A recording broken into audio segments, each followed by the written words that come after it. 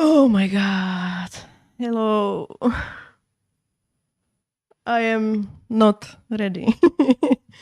I am not ready for anything today.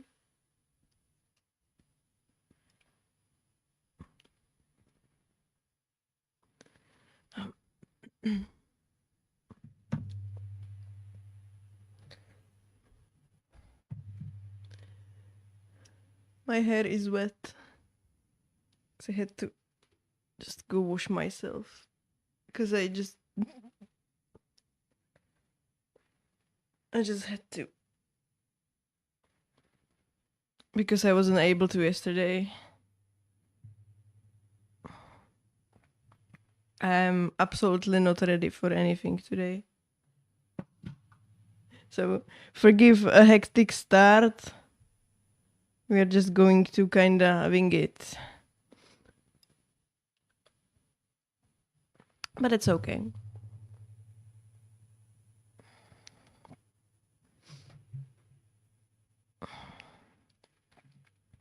Hey Mort. People clap. What are you clapping me for?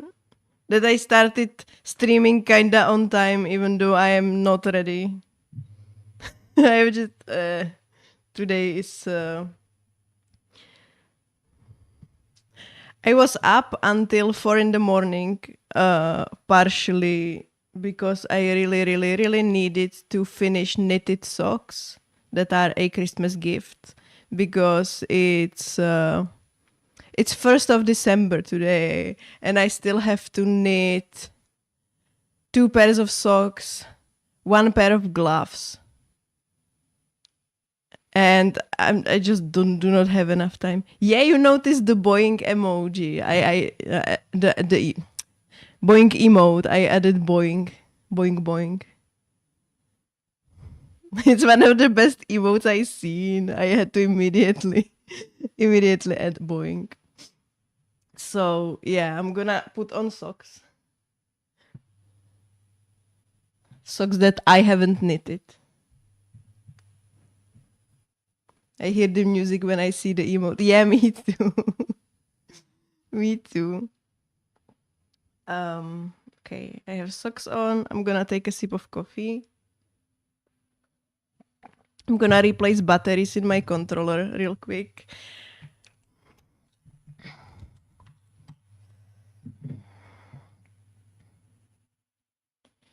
Um,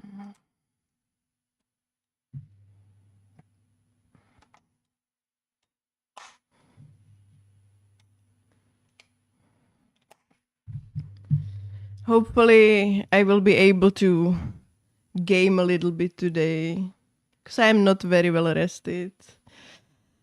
The other reason I've been awake since 4 in the morning was the Elden Ring relay race, the international competition between USA Elden Ring players and France Elden Ring players. And it was supposed to be like 10 hours long event, but it's been much longer when I went to sleep at Oh, hi Melancholia, hello. When I went to sleep, it was still going, so the event was long. So yeah, I haven't slept much, so let's see how it affects my body today. I haven't even done my makeup or anything. My hair is wet. I'm just kind of all over the place. But I'm here. And that's important. Why is my chat in the middle of the screen? It's stupid, right? I should move it a little bit.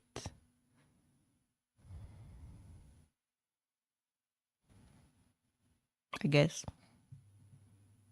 I guess that works. Okay. Hair wet, streamer bad. Oh no. Welcome back to Twitch Hell, Melancholia. It's gonna be even more hellish today, I feel like. Yeah, I should maybe tune on the game. Oh, okay. One more thing. My OBS it sucks again, so just need to. Um,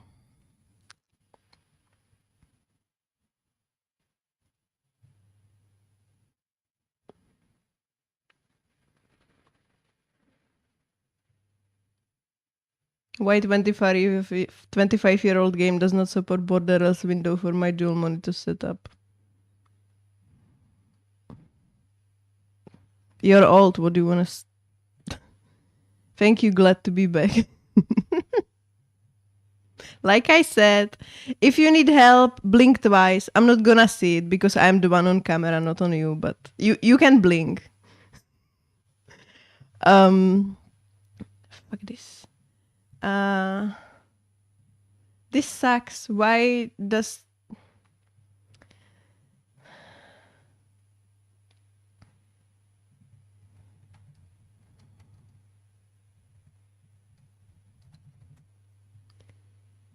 Why does it always just roll to a previous version of my OBS setup? I don't understand why. Maybe it's the multi-stream plugin doing something weird. I'm sorry, I'm just gonna quickly dock my chat again. I have to do it every single fucking stream for some reason. I have to figure it out. I didn't have much energy to do anything over the weekend because when I was at a doctor's appointment on Friday, I think I just brought back some kind of illness because I was feeling under the weather the whole weekend, so I didn't do much.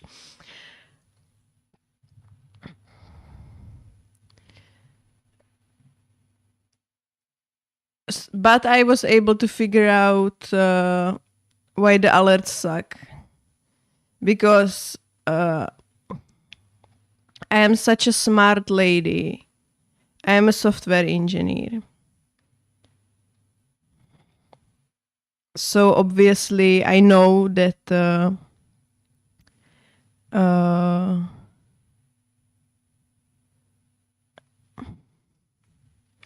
I know that to have the alerts that I set up on StreamerBot play one by one, I need to put it in a queue. So I created the queue and I created all the alerts, but silly me, I didn't put the alerts into the queue, so they were just overlapping and it was a whole mess and I'm stupid. So but I noticed it and I fixed it, so the alerts should be okay, I guess. Did you run it as admin? I am not running as admin today because I'm kind of seeing what is better, because on the internet there is so much differing information. Like people at OBS website says always run as admin, but people say when you have Windows 11 do not run as admin because Windows 11 sucks.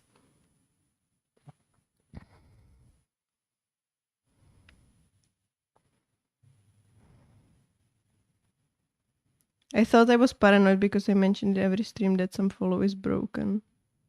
Well, it was broke before I had set up my alerts on Twitch, and it was broken because it would just straight up not play the alerts, right?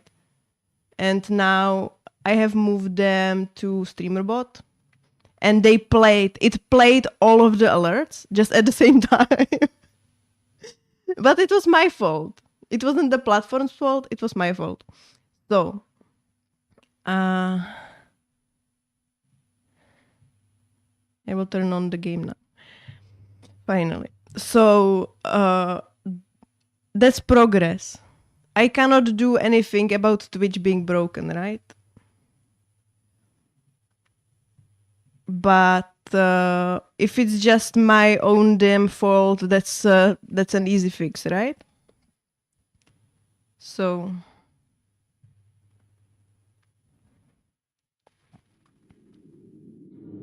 DM Bezos. Yeah, he's going to check my DMs.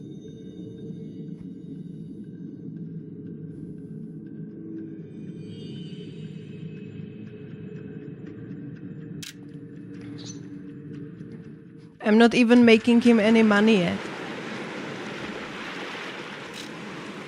Like, I thought I would be eligible for affiliate after the last stream. But I am not yet.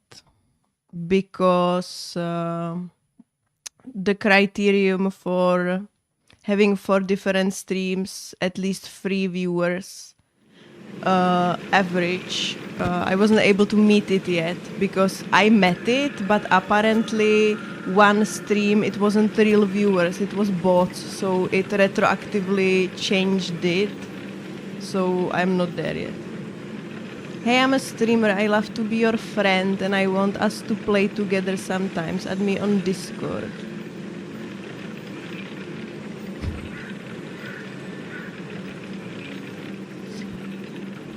Mort, why don't you want me to have friends?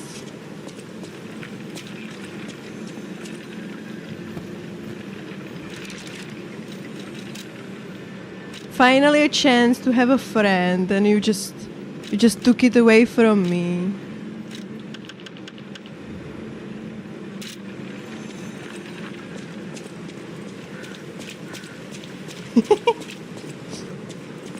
I forgot how to play this game over the weekend. It's gonna be fun.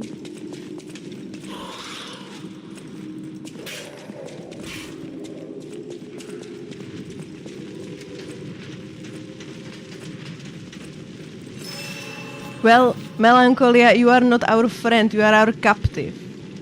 You are here against your will and you are just our prisoner of sorts, or like...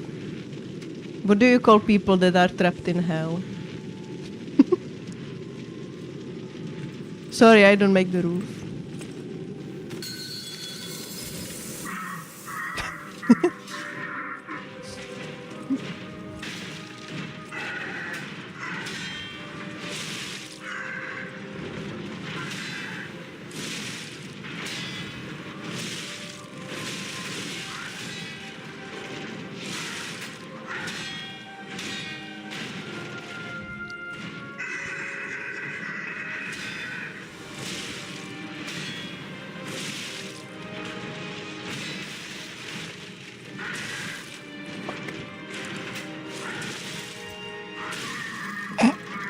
Okay. I need to wake up.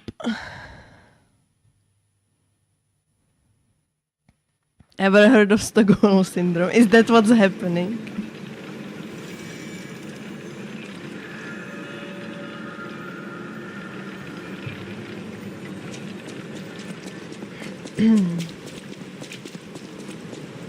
By the way, Melancholia, over the weekend I managed to lurk for like 10 minutes in Lucy Fitzpatrick's stream. And I saw that she's doing the French challenge.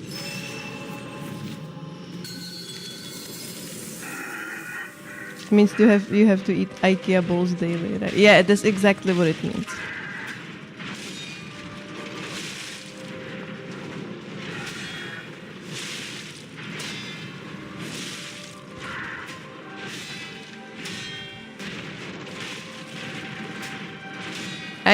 Stockholm Syndrome is when your whole house or apartment is furnished with IKEA furniture.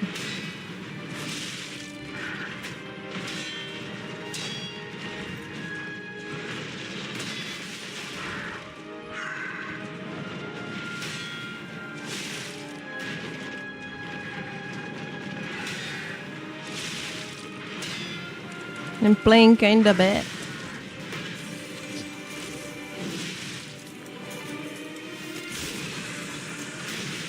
Yes, she is. It's very hard. I have not even attempted. Yeah, I have watched some streamers doing a bet who can complete French challenge first.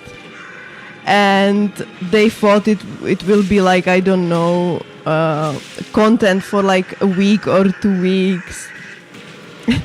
And some of them, there was one guy who did it in 10 attempts. He's like a really good speedrunner and challenge runner, so he did it in 10 attempts. But most of the other people haven't even completed it yet, and they are like in, I don't know, attempt 20 or something. So yeah, it's insanely hard, especially since it's such a long challenge, and it's so easy to lose it when there's just a bad boss in a bad place.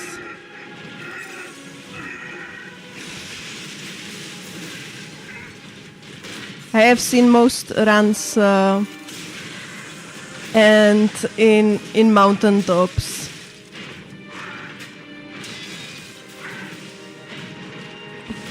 It's like the most dangerous area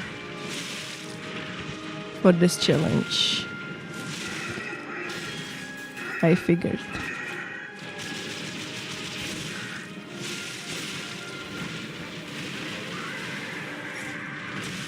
Fuck.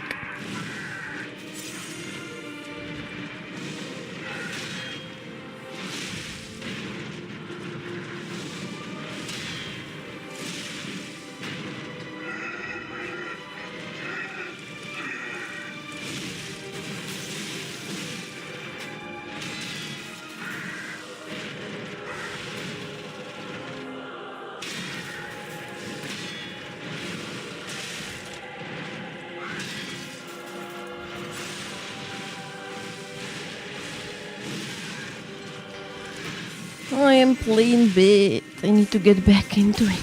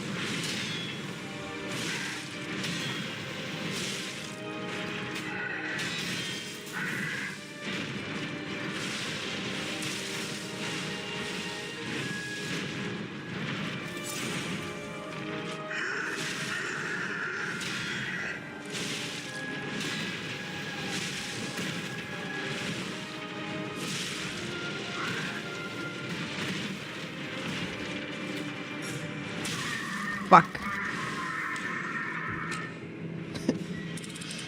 Yeah, Lucy died once by backstepping by mistake and falling down an elevator shaft.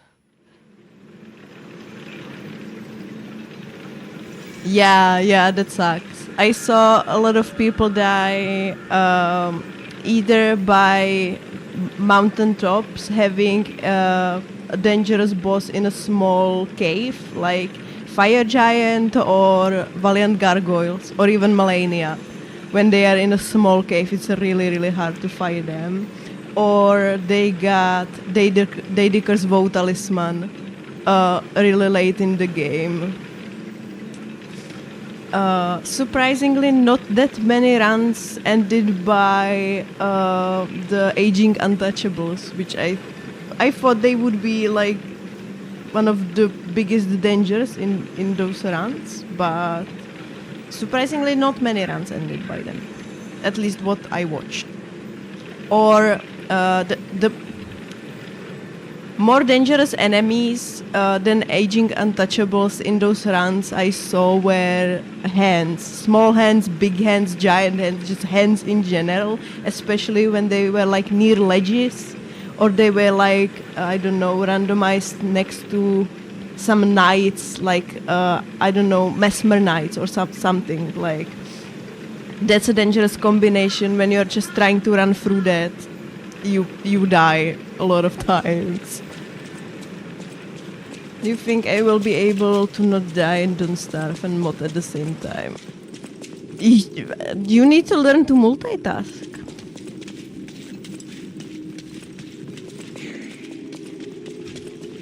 If you die, you lose your mod status. I will give you some stakes so you are motivated to not die, I guess.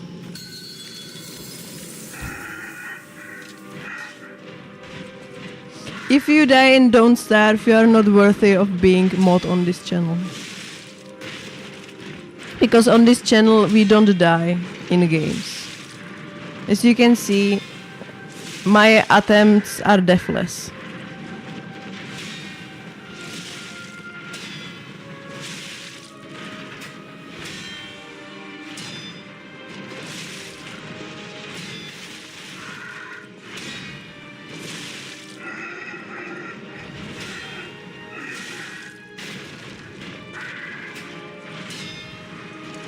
I'm wondering if Lies of P works in with the Archipelago mode, because I think that it would be fun to play Archipelago, Don't Starve, and Lies of P.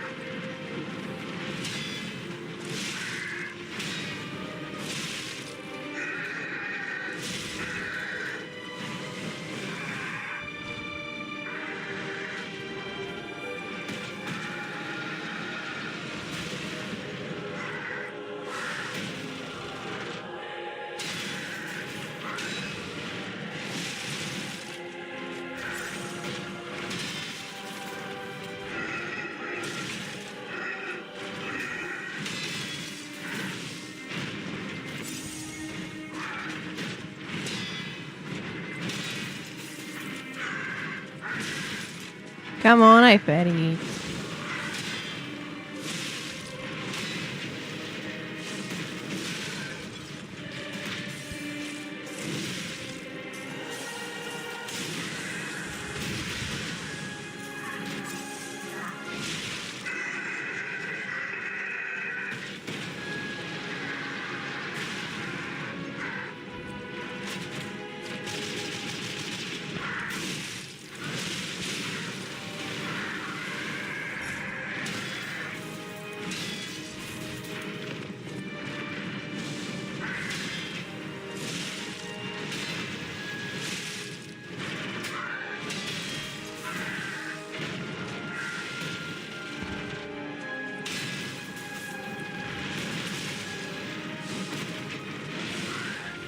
This is such a bad RNG. Oh my god.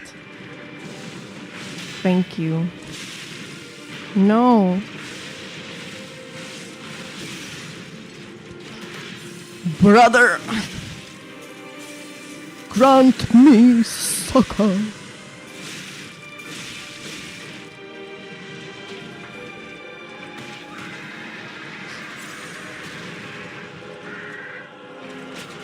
No. No, brother.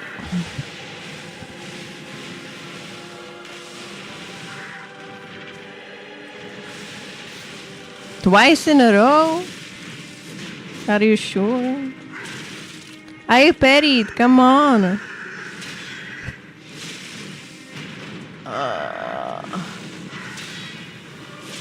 Why am I so bad?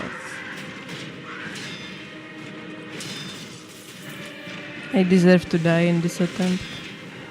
I am playing badly.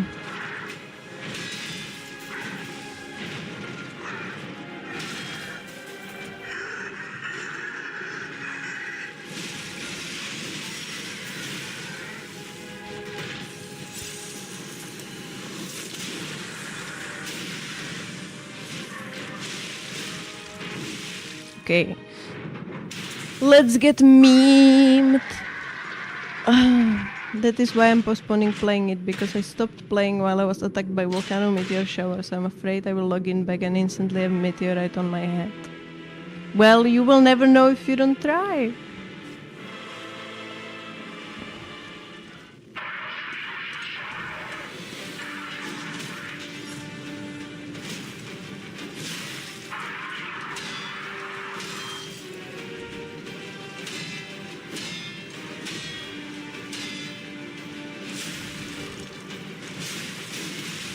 Fuck.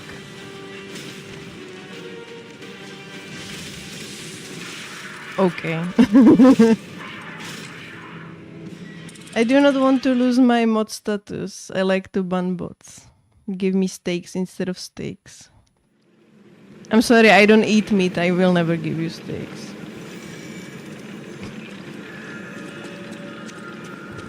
I need to really remember to repair my weapon before entering phase 2 because...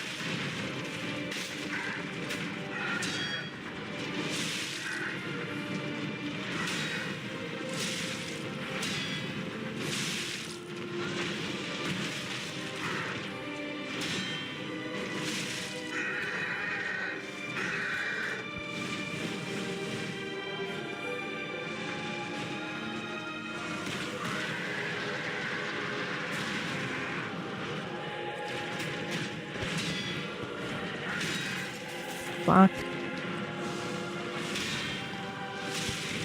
Kurva.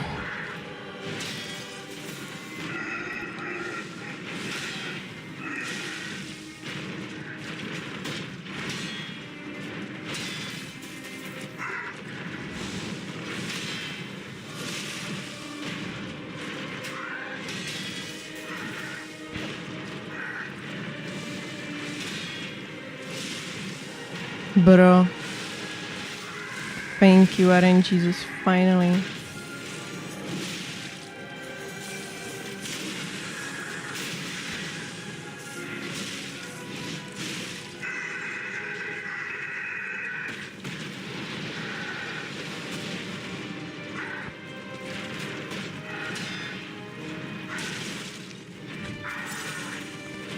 No, I am so bad.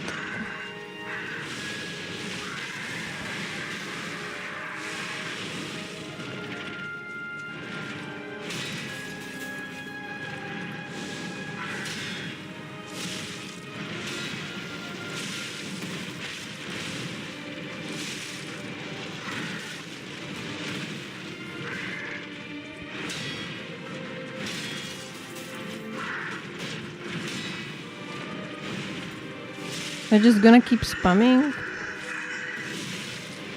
Yeah, I was too greedy and I paid for it. Can see nothing, but... Oh, let me repost. I was scared that it wouldn't. No, I'm not risking this one. You're too much in the corner, bro.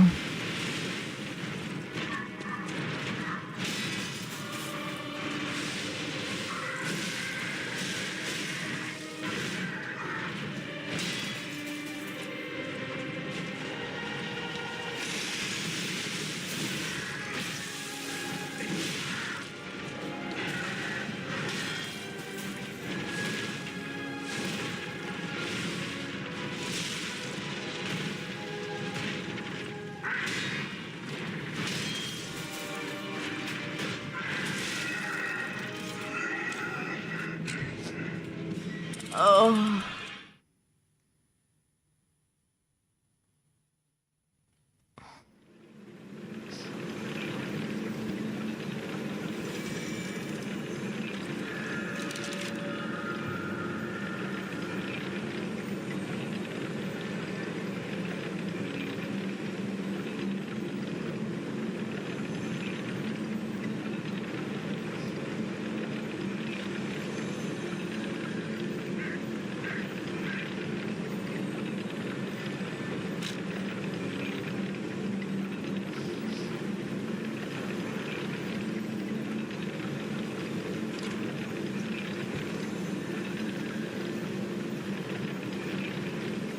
New Dune survival game.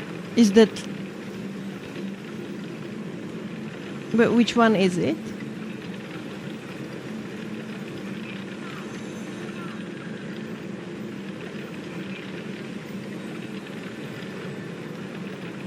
Awakening. I saw some streamers play it when it was... I don't know if it released or it was before a release, like some pre-release promo or something. But from what I saw, it looked bad. Did they like make it better in the time? Because I like Dune as well. And I would in general like to play a good Dune game, but Awakening... Oh, timer. Yes, thank you. Late, but better late than never, I guess. And it's funny that I am just watching myself with that timer under my camera and it's just standing still, and I need to write a post-it note and put it on my monitor with a checklist or what I need to do before actually starting the stream, I guess.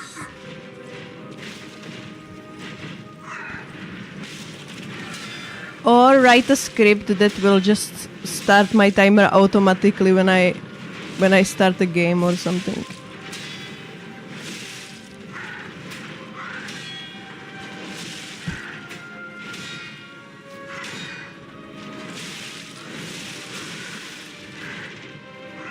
I didn't want to press double attack, but I did.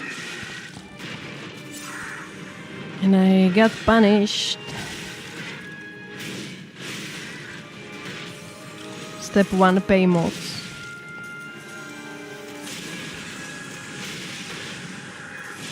I am not making any money off Twitch. It's not monetized, so what should I give you? I added boing emote specifically for you, so you can spam boing emote, and that's your pay.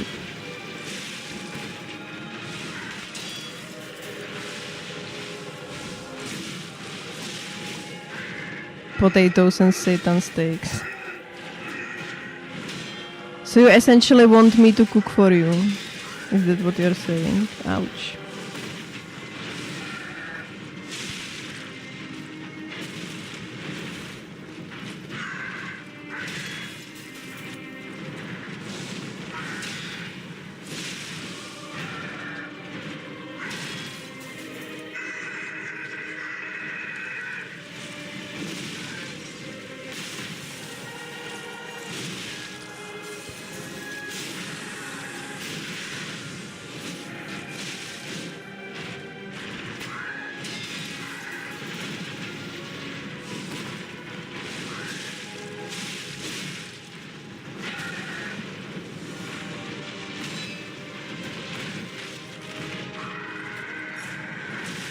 Fuck me.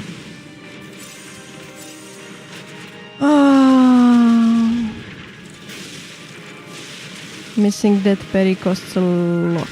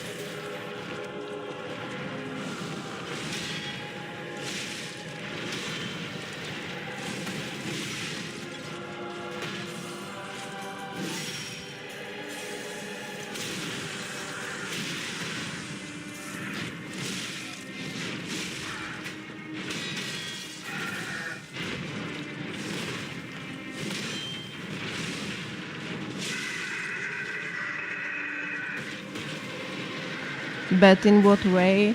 It the way the streamers played it, it looked like a really, really bad MMO. Like a cheap copy of World of Warcraft, but like bad.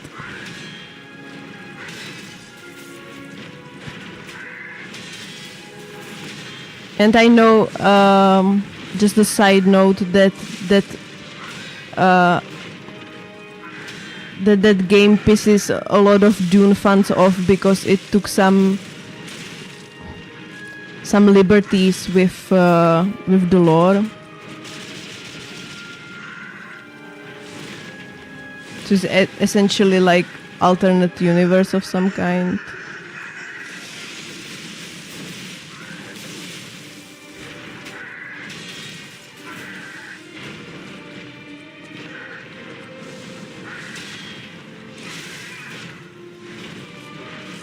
I'm dead. I was too slow. It's very complete. The map is well designed. You can build almost anywhere. It respects the lore a lot, and I find it super immersive. And you can fly ornithopters.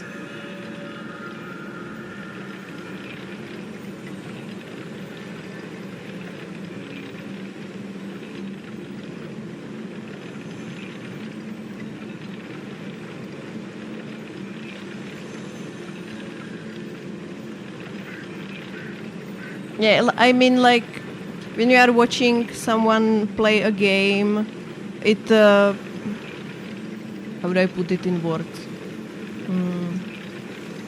I think the way they play it affects a lot how the game is presented, or how you understand what the game is about.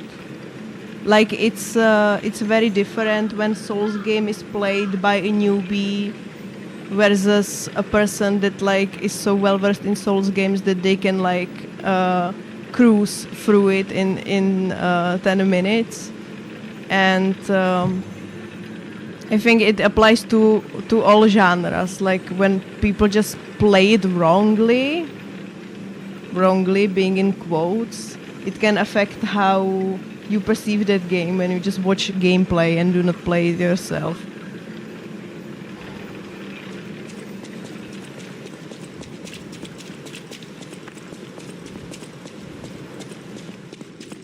So, yeah, I guess my perception of that game is just affected by watching streamers play it, quote unquote, badly or wrongly.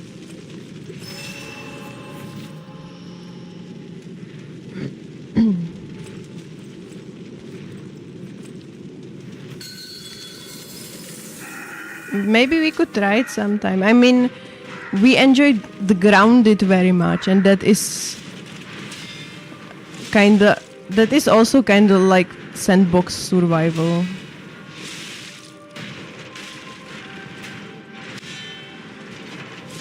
I would say.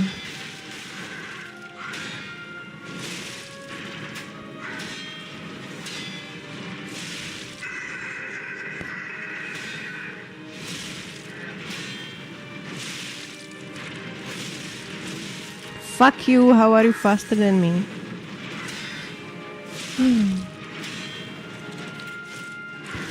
I shouldn't be greedy and just wait for the openings I am sure of.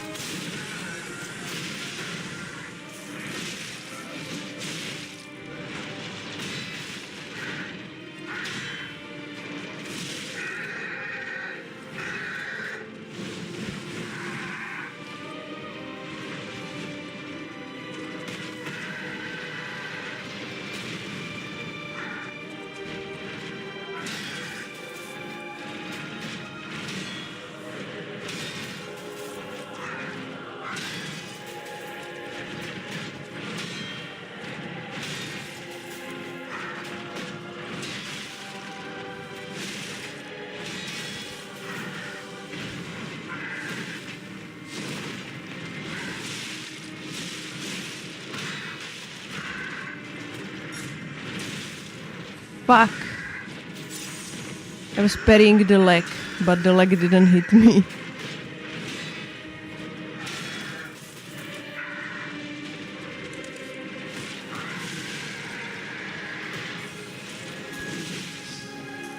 The good old leg versus body conundrum in this attack.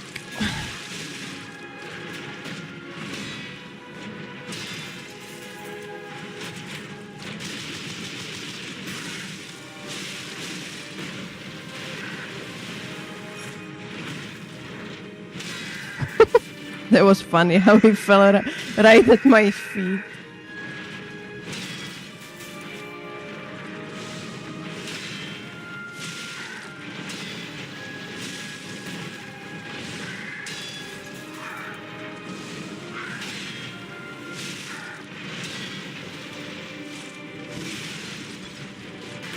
Okay. Let's go.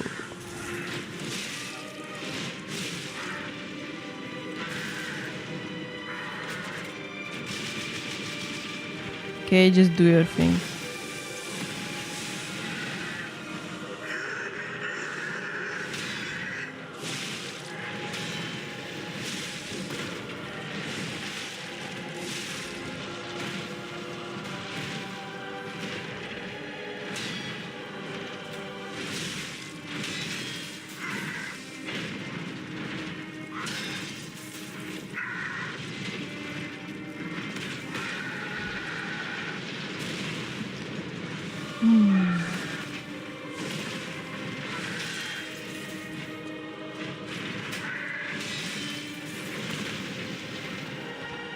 This RNG is horrendous, by the way.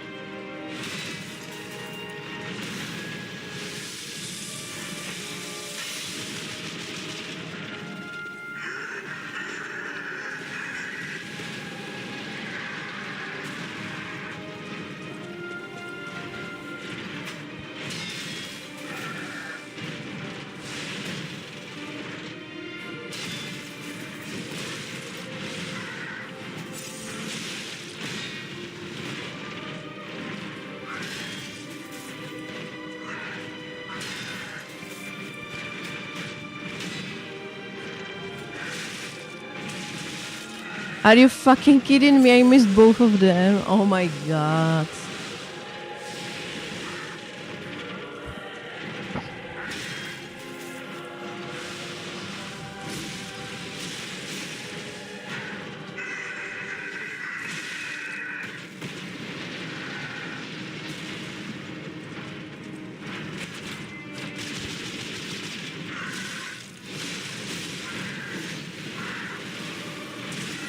Oh, why do I keep missing this particular attack? Did I just forget how to parry? Oh my god. Oh. This is a Twitch hell, but for me. I thought I would be better, but I'm worse. Those streamers were wrong, I gotta say Simba's were not MMO. They paid Taylor one to play for some reason. She did not know what to do to them. I'm not a favorite. They did it's actually very clever. They did take some liberty with the story. It's an alternate reality that Paul had in a vision, and I very much welcome that. And just being another adaptation of the books, some important events happen differently, so the world that is presented is in a different state. Okay. I am not against alternate realities of that sort. And I know that people who love Dune can be very particular about if somebody takes liberties with the lore. That's why so many people hate the Dune movies. But I think the new Dune movies from Villeneuve are actually quite good. I like them. I enjoyed them.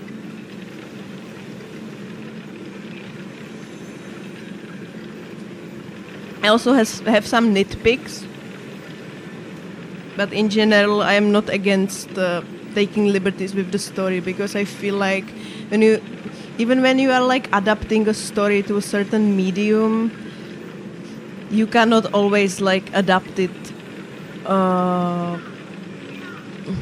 that it's just the same on every medium, because it doesn't work that way. Like every medium has its own differences, and it would be very boring if you had just a game where you would just play out a story in a book, because that would be telltale game, right? And telltale games are okay, but like when you want to offer something more than just replaying a story and want to just add some interesting gameplay elements and not just a story with choices, then I think you don't have a choice but to take some creative liberties. Same when you are adapting a book to a movie. Or like, how many books is it? 8? Exactly, some things would be hard to adapt on a screen or game. Yeah.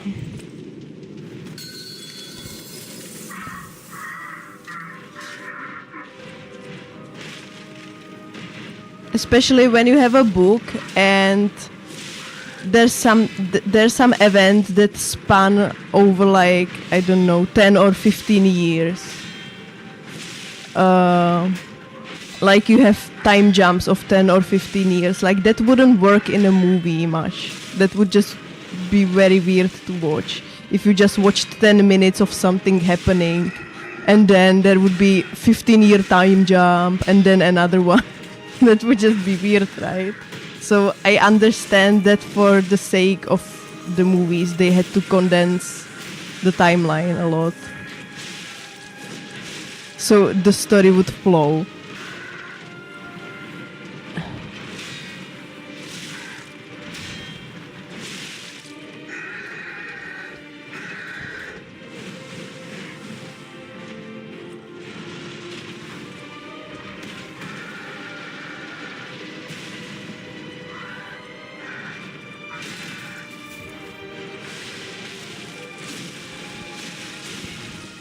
And honestly, I like Dune, but I do not like Paul Atreides.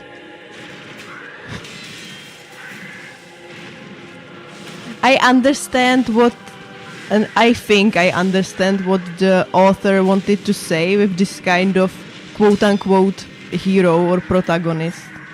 He's not a hero, but like a protagonist.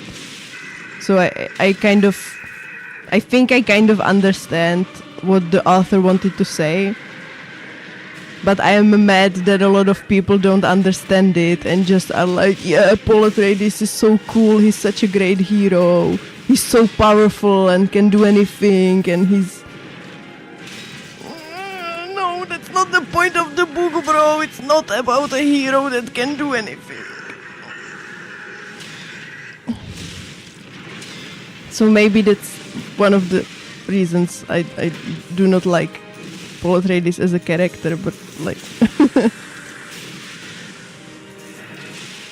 So maybe a world where Paul Atreides doesn't exist or has like a diminished role, or it is just a world that his role is different in that world. It's... Am I dead? Oh. I don't think it's a bad idea.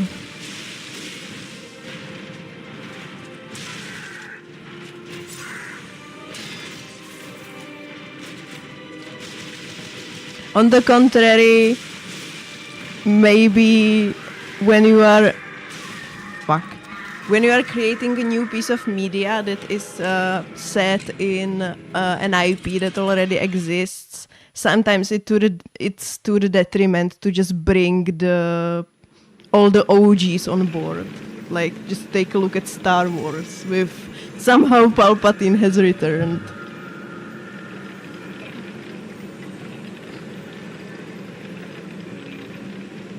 Paul Atreides is not in the game, so that must be a plus for you. He dreamed of a reality where he was never born. The Duke and Lady Jessica had a daughter instead. Okay. Well, the lore sounds interesting.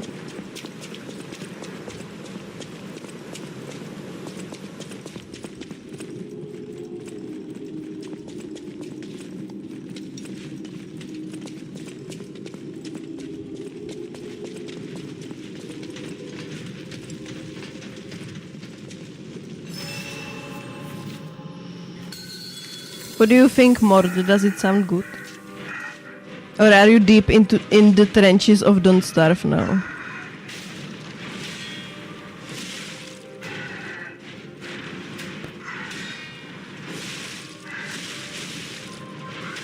I was not punished for that greed, okay. Now I missed the parry.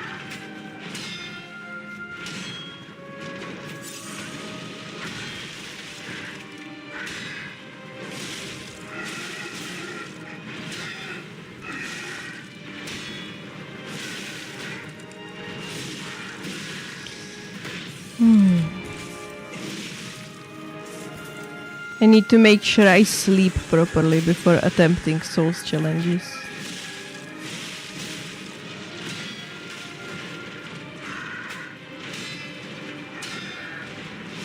But I don't know how pros do it, like professional speedrunners or no-hit runners or people like that. Are they on drugs or something? Do they take some gamer supplements? Probably, right? I don't think you can just speedrun or run games hitless 8 hours a day, almost every day, and just not take anything. I don't think it's possible humanly.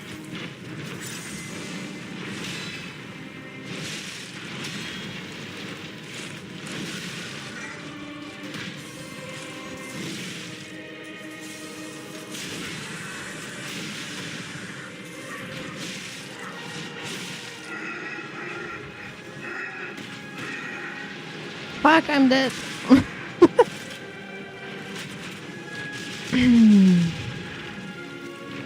I didn't realize I was so close to the stage.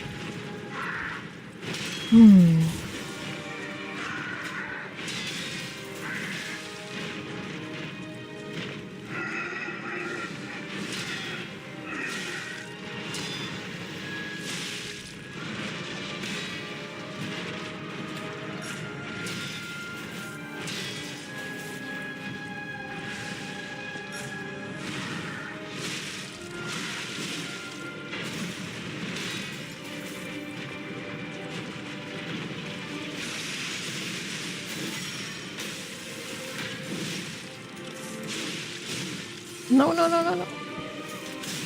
Oh, got it. Good.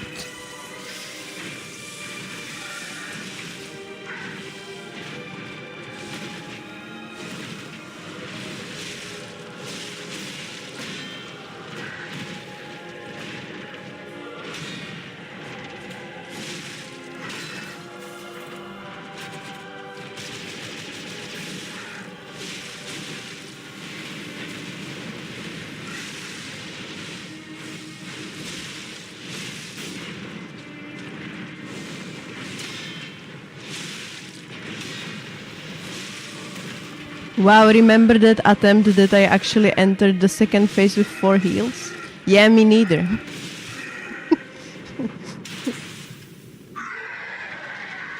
Oh, hello, Woo. Hi, welcome. I am currently badly parrying this boss.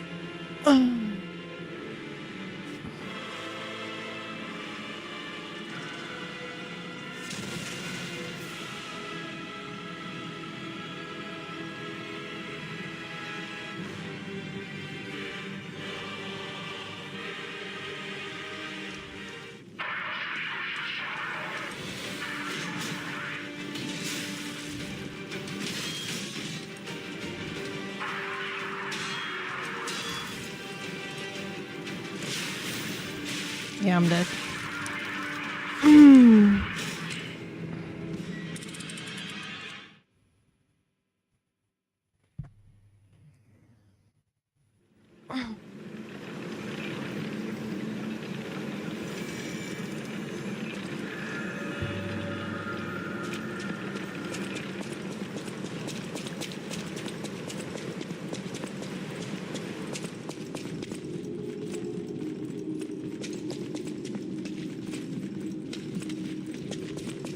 How are you doing today, Andy? I am glad you made it to my stream.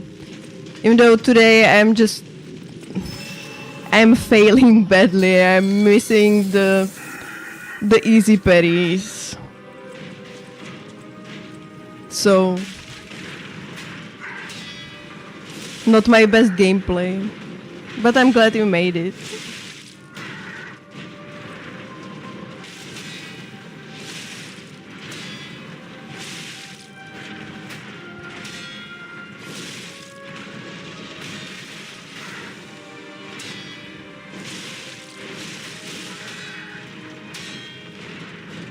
I have no stamina, okay.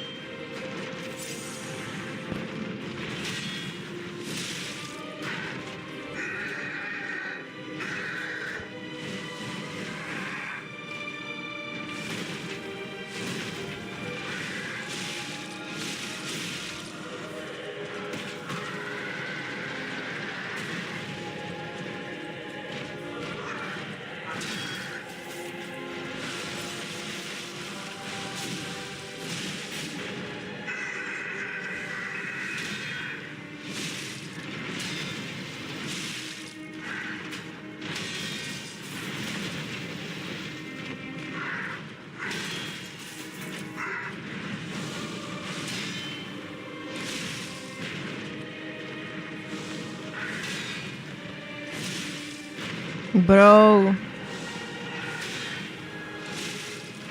Thank you. Finally, some opening. If you just keep jumping away, we are going to be here for a long time.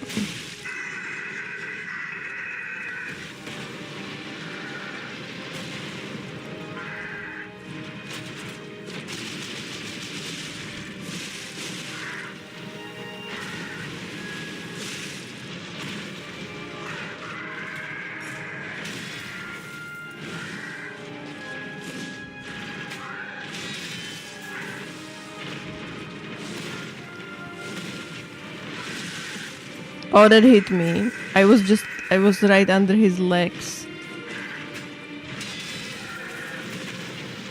I call bullshit.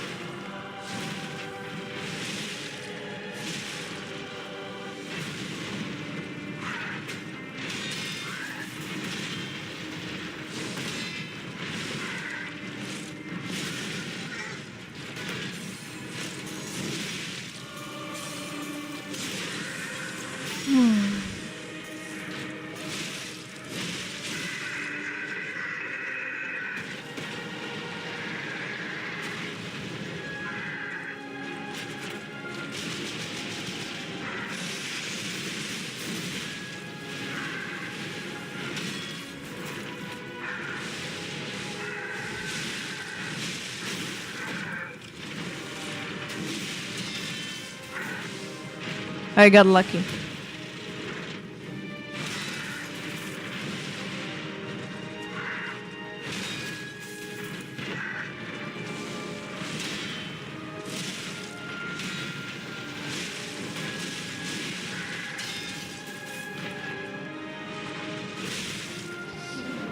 Okay, let's get memed by Romeo again.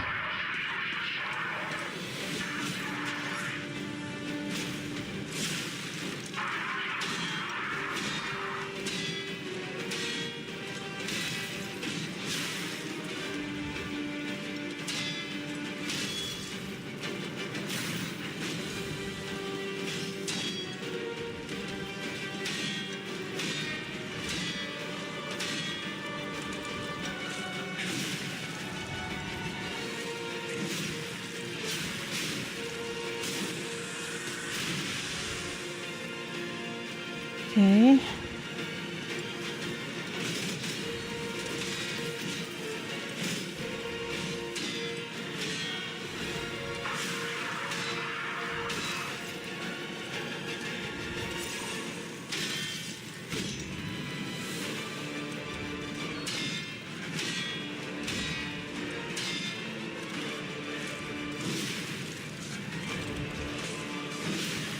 Are we cooking? Are we cooking something here?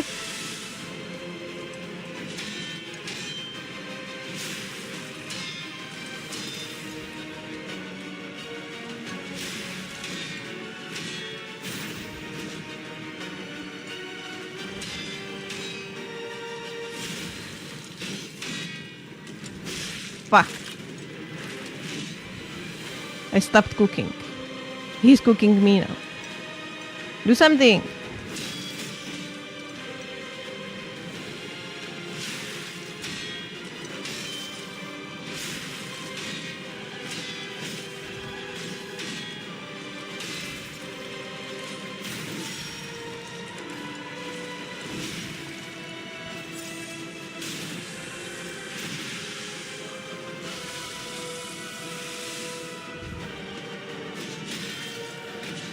Are we cooking?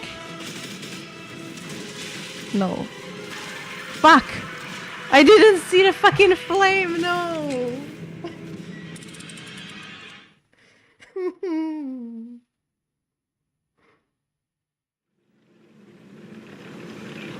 Oh shit. Here we go again. Oh.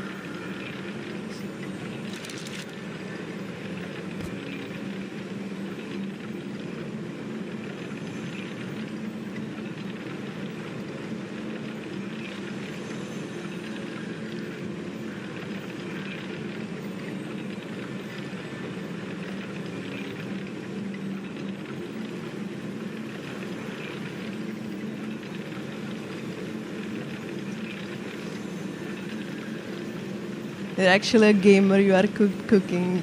I'm not gonna lie. Thank you, thank you. That was actually the longest I held in the Romeo phase so far in this challenge. Lies of CJ.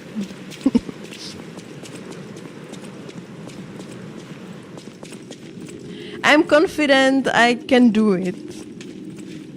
I am not confident how long it's going to take.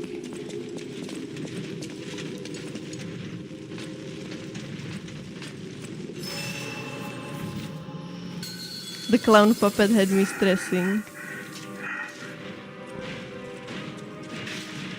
Yep.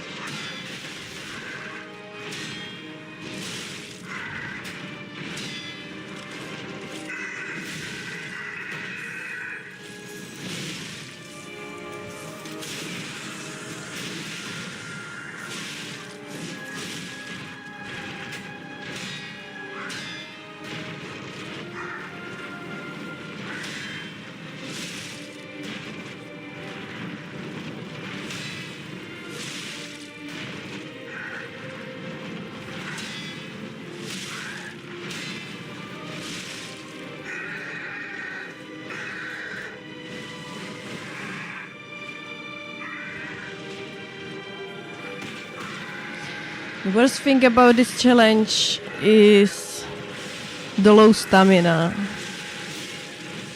It's not even the low damage, it's the low stamina. That you have to be really selective about your punishes and what you do, and it's mostly safest to just do light attacks. Because if you want to punish with charged R2s, you're just constantly out of stamina and you cannot dodge and you cannot do anything.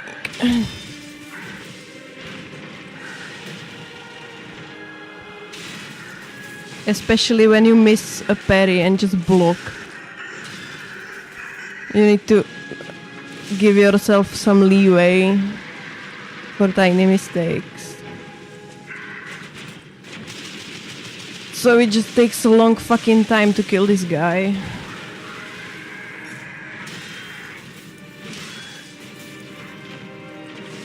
And the longer the fight took, the more time to make mistakes and lose health, lose healing, be in a worse position in the next phase.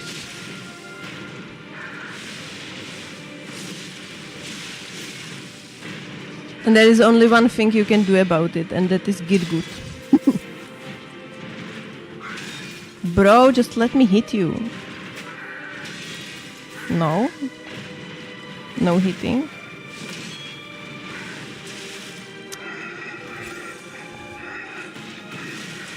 Okay.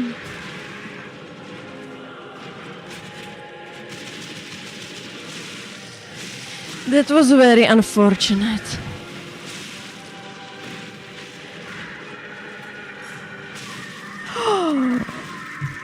The Boot of Doom. I hate this move so much. I hate that it's depending on where you stand, you need to parry different parts of his body and it has different timings, and I just hate this move so fucking much.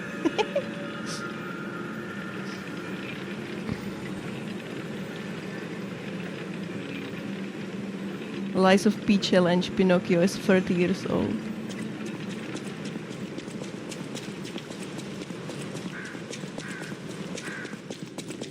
Maybe I'm slow today, but I don't understand your joke, Mort. Is that a jab on me?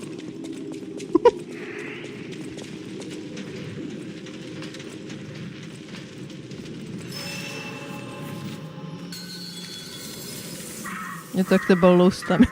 Okay.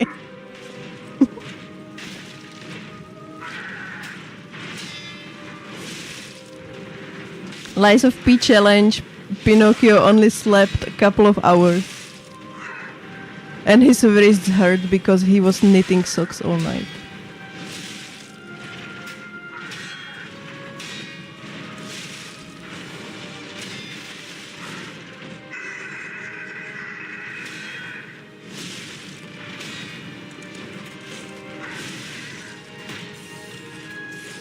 I just need moderately good RNG in the first phase. I need him to not do the stupid long ass moves that take so much time that he jumps away from me, or he does that stupid perilous attack that is stupid for parrying, or just in general is just stalling. I need him to do moves I can punish, so it just goes, his health bar goes away quickly.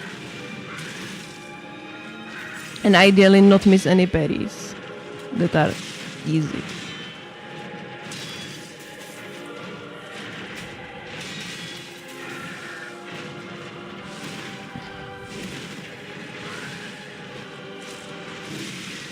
Also, if he does moves I can easily parry, then I can posture break him quicker, and the quicker it goes, the less time he has to deplete my health bar. So I have more resources for a Romeo.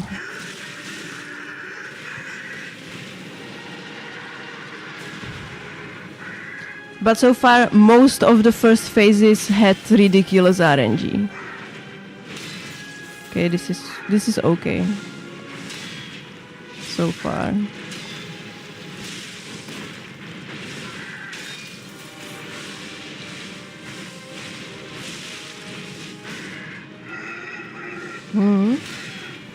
Now RNG just likes me, actually.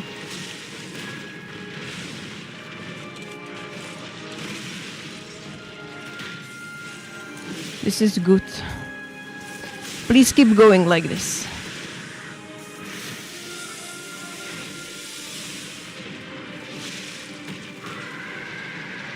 But this move, this is just pure stalling. This just sucks.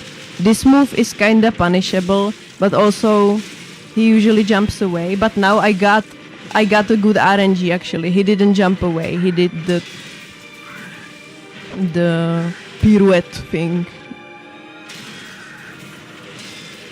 This move is a-okay. This is actually a very good phase 1. This is a very good RNG.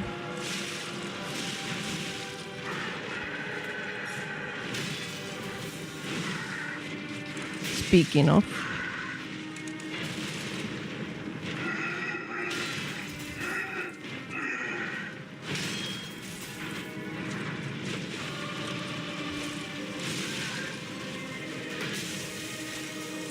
Yeah, this is what I'm talking about. When I have good RNG, I have 3 heals left. This is good. Let's get memed by Romeo again.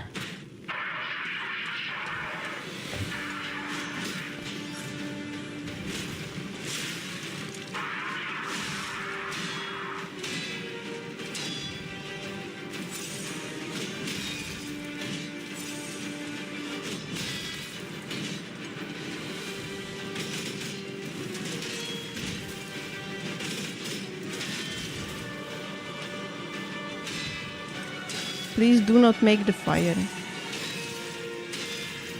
I can't see shit. Fuck. Okay.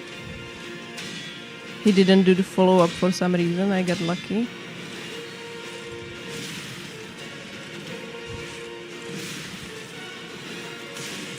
I think that if I just stick moderately close to him, he tends to do attacks that I can parry. If I can parry. I should stop yapping and looking.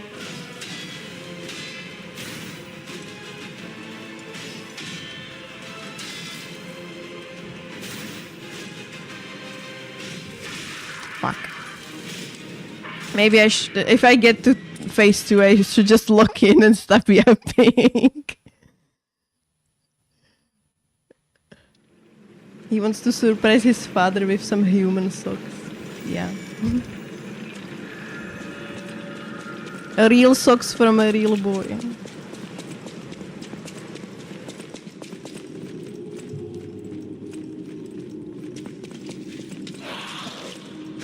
Yeah, I really wish I started this challenge after replaying the game, so I remembered so I could remember the moves and not just learn them while also being so disadvantaged. That's on me. That's why it's taking so long. But the positive thing is we are learning. That's the most important thing.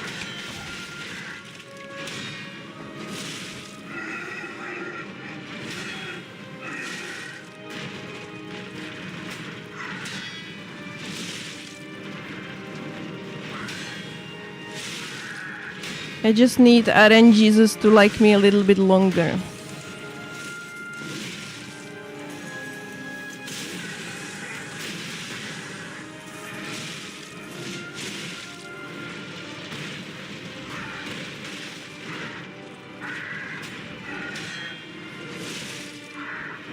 Did anyone else watch the Elden Ring relay? Elden Ring relay race yesterday by chance?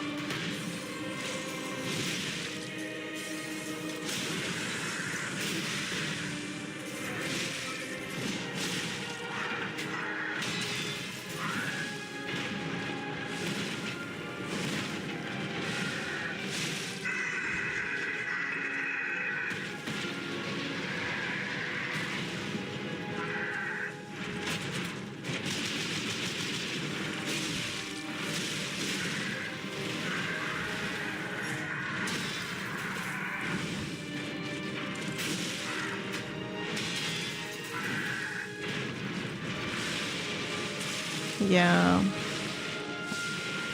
I shouldn't have attempted that, but I still did. Now I just fucked it up. I thought it was just the one without the follow-up. But I assumed too quickly.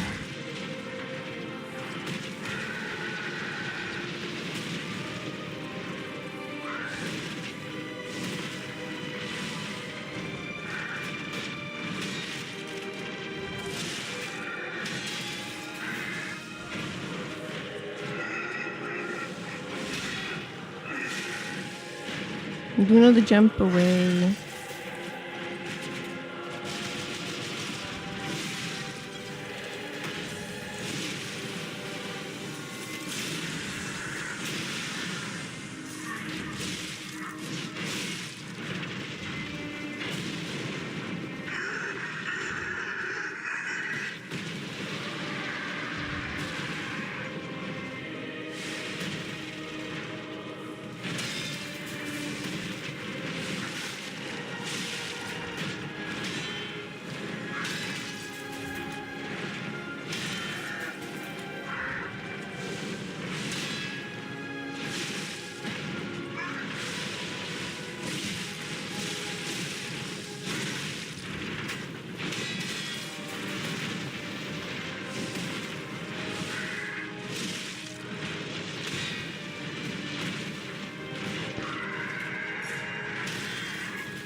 Where is my voice break?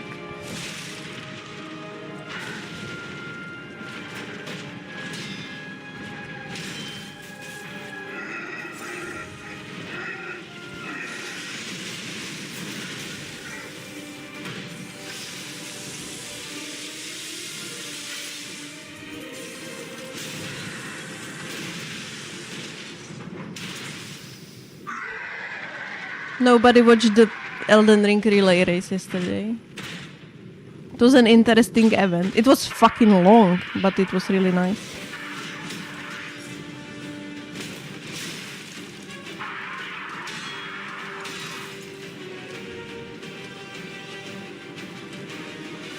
Bro.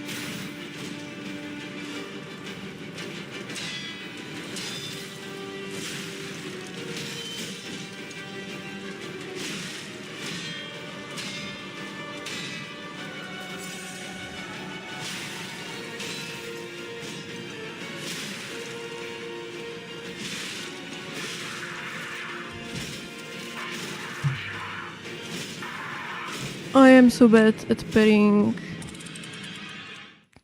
the slower attacks. I watched a bit, but yeah, I heard the French players play till 7 a.m. Yeah. I was watching when I wanted to finish the socks. So I was just knitting and also watching that. And I finished the socks at 4 a.m. in the morning. And that was when the last leg of the race was just starting. So insane. That's quite unfair in my opinion. They must have been exhausted. Yeah, I think so too.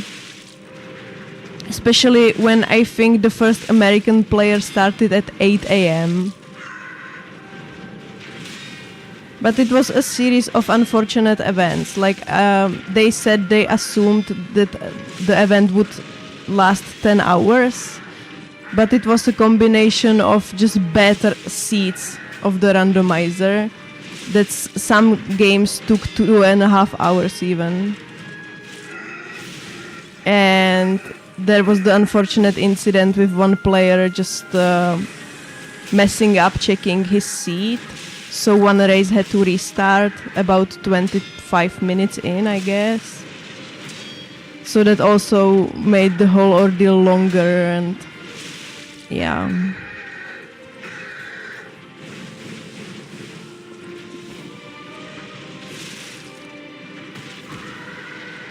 Who thought of doing it on a Sunday? Yeah, I don't know.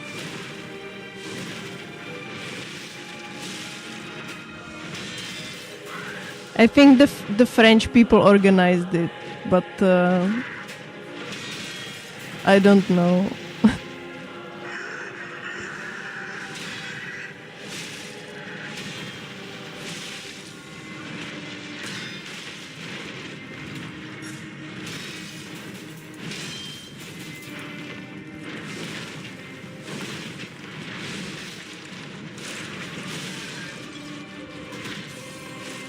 Maybe for next time, the randomizer should have different settings. Like maybe they should either do just the DLC because that's smaller, therefore it's faster, and not base game. Or they should just cut the Great Rune requirements and not have 4 and just 3, I guess. Or just eliminate some checks that takes super long time.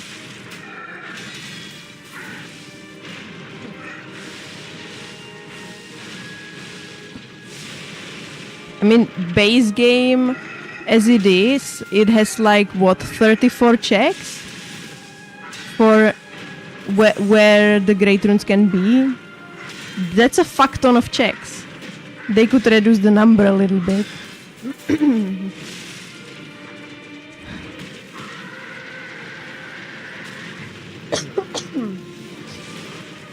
So I think there is a room for improvement. So if the event happens again, it's not as long and exhausting.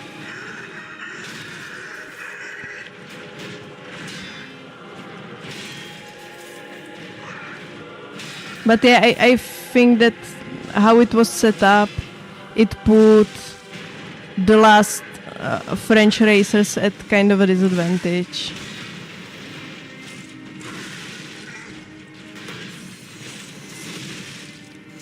Because it's not like the last player just went to take a nap in the middle of the day, right? They thought they would play at a certain hour and then it took longer, but I doubt they just went to take a nap or something to be more ready. And when I was watching Chemist finishing his seat, it was visible, it was palpable that he was tired as fuck. I mean, he died to Demi-Human Queen. You don't die to a Demi-Human Queen unless you are freaking tired.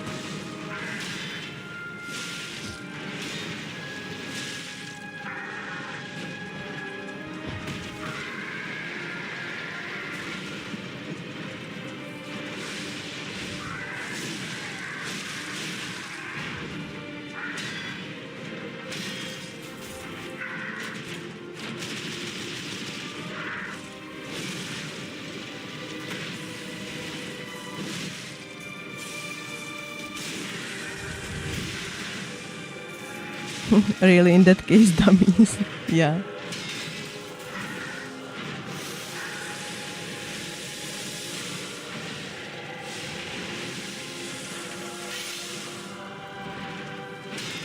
I think it's always a mistake when you're doing such an event to anticipate how long it's going to take based on just your good seats that you played.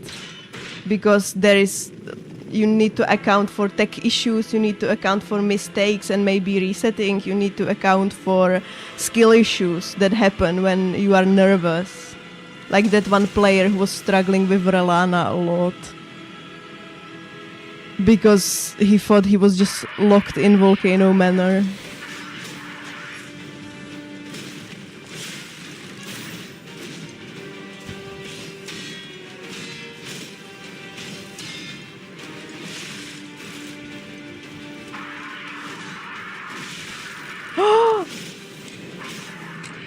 How was he faster than me healing?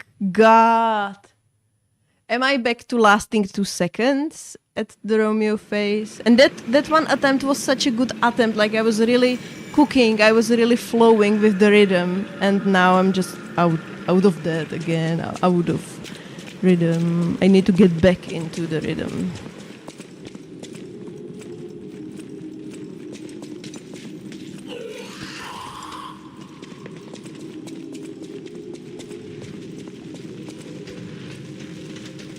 Well, from what I've heard, people really enjoyed that event, like both the people who were watching it and the players. And they would like to expand it further, like do like proper World Cup kind of thing and involve more countries.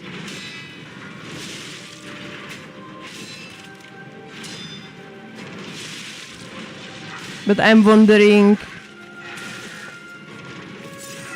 how many countries have like experienced Elden Ring randomizer players that would participate in such an event. I know that Germany has a number of players, number of streamers that might be capable of doing it.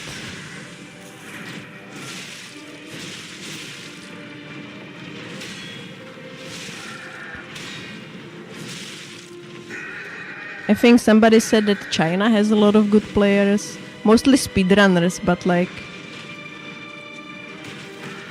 you use a lot of speedrunner tech in such a setting, right?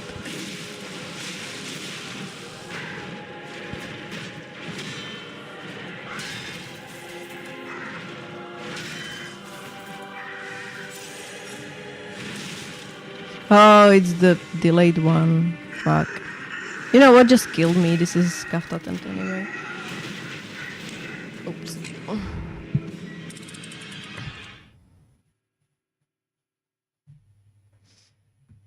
I am pretty sure that Czech Republic wouldn't be able to put together a team.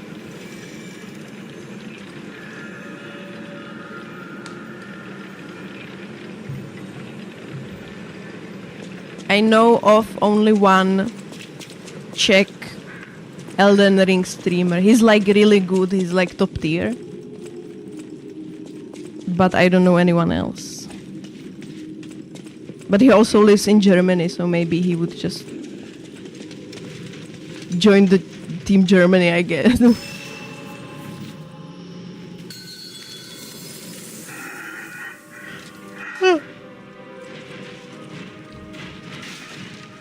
Maybe if there would be like a multi-state team of sorts, like I don't know, Czech Republic, Slovakia, and maybe Poland together. Maybe there would be enough pro players.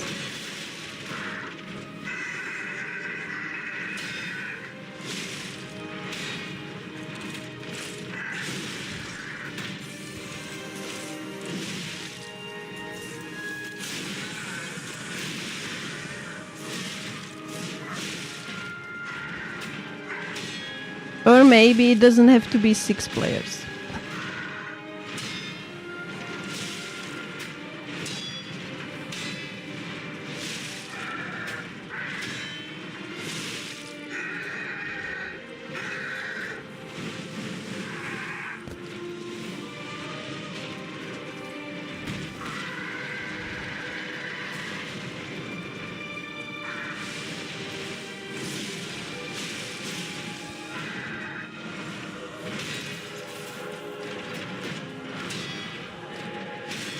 Anyway, have you started Christmas preparation? That is, if you are celebrating Christmas.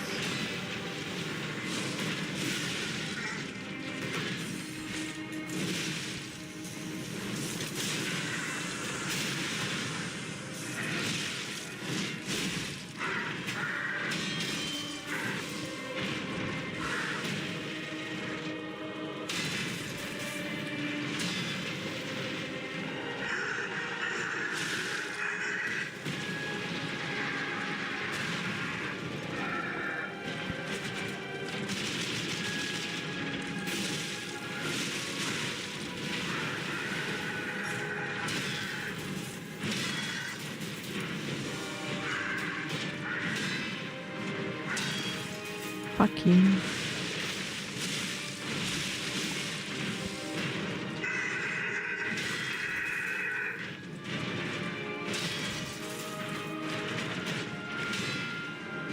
That one perfect parry, I didn't deserve that. I was too early and the game just gave it to me.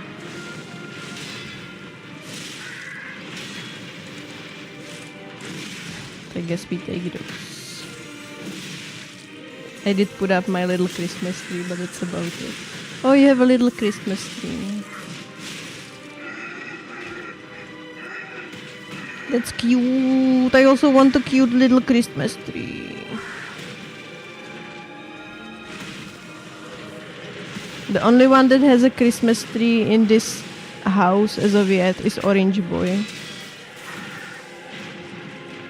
Because when I was when we were in the city on Friday for my doctor's appointment,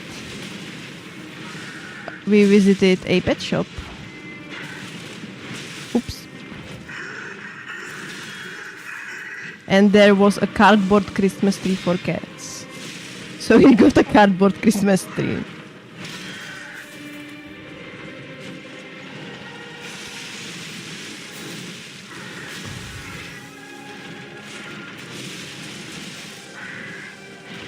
I gridded it out because I thought I would just break him and... Tough luck!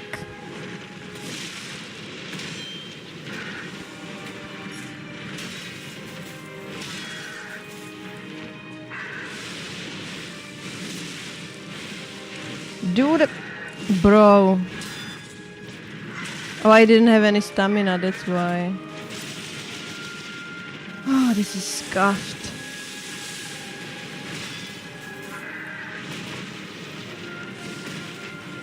I mean, my gameplay is scuffed.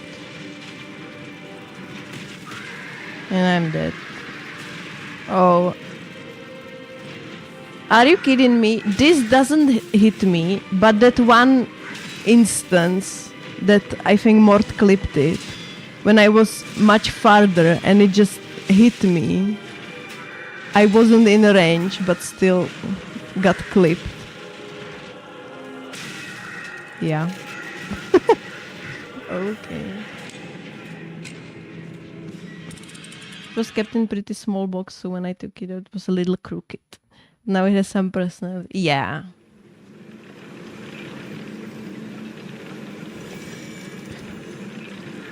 Come to think of it, I don't really own any Christmas decorations. Because when I was just renting rooms, I didn't really want to have much stuff. Because I have spent my years moving around quite a bit. So I was just keeping the essentials. And now that I don't plan to move anymore, I could maybe get some actual decorations. Or maybe I can craft some when I have time. Not this year though, I don't have time this year.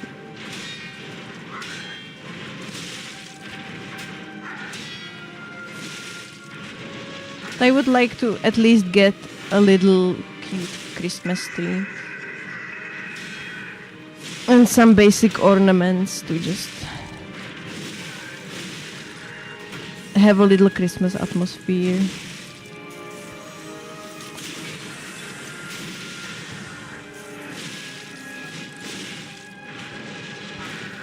I mean, we are most likely going to spend the Christmas day and the evening with my parents in their house, and my father loves Christmas and Christmas decorations, so he always decorates a lot. He always buys a big tree, puts it up in the living room, and puts lots of ornaments everywhere, not just on the tree, but on windows and shelves and...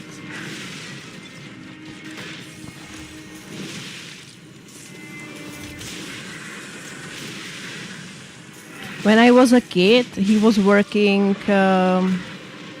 as a... I don't know how you call it in English, but he was making gravestones. He was crafting gravestones. I don't know what it's called in English, the profession.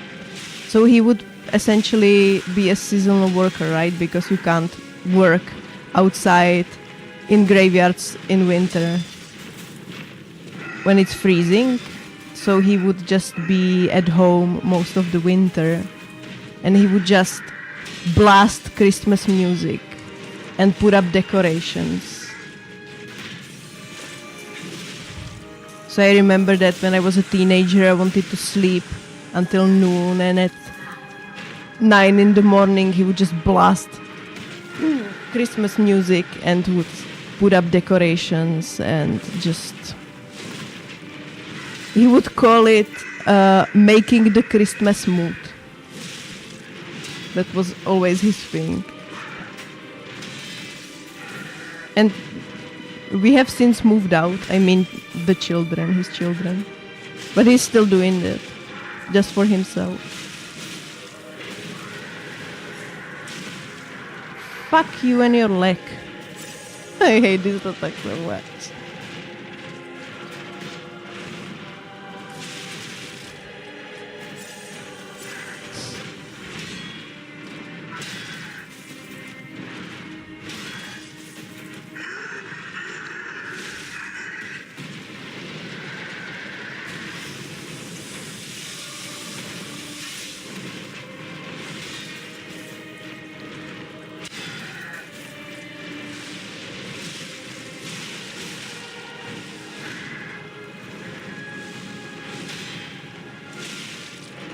Thank you, RNGs.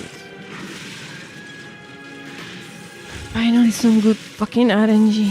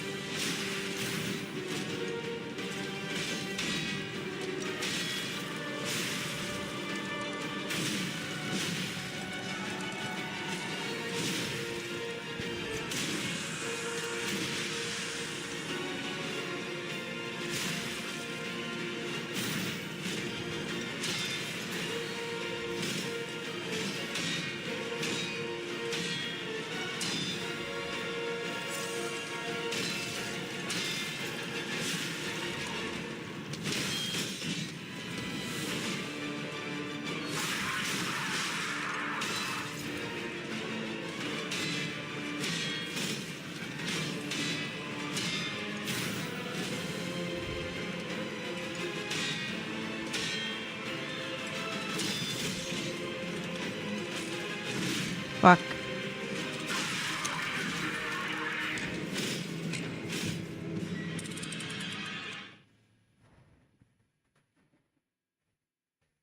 I didn't want to press the other attack, but it was misplay.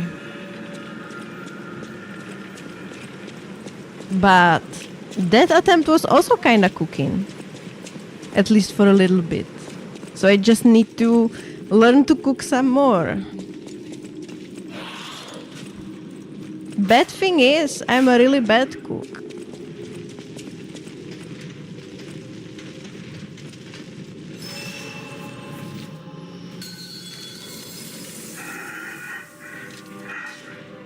You wouldn't want me to cook for you.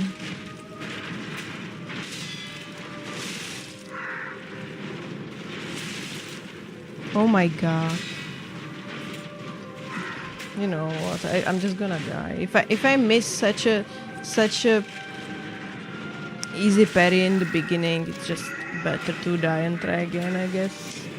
If there's one thing I don't like about Christmas, it's the Christmas songs. I would feel miserable in your parents' house. Well, the good thing about my dad is that he usually doesn't listen to the the cringe Christmas songs, like the ones that they play in shopping centers and stuff like that, like "All I Want for Christmas is You," or just "Last Christmas I gave you my heart." That's usually not his thing. He either listens to like old traditional Czech Christmas songs, like a choir of children is singing the old Christmas songs that are kind of like I don't know, religious in nature a lot. But the older ones that usually sound pretty nice, or Feliz Navidad, which is a banger.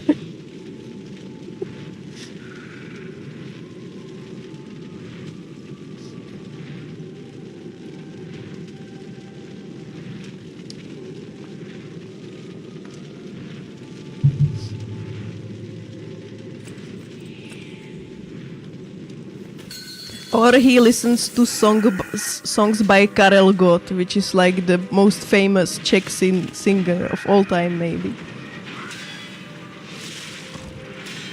The national treasure. National treasure Karel Gott.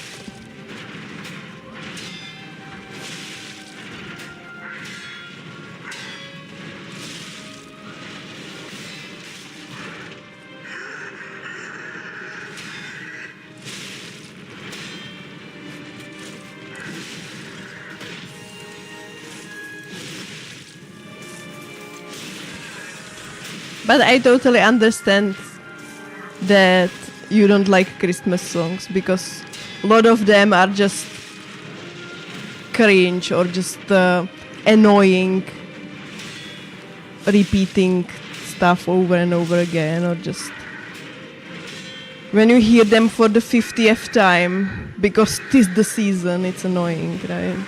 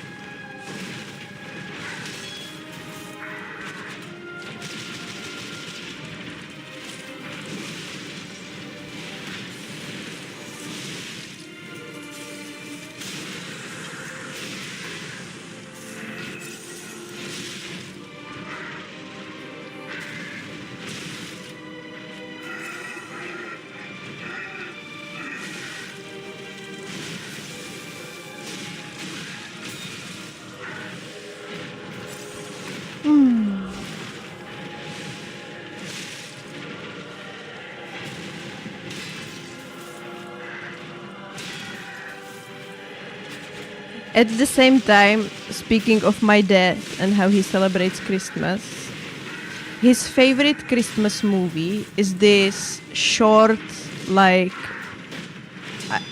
I would maybe call it like an art movie, because it's like a really short film. It has like 15 or 20 minutes, and it's about this old lady who is celebrating her Christmas alone. And she's like she puts up the Christmas tree, and she speaks about how she misses her children and her grandchildren and would like to, celebrate the Christmas with them also. And she prepares the Christmas dinner for herself, and she packs a present for herself. And then she unwraps the present and pretends to be surprised of that present. And the movie ends up with her just hanging herself. And that is my dad's favorite Christmas movie. Hello. I'm getting bitten by puppets because of that.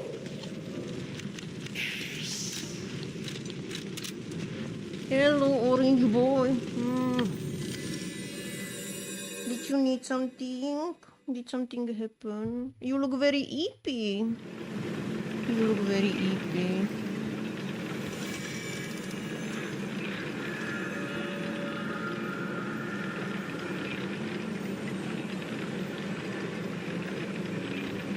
Yeah, Melancholia. Exactly. I mean, that movie is kind of great because it speaks about old people loneliness, but at the same time, I was gonna say my favorite Christmas movie was Gremlins, but it takes it to a whole new level. Yeah.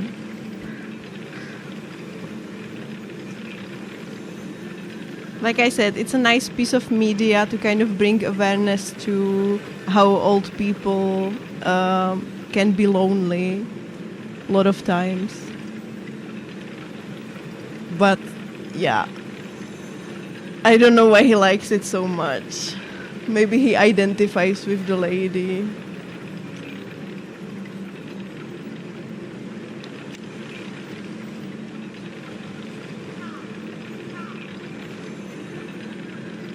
Please do not the mic. Please do not the mic. It's mandatory kitty break. I'm sorry. Yeah, old age can be pretty sucky. Yeah.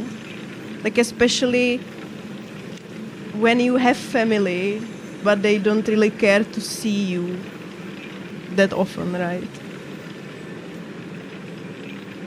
When you're old, but don't have anyone, it sucks. Oh my god. He just dropped my mouse on the ground because he just dropped himself. Oh my god. When you are old and don't have anyone, it sucks really, really hard. But I feel like it's extra sucky when you do have people, but they just do not care about you that much. That they just don't even want to like visit you on Christmas or some other holidays that are important to your family. Oh my god, orange boy. I don't understand why he does that. He usually is like careful when he walks, but then he will just throw himself on the ground and he doesn't care what's in his way. He will just and just. I hope my mouse is destroyed. Let me see.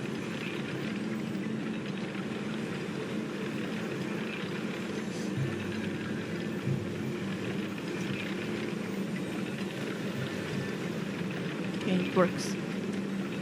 Otherwise, I would need to wish for new mouse for Christmas, and we don't want it. We don't want it. We don't want you to destroy my stuff.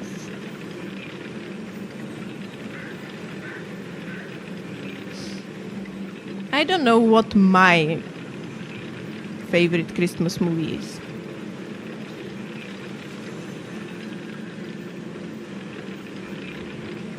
I kind of like Grinch, but that's like a classic. And our Christmas tradition kinda is to watch this Czech movie. Like usually our Christmas evening is that we have dinner, then presents, and then we watch that one movie. And it's a Christmas movie. It's called Pelíšky, or I think in English it's called Cozy Dance. Yeah, Cozy Dance. And it's also pretty depressing because it's like um, how would I describe it? It's like it shows like scenes from life of a family that just lives under the no, what are you doing? That lives behind the Iron Curtain, like the communist regime that was here before 1989, and it just shows their like day-to-day life, and it's like a comedy. It's funny. It has a lot of dry humor, a lot of Czech humor, and they prepare to celebrate Christmas, and they celebrate Christmas, and then the movie ends with the invasion of the Soviet army that happened in 1968.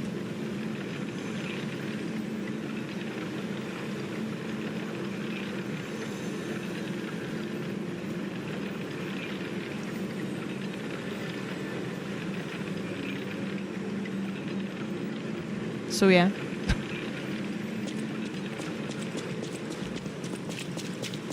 It's depressing, like in a good way, because it's funny, but also it reminds people of the hard past, that we shouldn't forget.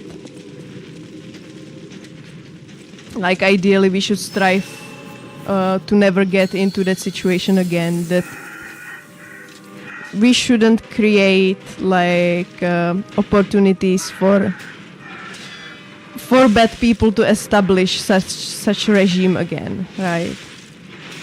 We should know better and be more aware politically. So I guess that's what the movie does good.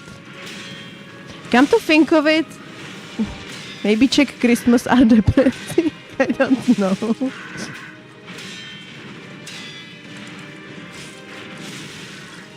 My sister told me that when she was studying abroad in Germany, she was there for Erasmus for half a year.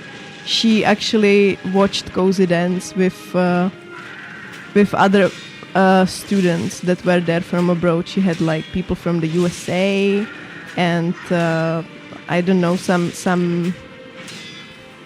Asian countries. I don't remember. I think it was Pakistan or something like that. I don't remember really. And most of the people were pretty horrified, so...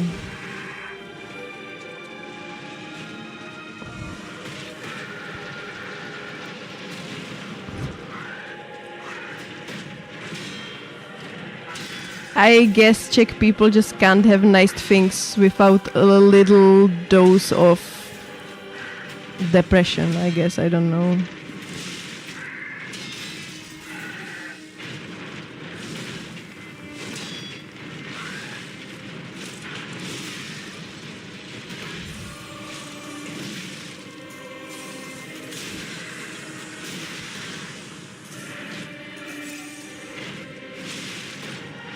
Anyway, I love Christmas. It's one of my favorite holidays.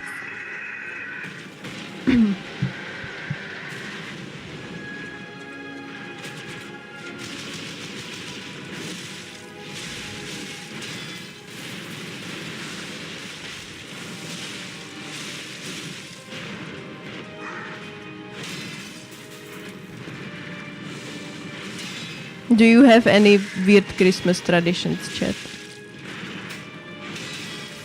And they don't have to be depressing. Right?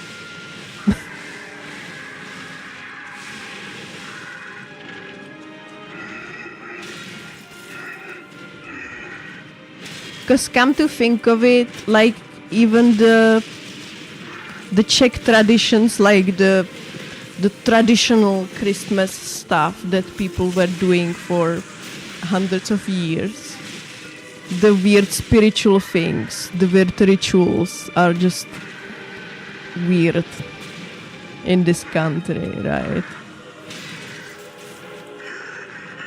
Like there is so many like traditional, I don't know how to call them other than rituals, but there are so many I thought that would miss me because of the elevation, but okay, the hitbox sucks.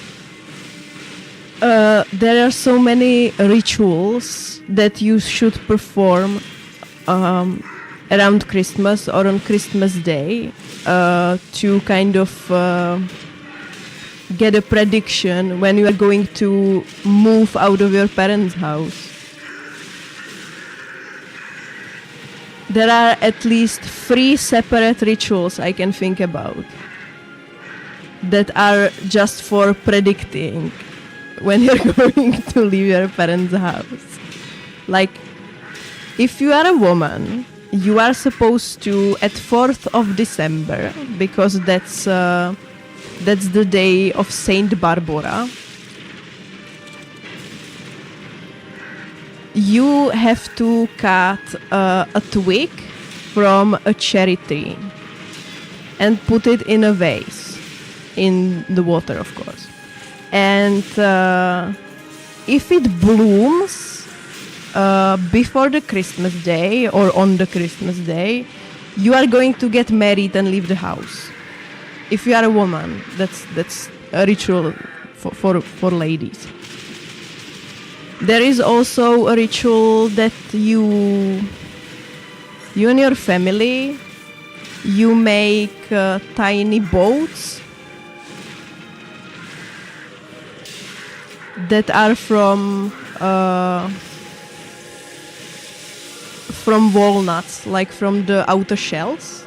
You take the outer shells and put tiny candles inside, and you make a makeshift boat and you just put it in the water.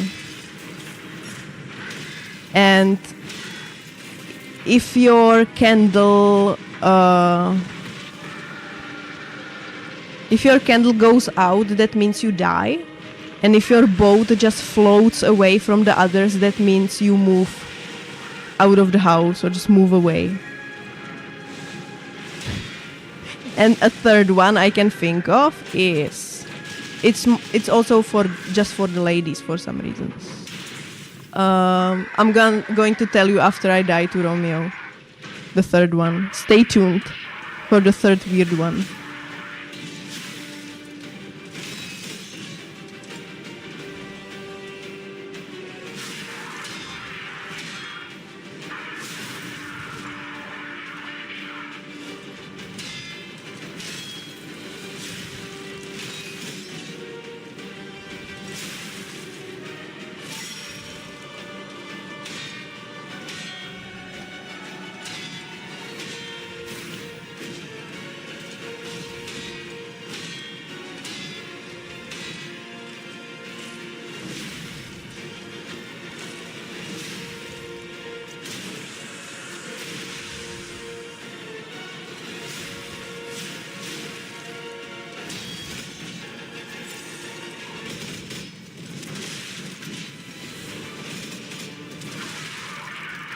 I thought I parried it, but I didn't.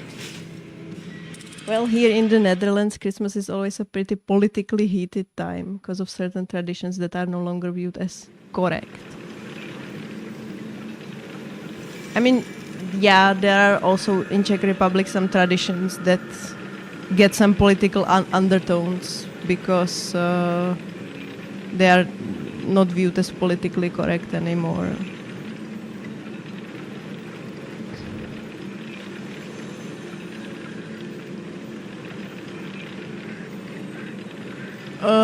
What I was saying, yeah, the third one,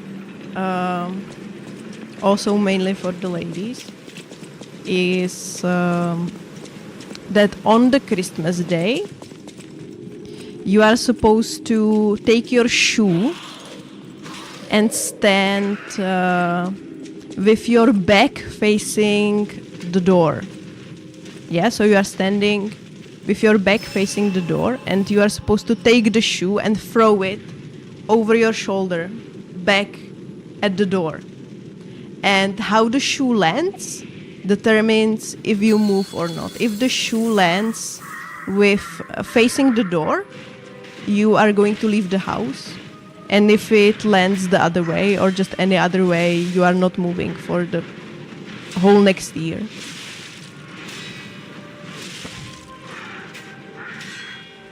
And it also implies that you are gonna get married because, of course, women only leave the house of their parents when they get married, right?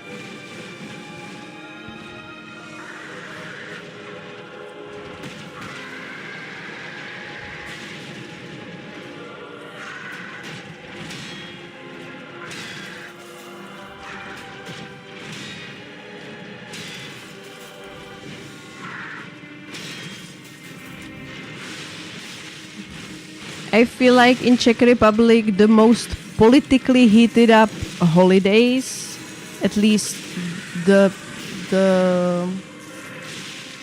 in the last couple of years, is Easter actually, because there is an Easter tradition in Czech Republic to essentially beat up women with a stick, and oh, I didn't see that. We celebrate Saint Nicholas, who brings presents to the kids and all that, but Saint Nicholas has an assistant called Duarte Piet, who traditionally was a boy from Spain, a Moroccan descendant, and people who dress up as them basically do blackface because he's a little African boy. So there's that rift between those who want to keep the tradition and those who view it as a very racist. We've got something similar here. It's not really a Christmas tradition, but after Christmas, at 6th of January, we celebrate the free kings that supposedly brought little Jesus presents. You know, Kaspar, Melikar, and Balthazar, I guess were their names. I don't know my Bible, or was that in the Bible? Whatever. The free kings that supposedly brought the gifts to little Jesus, okay? And it's usually like a charity time that... free wizard kings. Yeah, so in Czech Republic it looks like it's usually like a charity kind of time that people, adults, but mostly children, dress up as the free kings and go door to door and give like blessings to people and collect money for charities, right? So that's how it works here. But one of the kings was also black, right? So that is also debated a lot because people dressing up as free kings, one of them usually has a black face.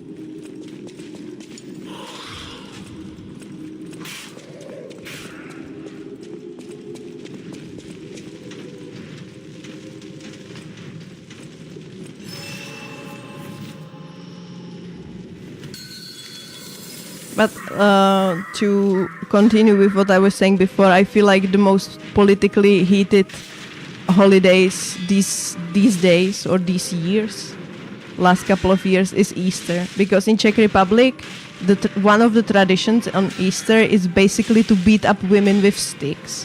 And the tradition stems from the pagan origins. And it's supposed to be twigs from young trees, and men are supposed to just kind of put them together in and they are supposed to like touch women, and it's supposed to just give the vitality of young trees to women so they bear healthy children or something. They stay young and fertile. So that's the origin. But a lot of people in Czech Republic drink a lot of alcohol, as some of you may know. And what I remember from my childhood, how these holidays looked, was that drunk men were entering our house and were happy that they can just beat up women senseless with anything, not just, oh my god, I thought I could dodge that, not just with the young twigs, but with anything. And they were happy to cause as much pain as they could. And there actually were years where like when I had like visible injuries from that. So yeah, that's the Czech tradition. Yeah. And I am from the Moravian part of Czech Republic. That is, I feel like, even more open towards drinking alcohol at all times. So yeah, a lot of drunk, violent people. And so this is like the discourse now. Like there are so many people who are like pointing out the pagan origin of this tradition, and it's just supposed to transfer the vitality of the young trees to the women, and you're supposed to just lightly touch them with the twig. And the ladies, the other part of tradition is that the woman is supposed to give the man a gift for it. Like he gives her the vitality, and she's supposed to give him traditionally an egg, like a cooked egg that is painted. Or she gives like a bow on the twig. So men can collect like different bows or something. That's beside the point. So this tradition is very heatedly discussed, because there are a lot of people who want to preserve the tradition because they view it through that like old traditional pagan sense, and like the idea of just doing this ritual. But there are also a lot of people, particularly women, that are saying out loud, hey, there is a lot of men that they are just using this holiday as an excuse to beat up women, so maybe we should just abolish that or just do something about that. And that is it's actually one of the reasons I don't celebrate Easter anymore, because I'm traumatized from my childhood, actually. Like it wasn't unusual for me when I was like an early teen or something, that men would just get into my room, my kid's room, when I was still in bed sleeping, and they would just throw away my blanket and just beat me. It is just a thing that happened when I was a kid. So, Orange Boy, please. Please don't. Yeah, I agree, Orange Boy. It's pretty concerning that men can just do that. Yeah, and this is like the. I understand that there is a lot of people that never kind of experience the trauma. That their Easter was really celebrated in that traditional sense, and it was just okay, and then they would like to preserve that. But at the same time, I think like we cannot ignore that significant portion of men that like to use this holiday as an excuse for violence.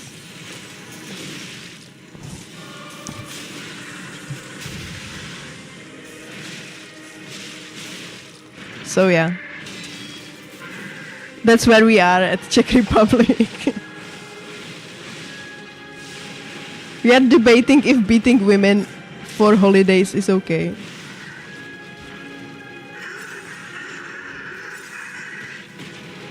But do it for the holiday spirit or something like that.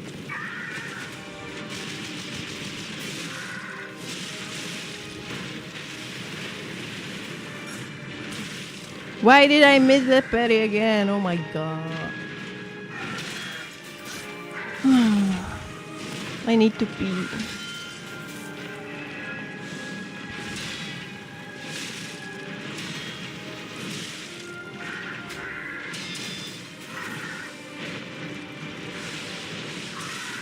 Yeah, just kill me. I mean, I am not the one who would like to just ban traditions or just tell people what they can and cannot do. But at the same time, like, this is stupid, right? That people can just take something that is supposed to be about like celebration and transferring vitality and youth and fertility and blah blah, just that ritual that was supposed to be like good, and just use it and as an excuse for for violence. Yeah, I'm gonna go pee real quick.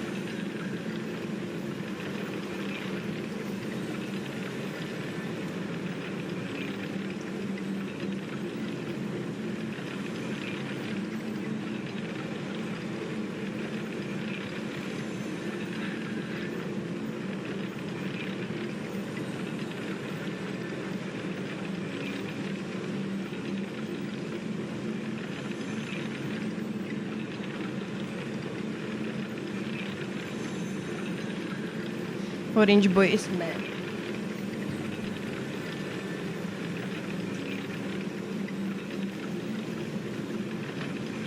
Because he's hungry already, but his feeding time is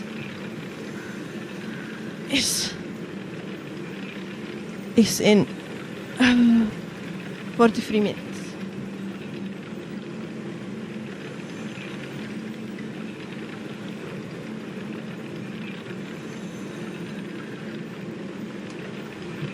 WB. What does that mean? What is that abbreviation?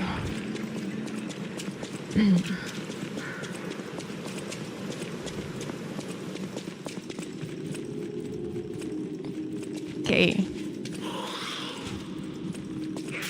Less yapping, more gaming, maybe? Let's go. Let's cook that cake.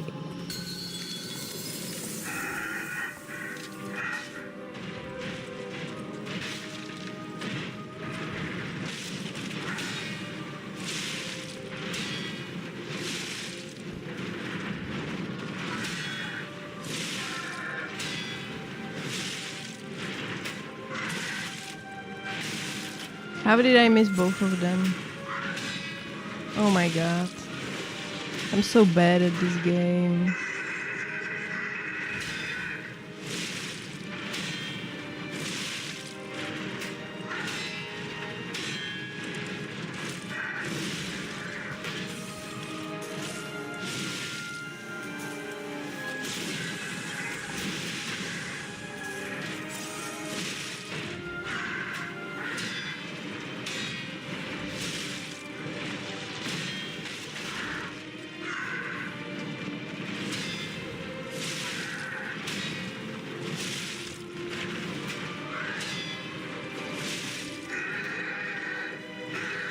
Okay. Crying, tantruming. The fun attack. Huge metal fun attack.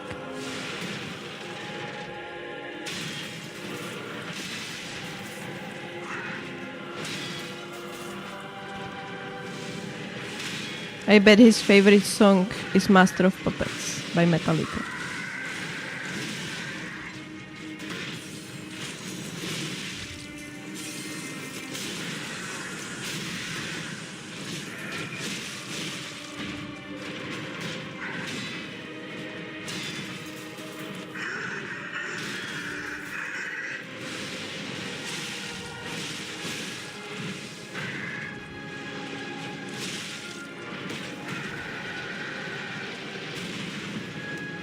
Oh, WB's welcome back. Well then, thank you for the welcome back.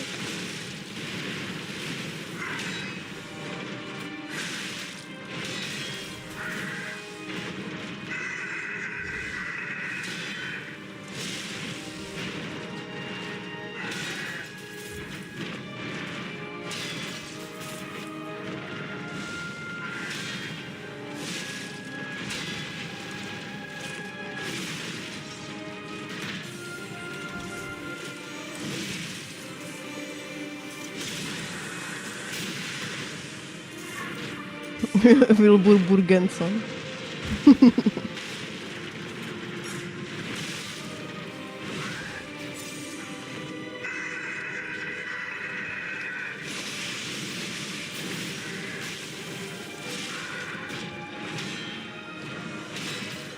I don't think he missed much by missing the Czech Traditions Trauma Dump.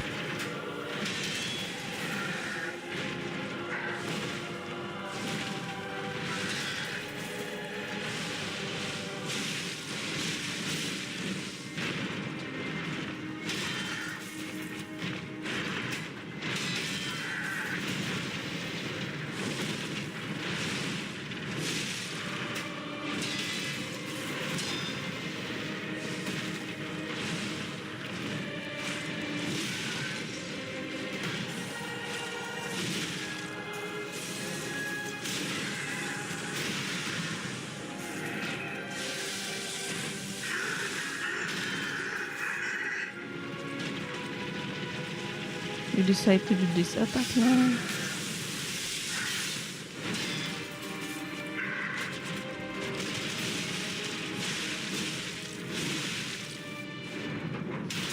Want some cough? Yes. I never say no to cough. Okay. Lock in.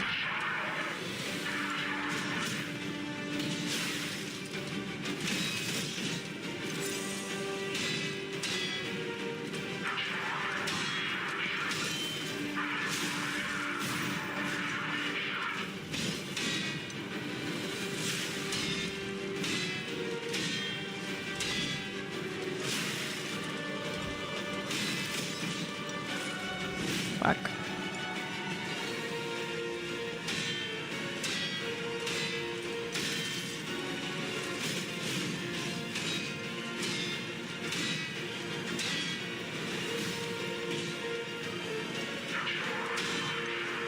Now I was pressing the charge attack and nothing happened. And he did the follow-up now. Fuck you. Fuck you, my controller. Or the game, I don't know.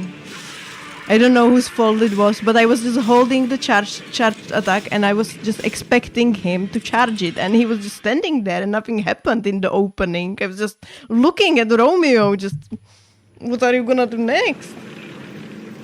I blame glasses more. Yes. Do we have blame the mods emote?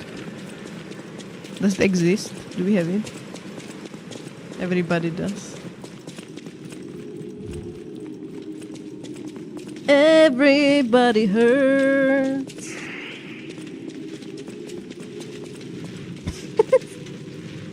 I sang Everybody Hurts, and from behind the door I heard meow, meow.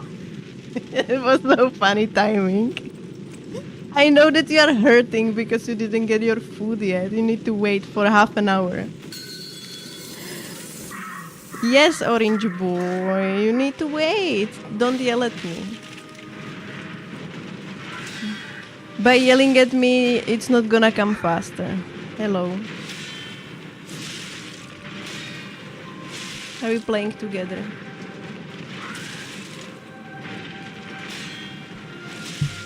Very difficult. I can't see what I'm parrying. Good sir.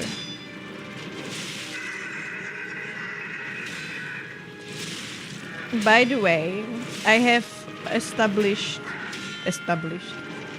I have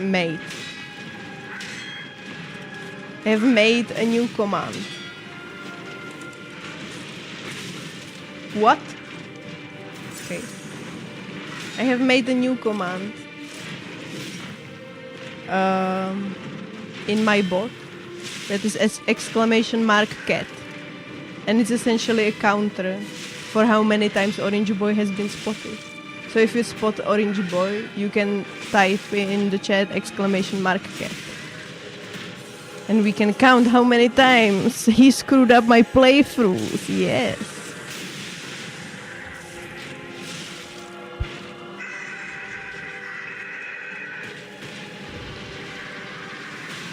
Yay! Thank you.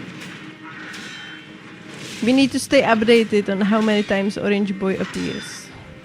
It's very important info. I have also made !idiot to count idiots.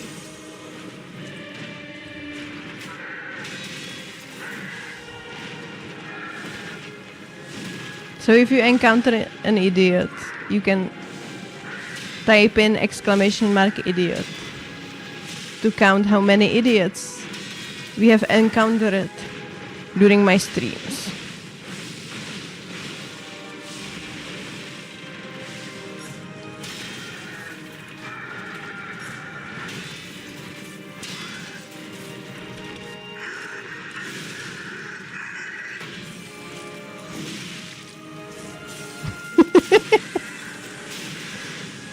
Did you do that on purpose as a bit? Or was it just a coincidence that you mistyped? Because that's so funny.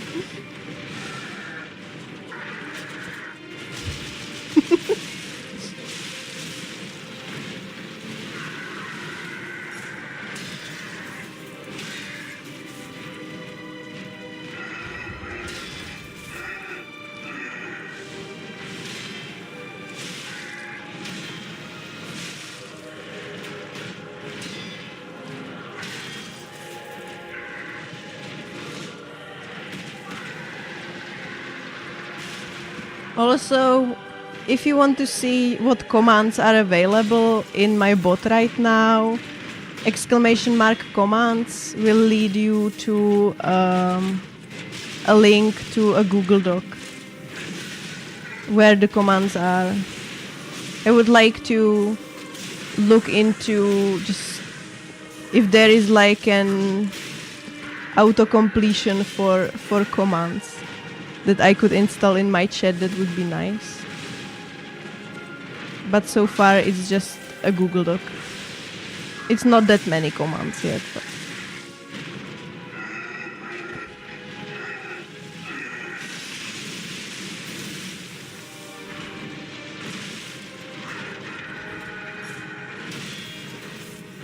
I tend to confuse S and D keys all the time.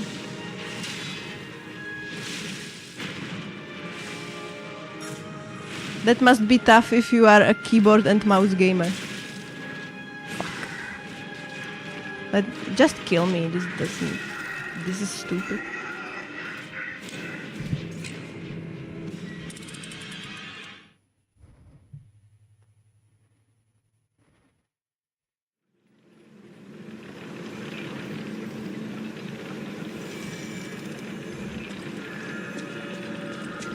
Luckily, I am not. There was one viewer that when I was playing Sekiro, he was telling me that keyboard and mouse experience is superior to controller, and I don't know how I feel about that. How do you feel about that? People in chat. I feel like certain things are easier, like I don't know, camera. It's easier when you fight bosses without lock-on because you can just move your camera really easily and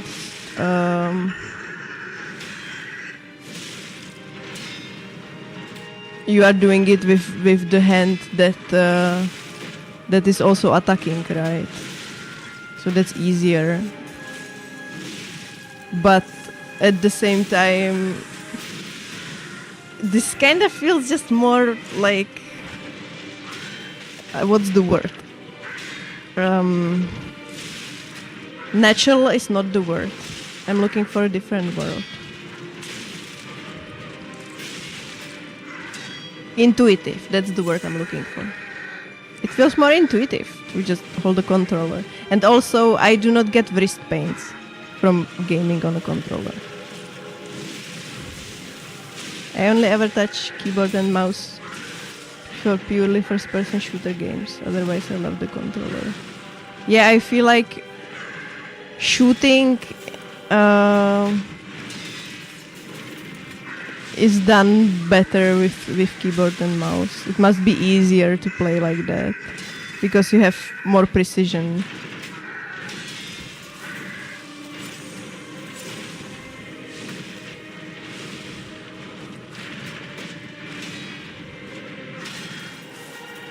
But I don't know, for Souls games, it at least for me, it feels like the controller experience is superior.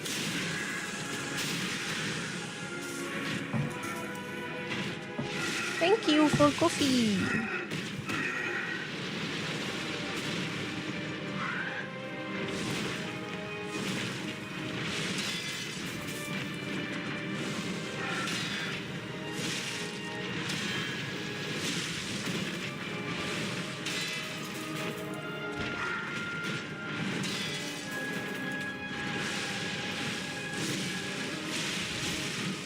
The only game I played lately that I preferred to play with keyboard and mouse instead of controller was Old Market Simulator.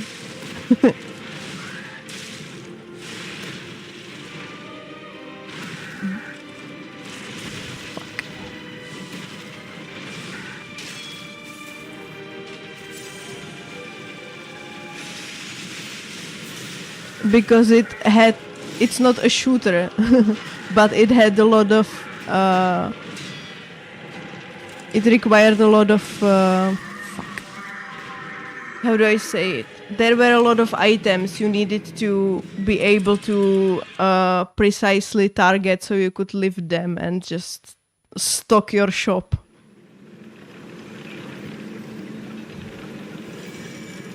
So after just hovering, and it's also first person, so just trying to target all the little things with controller was really not quite the experience I liked. So that's one recent game I really prefer to play with mouse and keyboard. But otherwise, those games were very much designed to be played on controller. Yeah, I think so too. Did guy prefers keyboards for Sekiro? Then good for him. All that superior talk is just cringe. I feel like this applies to everything regarding gaming. Like, I don't understand why we have to make an argument that anything is superior. Like, why would you say that Souls games are superior to any other genre? It's just a different genre. Different people enjoy it. Why would you say that keyboard and mouse is superior to controller when just different people enjoy different controls or are just differently abled? So maybe somebody doesn't really like controller because it doesn't fit their hands, because I don't know, maybe they are missing some fingers and it's hard for them to play on controller and it's easier with mouse and keyboard, for example. Maybe they have a mouse with many buttons and they can just I don't know, use it to their liking and just whatever.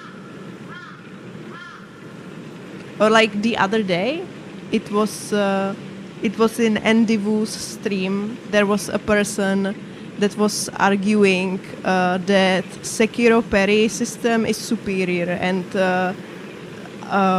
any other game besides, I think they're named Stellar Blade as the other game. Just any other parry system in any other game is dog shit, and it's just that Sekiro parry system is superior. And I would argue that Lies of P parry system is just different. It's tighter, and in my experience playing Sekiro versus Lies of P, Sekiro parry timing is just more forgiving. I wouldn't argue that the one is superior over the other, and I don't understand why you need to argue for superiority of anything, honestly. At least when it comes to games. I do not want to just make a blanket statement on anything, but when it comes to games, I'm pretty sure that we don't need to have superiority talks, superiority discussions, right? I guess they crave feeling special. I mean, I feel like there's a lot of people, especially in the Souls community or like Souls gaming, that need to feel special. Like the whole discussion about should Souls games have difficulty settings, and all the Git Good crowd. I call them the Git Good crowd.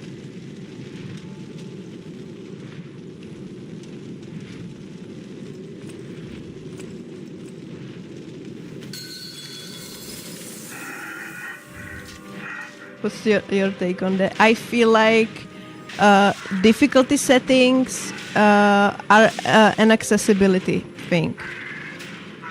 Because I know some people that are like neurodivergent can struggle with precise parry timings, for example, or just, I don't know, there are different disabilities.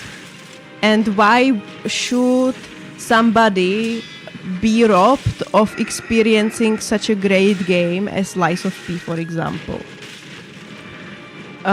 If they just, I don't know, can't parry. You know? So I think like I view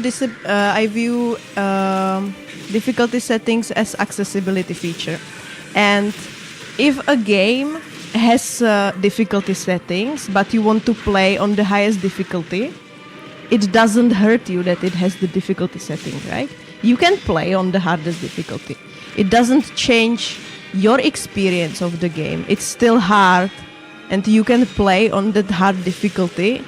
It just expands, like, how do I say it? It gives more people that otherwise wouldn't play this game because they wouldn't be able to, for whatever reason, to experience the story without just having to learn the mechanics or just suffer the mechanics that they are just not comfortable with or do not want to be comfortable with. That's also a valid reason. Like, if you are a person who works 10 hours a day and you have 5 children and you have 20 minutes a day for gaming, but you want to play Lies of P, maybe you just want to play on easy difficulty so you can just kind of get through the game, right? Because you do not have time to get good. You do not have time and energy to get good, and that's also valid. So I am on the side of more accessibility in gaming, and I think that difficulty settings are one of the features that can make games more accessible. That being said, not all difficulty settings are made equal, and it's really hard to make good difficulty settings. But that's a whole other discussion. I think, like, in general, games should have accessibility, difficulty settings as an accessibility feature. It's in the similar vein of, I don't know, games having subtitles or games having just settings for colorblind people. So that's how I view it, at least. Time to defend my argument.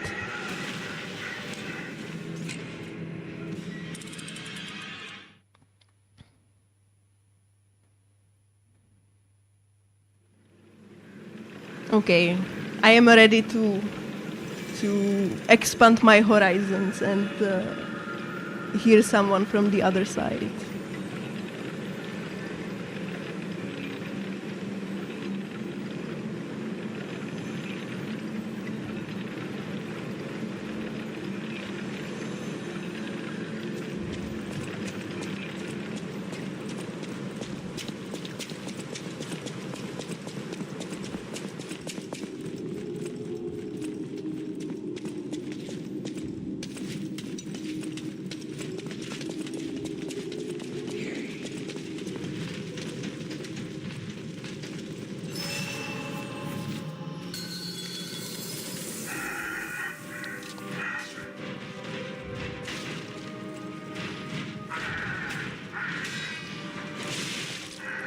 But before you, while you are typing, just to expand on my take, I also think that, like, for example, Elden Ring, the way the game is built, Elden Ring doesn't need a difficulty setting, you know?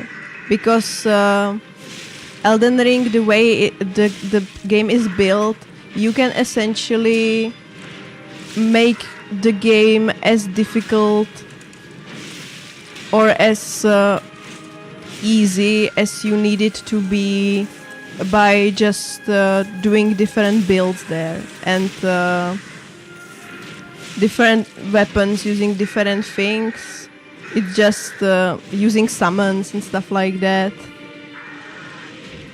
So I don't think Elden Ring in particular needs difficulty setting.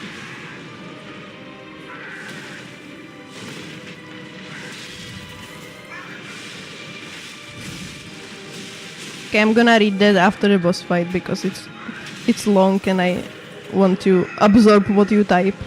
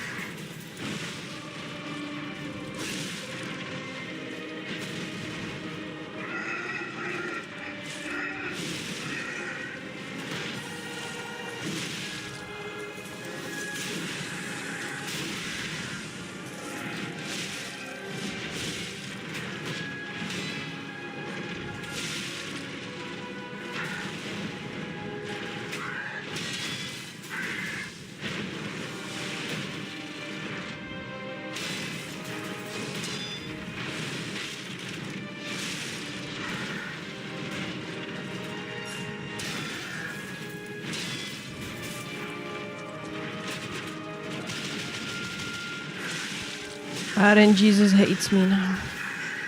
Oh my god. That was just pure Aaron Jesus hell. All games offer something different and unique. These games give a sense of unity because every player has experienced the same. It's a unified experience for everyone, and adding difficulties would fragment that. There's a reason why these games build such a passionate community is because of one cohesive experience. That is one reason. Yeah, that's a solid argument.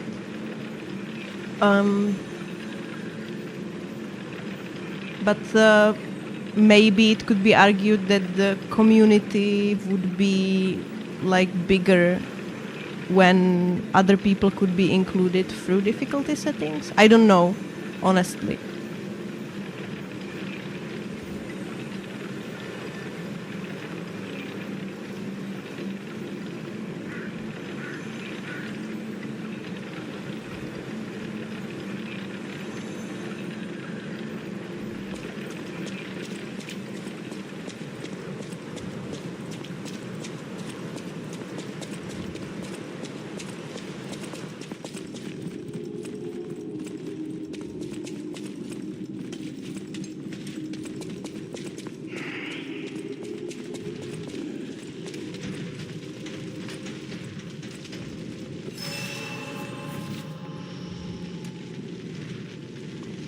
Maybe if not, maybe if the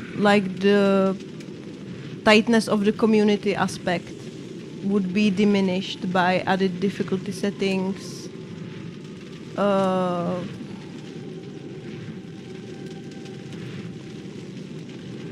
Is that really like, does it hold more weight than making the experience more accessible to like wider range of people?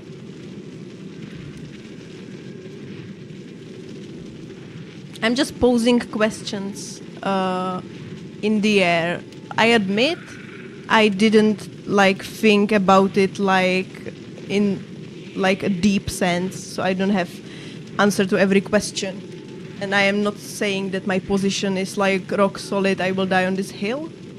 I just, in general, I am really like pro accessibility options. I am trying to advocate for things being more accessible to more people. And I kind of feel that difficulty settings in games can be one of those things. But also I see the argument that not every experience is for every person, right? So you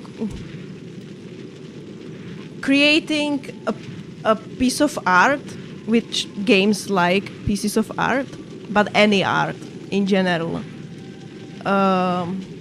Like, for example, also a movie or something, it shouldn't really fall victim to trying to make it so that it's for everyone. I feel like a lot of modern movies do that they try to appeal to as wide audience as possible, and what's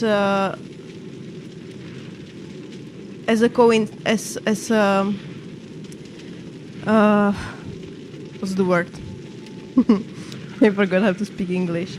Because of that, they lack any depth, right? There are no like deep meanings. There is really no substance. There is nothing, really. So I think that trying to make everything like accessible and palatable to everyone also holds a danger of just you don't make anything substantial, because when you're trying to appeal to everyone, you can never appeal to everyone, right?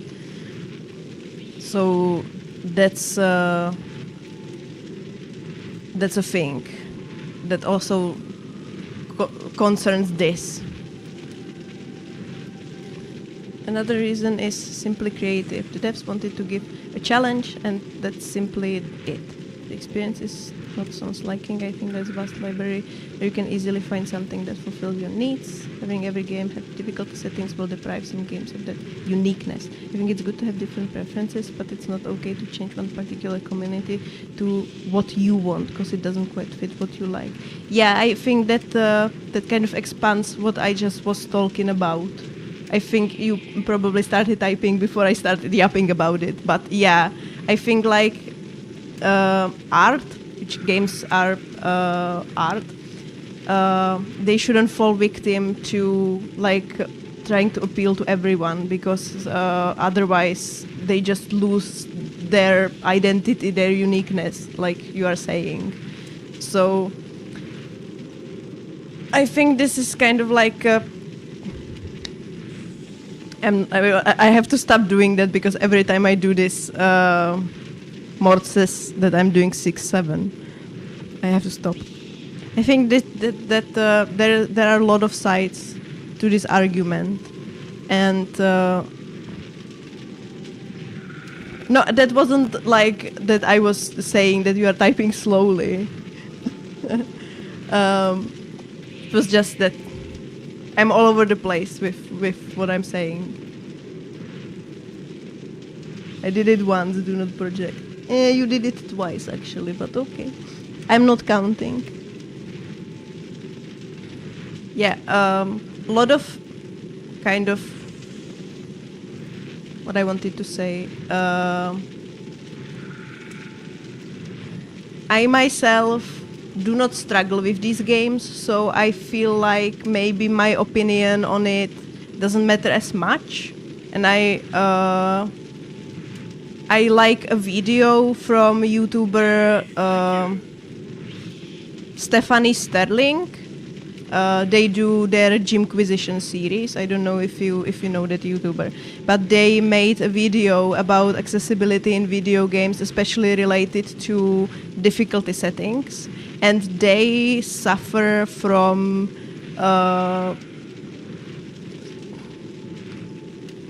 I don't really remember the terms. They have some neuro diseases that make it difficult for them to process gameplay, like parrying in Lies of P, for example. I think they are actually used Lies of P as an example of the game. That they also review games, but they couldn't really progress much in Lies of P to be able to review it properly. So my point of view was formed a lot by their video and their experience, because I feel like listening to somebody who experienced the struggle is very valuable. I've been playing these games for like 15 years, and the change in the reception has shifted so much. It's quite insane. What do you mean by that? Like, that...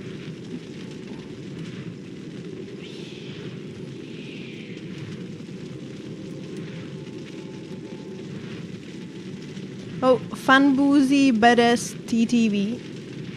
Thank you for the follow. I haven't seen an alert. I didn't hear an alert, at least. Was there an alert? Mort?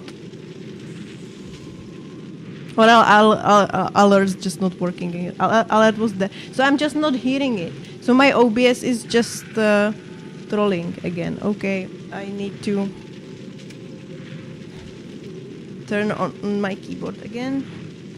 Yeah, thank you for the follow. I apologize for just being...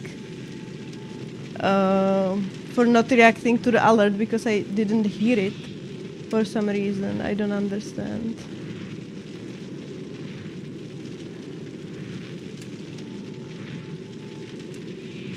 Alert.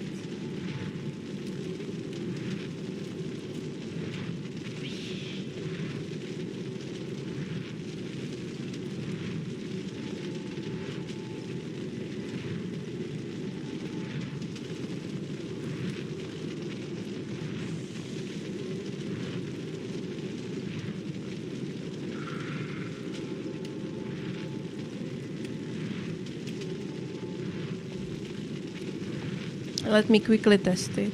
I'm sorry that I'm still struggling with alerts, it sucks. Let me test. Hey, thank you. I can hear it.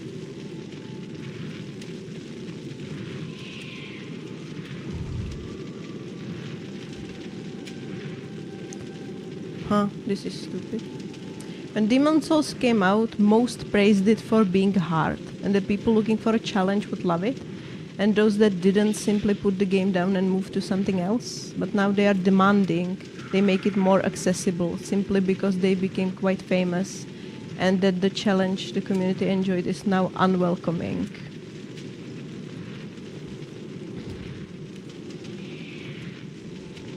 Yeah, I mean, I guess I've never looked at it from the perspective of like the community, the OG community, because I never belonged there. Like, right, like I started playing Souls-likes last year, so I never been like the hardcore Souls-like fan or enjoyer.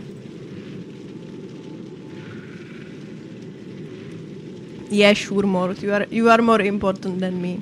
I'm just your assistant. So I've never really looked at it from the point of view of the people that were there from the beginning.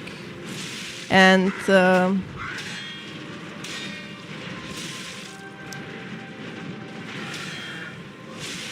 I don't think it's necessarily fair to, when Souls games do not have difficulty settings, to accuse them of like gatekeeping or something. That doesn't seem fair.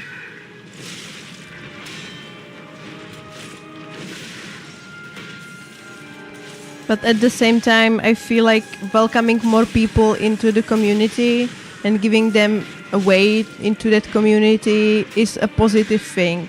So I don't know where I stand at this particular thing.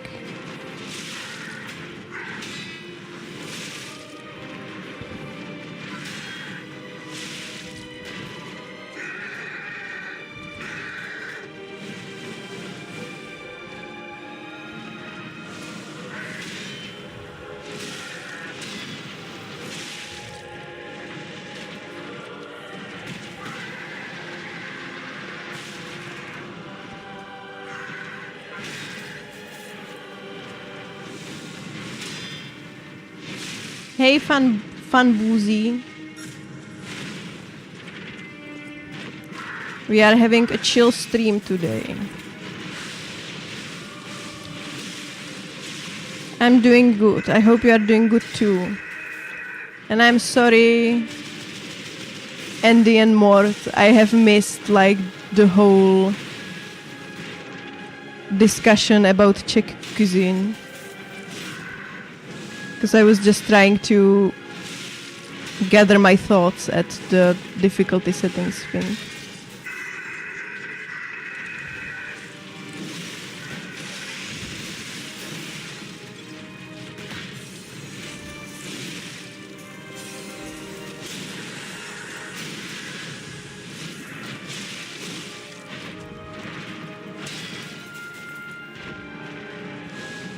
Maybe I should expand like what I said before, that not all difficulty settings are made equal. Because I think that also matters in this discussion, because we are essentially talking about difficulty settings like diminishing the experience from the game, right? So I guess it matters a lot what the experience is supposed to be. And I feel like maybe FromSoft games, most of them at least, are built around just fighting hard bosses. And of course there is lore and story and stuff like that, but it never was like the main point of the... Oh, how he was faster than me, oh my god. It was never the point of the games, because the games do not tell you a story, right? They just throw you somewhere and you fight bosses, and then maybe you listen to a lore video and then you understand the lore. Why am I so bad? So that's something that also may be important to take into account. But a game like Lies of P, its story, its storytelling is a very big part of the game. There are hard bosses, there are Souls-like mechanics, but also the story is very huge part of the game. So maybe like it makes sense more for a game like Lies of P to have difficulty settings, because people can experience the story without being locked out of it by the difficulty. But like FromSoft games usually don't have this aspect as strong, and the main experience is the struggle, so taking the struggle away is just basically castrating the game. Maybe. It's not that I'm a gatekeeper, I hate that. I want as many people to play these games as I have enjoyed them, but I think it's in my right to defend that content which I enjoyed for so long. Yeah, of course! I didn't mean to imply that you are a gatekeeper.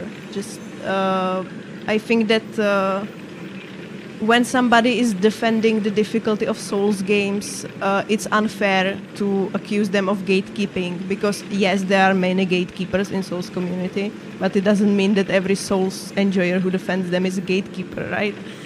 And in general, just defending what you like is not gatekeeping it. This is an interesting conundrum.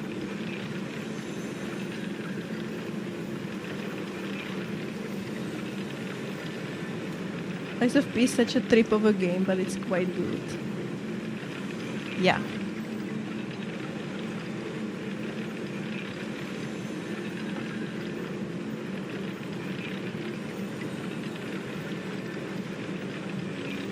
So, to put it kind of together, what I was saying, melancholia is that maybe what my view as of now, what I said is really like influenced by Lies of P, but by this particular game because I feel like its story is as important as its gameplay. And maybe it's okay for people to experience just the story without necessarily having to learn Souls gameplay in this case. But I also feel like if Elden Ring had difficulty settings, it wouldn't be Elden Ring anymore. That is true. And I haven't played Dark Souls. But I imagine it's the vibe, the gameplay is similar to Elden Ring. It's just more like straightforward and region locked. It's not open world, right? It just has straightforward levels, but it's the same in terms of what you do there. And I guess that also wouldn't like the game would lose what it is by you being able to just cruise through because of easy mode. I hope it makes sense what I'm saying. I sometimes have trouble to put out coherent stuff in English. Especially when I haven't slept much, but I hope it makes sense.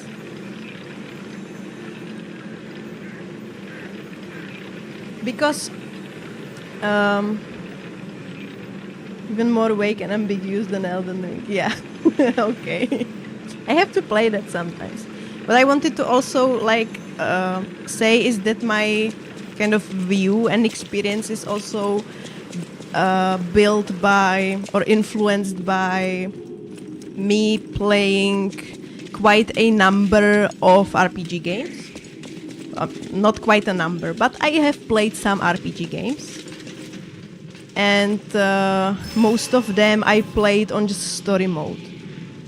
Like Mass Effect is a good example. I love Mass Effect very much, but I would never play it on like hard combat mode because I do not enjoy that type of combat. I am not a shooter type of person, and I just do not enjoy that shoot things and have like a party of NPCs you have to also kind of control thing. So I would never play Mass Effect on harder difficulty. I just play story mode because I love the story so fucking much. But if I was forced to play it on hard mode, I would just quit because I just, it's not that I can't do it, it's just that I'm not willing to do it. And maybe because I love the story of Lies of P so much, I feel like people should be able to experience it also if they feel the same way I feel about Mass Effect combat. So maybe that's what I'm saying. Because I feel like in Lies of P the RPG element is really strong. But FromSoft games, not so much. So that's also what is kind of influencing my view.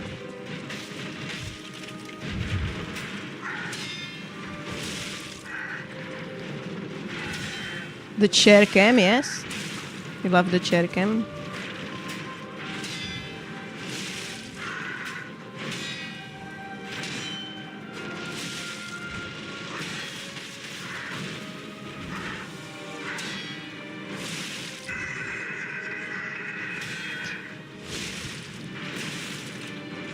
Okay.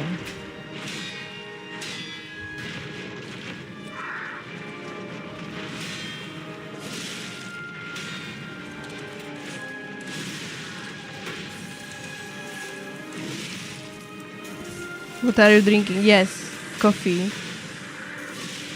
The delicious cafe latte. I love coffee so much. It's also my go-to gamer drug.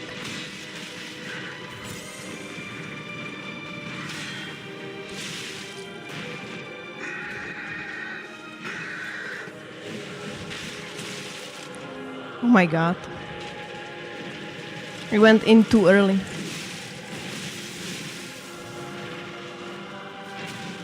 And playing so badly.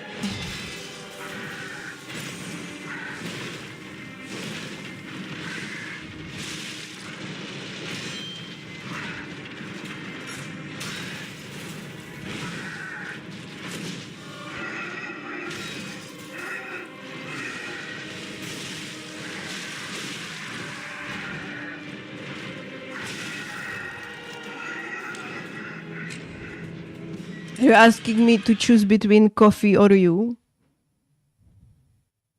Sorry.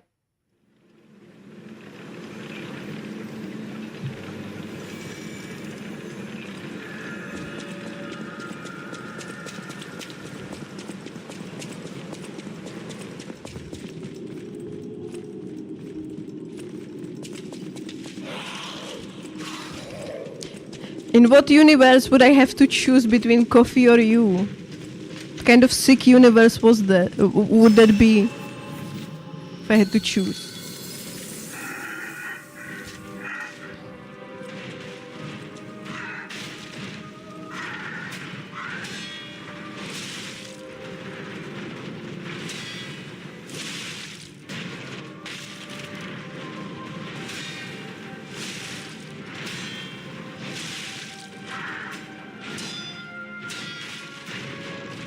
What do you think, Mort?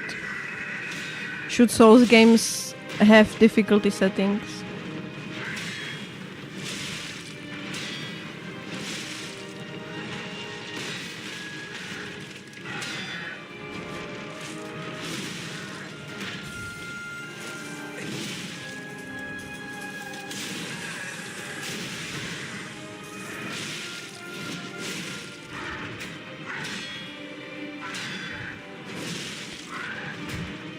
I'm sorry, Andy, that I'm not really participating much in the Czech cuisine discussion, but I don't eat meat, and most of the traditional Czech cuisine is very meat-based.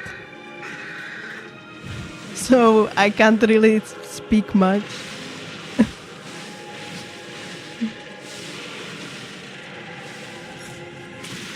Oh, that was the delayed one, of course.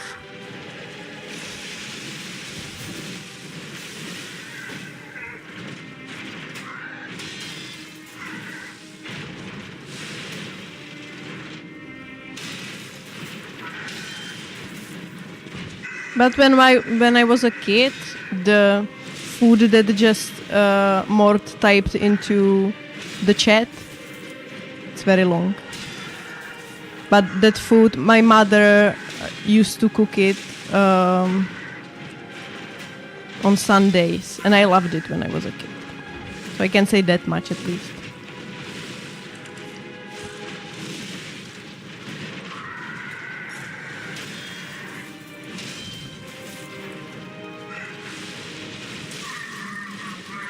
Wasn't fast enough.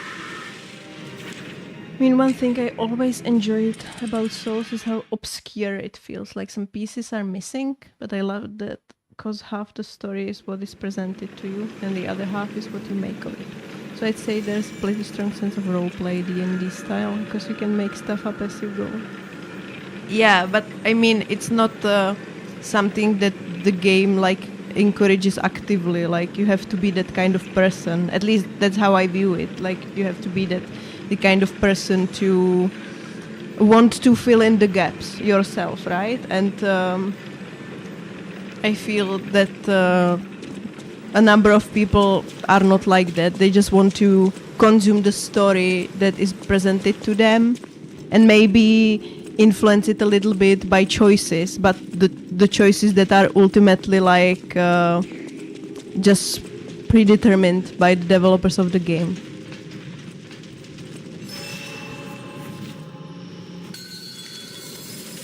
So I agree with you, but I also think this is you have to be a certain kind of personality to want to fill in the gaps, and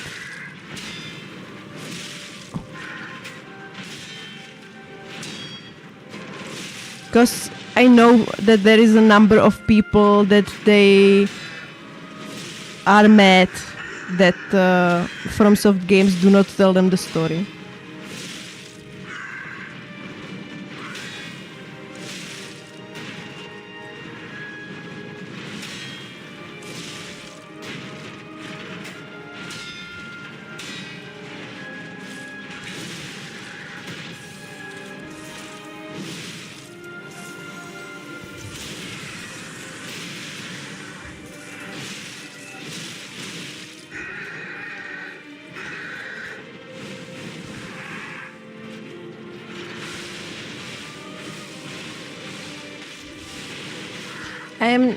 When it comes to this aspect of the games, I'm usually not mad that the game doesn't tell me the full story, but a lot of the times I am mad that when I finally understand what is going on, I cannot make appropriate choice based on that. Like, for example, Elden Ring has so much lore and so many intertwining stories, but when you finally understand and would like to, I don't know, for example, side with Miquella, the game won't let you, right? You have to always kill him. Or, I don't know, you do not want to beat up mentally ill Renala that is grieving for her husband, right? You would just like to ask her nicely if she will give you the piece of the Elden Ring that she has.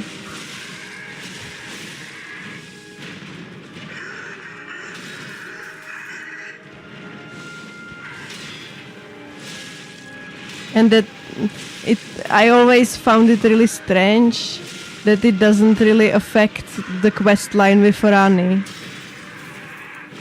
That you beat up her mother, and in second phase it's actually Rani, right? Just kind of puppeteering her mother.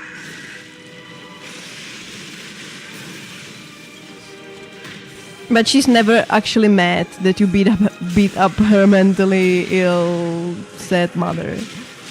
She just kind of vibes with it, which is very weird.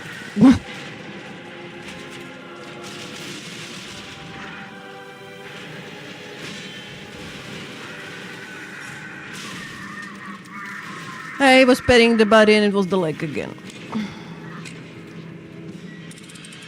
Yeah, that's the thing, they do feel made for a particular type of people. I think that's the amazing part. What I dislike about Souls NPCs is that many of them die for no reason. It feels like whenever you say hi to somebody, they will die at the end of the quest. Yeah. I honestly feel having little communities with different preferences is the right thing. Yeah, I mean, I agree in general.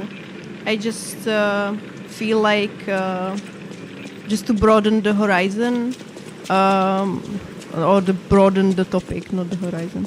To broaden the topic, I feel like in general,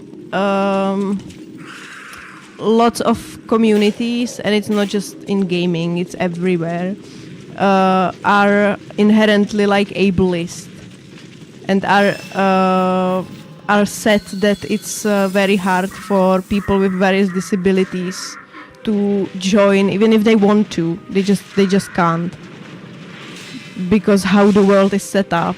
So in general, I feel like if I'm a part of community and I can make it a little more accessible to different people, that's a good thing.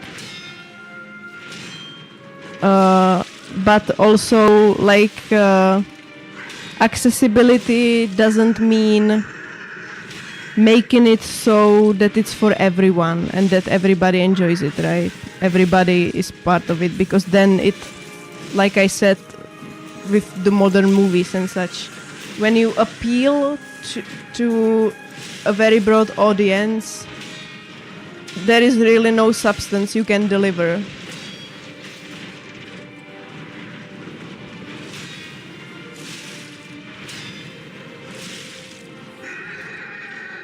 There can never be anything that is for everyone. So I guess the optimum lies somewhere between that.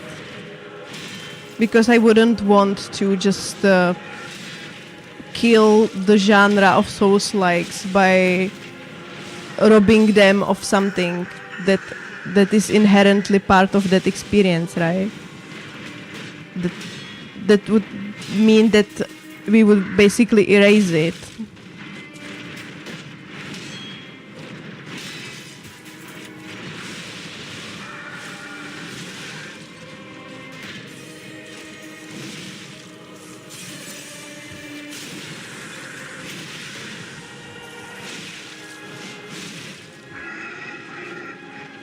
I'm not a game developer and I am not a very smart person when it comes to this.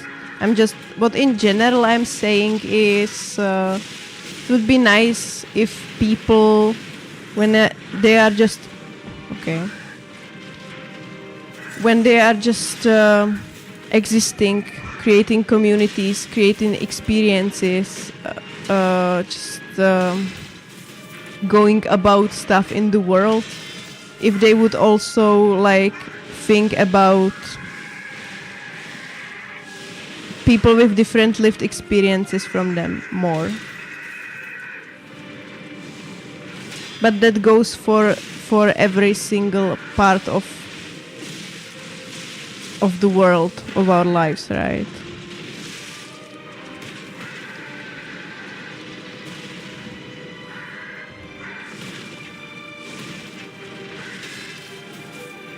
And I know it's hard when people don't have those experiences lived. Okay. Pushed me right into the firework.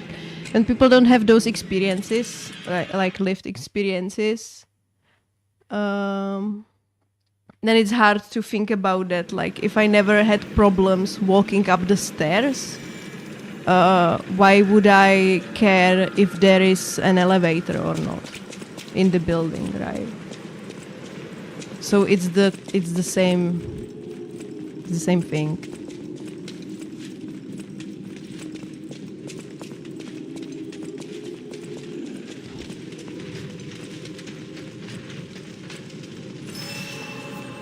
So that's why I say that it's important to listen to people who actually have those lived experiences and who can give feedback to people who don't know what it's like, for example. So the world can be more inclusive, but also not everything is for everyone, and that's okay.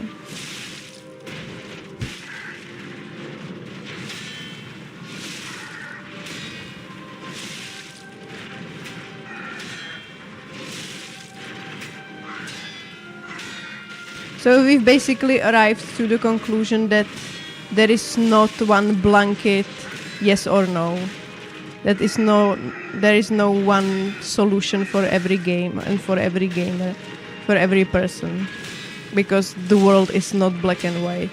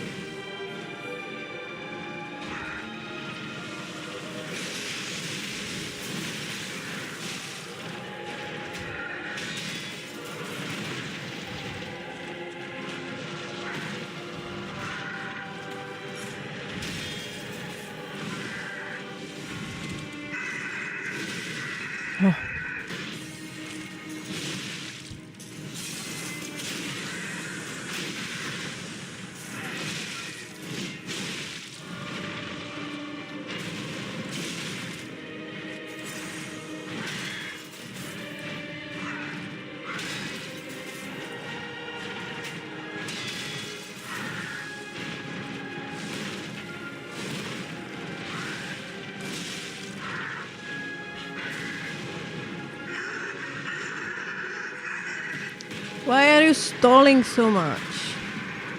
It's ridiculous.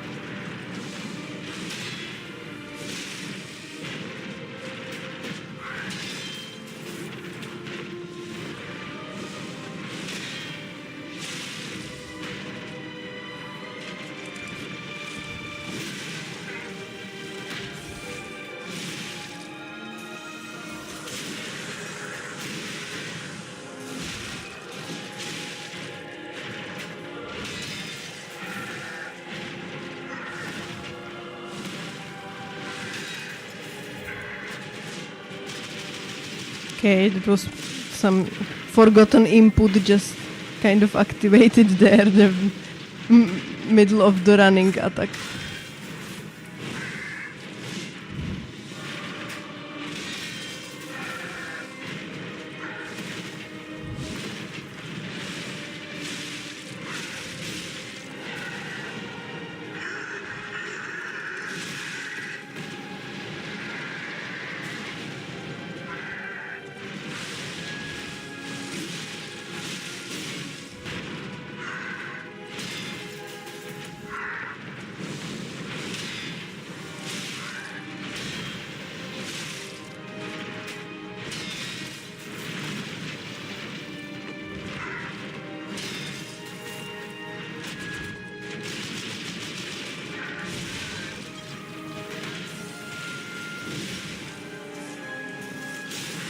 Oh, I forgot to repair my weapon. Fuck.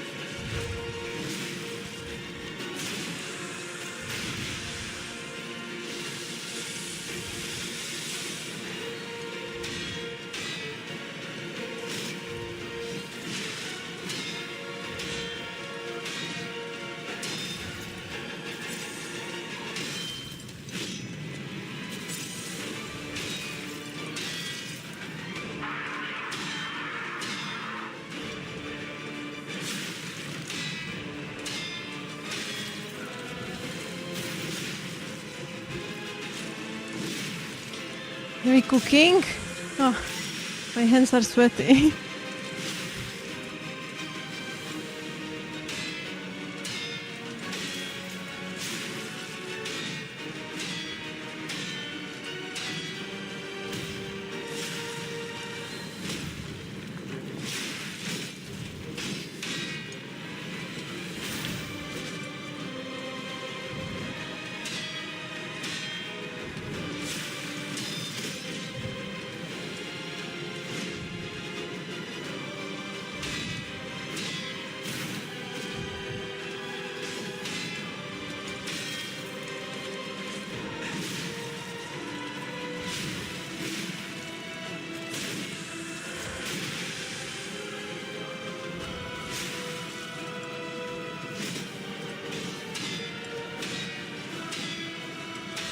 Is your weapon ever gonna break? Finally.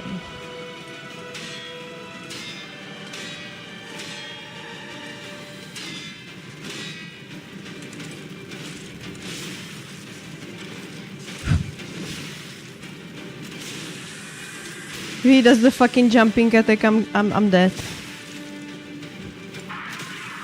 No, I'm dead now. Fuck.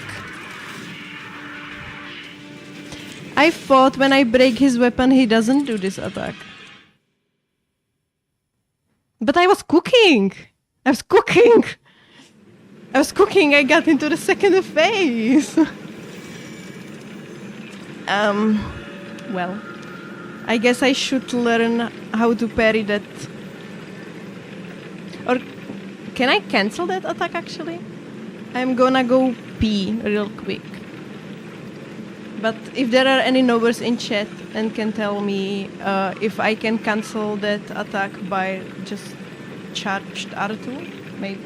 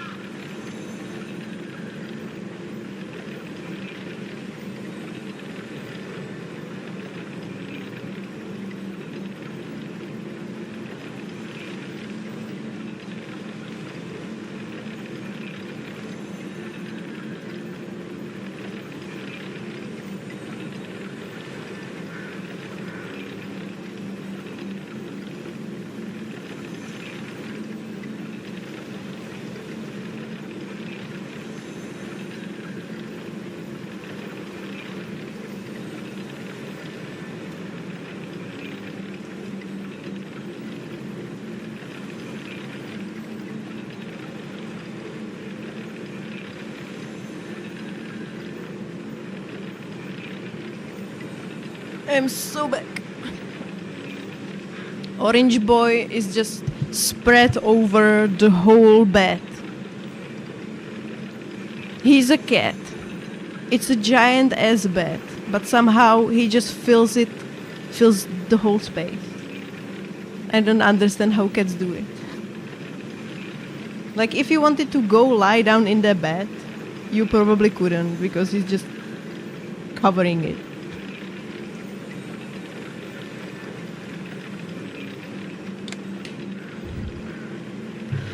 Anyway, so you have no place to sleep tonight. Yeah. I mean, we have a couch, so I can sleep on a couch, I guess.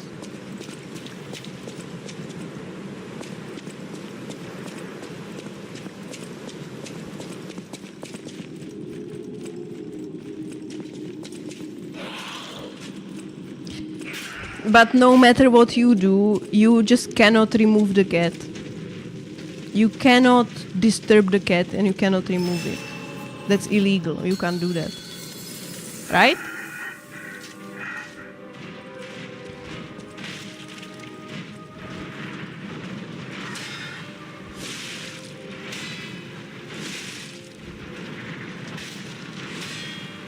By the way, thank you, Melancholia, for the discussion about the difficulty settings, because I think you helped me bring some nuance into my opinion.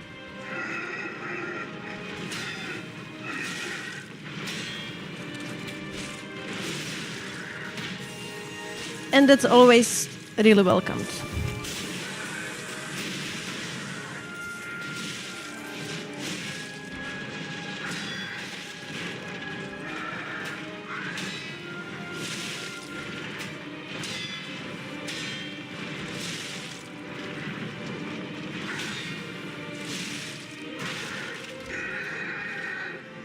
Until half his body rests on the couch and the other on the bed.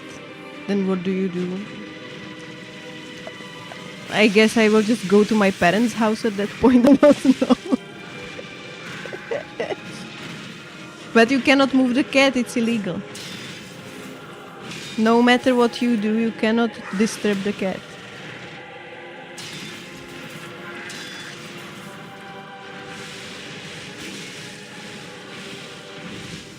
Oh, I didn't have it in my stomach.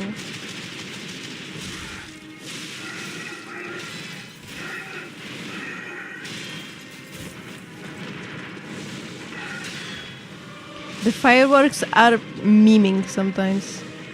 Sometimes he just pushes me into them. funny. Even though I am positioning myself somewhat behind him, so there should be little risk because he's mostly putting the fireworks in front of him, but still, sometimes I just end up exploding.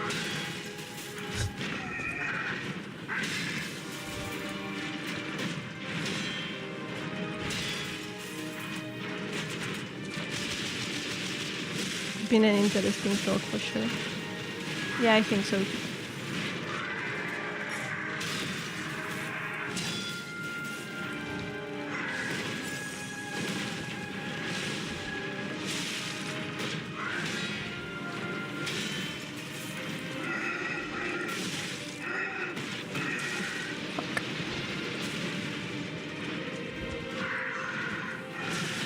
Oh my god! Are we pairing today? Hello?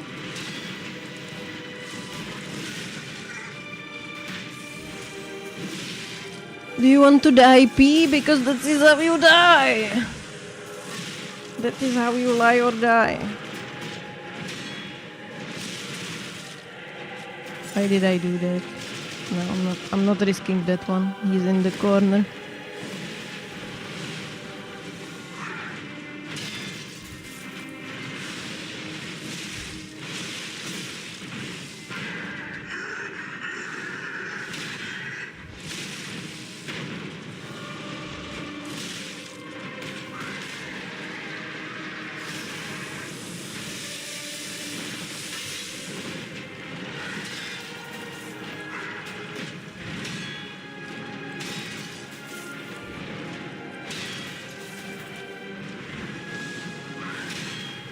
Voice break? Perchance? Voice break perchance?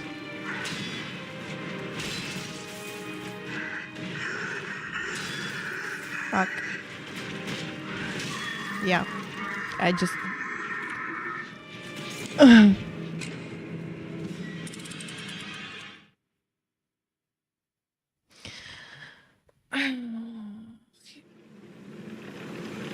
Kurva. I do want you to know that myself and most people don't want to keep others out, like we're Gollum with the One Ring, my precious. Yeah, I never thought that. I think like the Git Good crowd, that stereotypical Souls player, that's memed gatekeeper, that this is just a loud minority. Like, I don't think that... I think in general, most people, when they like an experience, they also want other people to enjoy that experience. Like, so... I never assumed you were one of the Git Good meme, do not touch my game, either get good or go home kinds of people.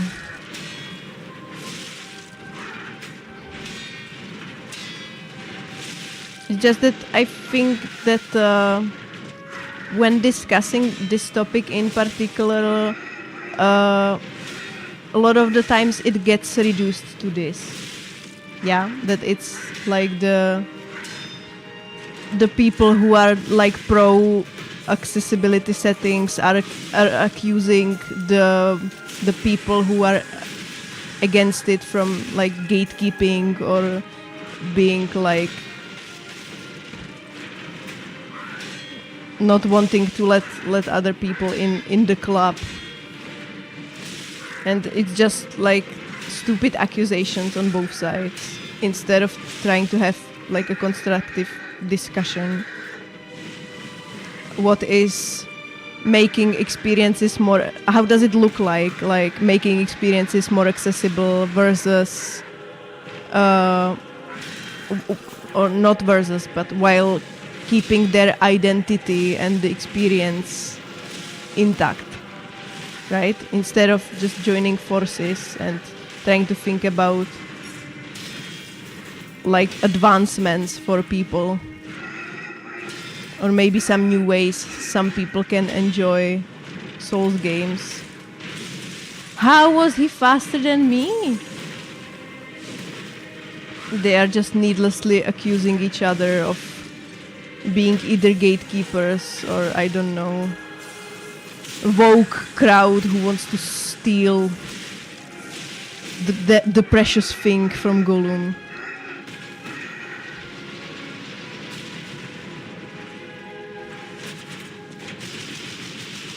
Gollum is the most hardcore game. You mean that ugly looking Gollum? That game of the year Gollum.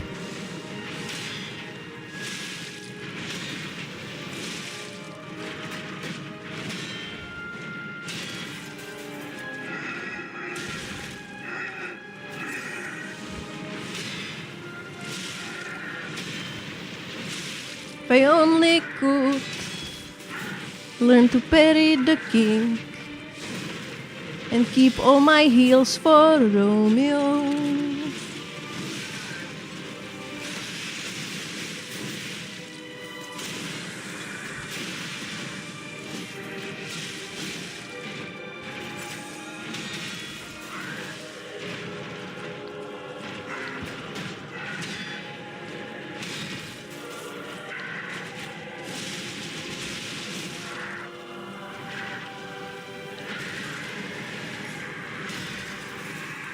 Now I got insanely lucky.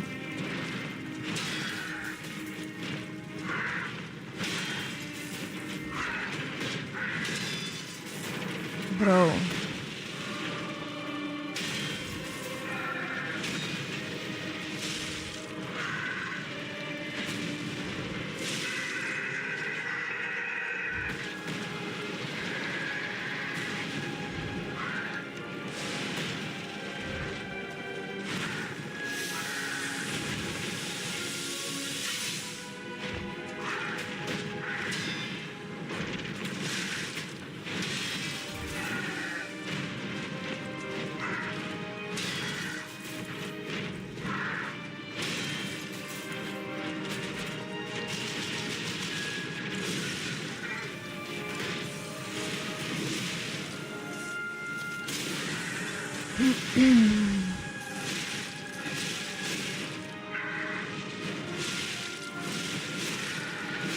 Oh, I greeted it. Oh my god.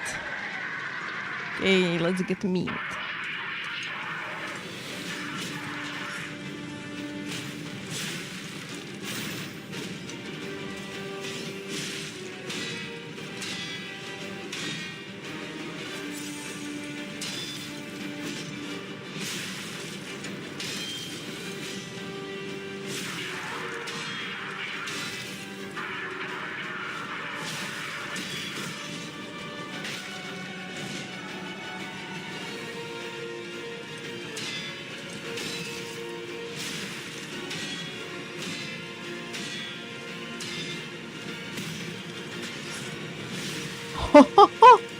Oh my god, that luck. That fucking luck. I got sweaty there for a second.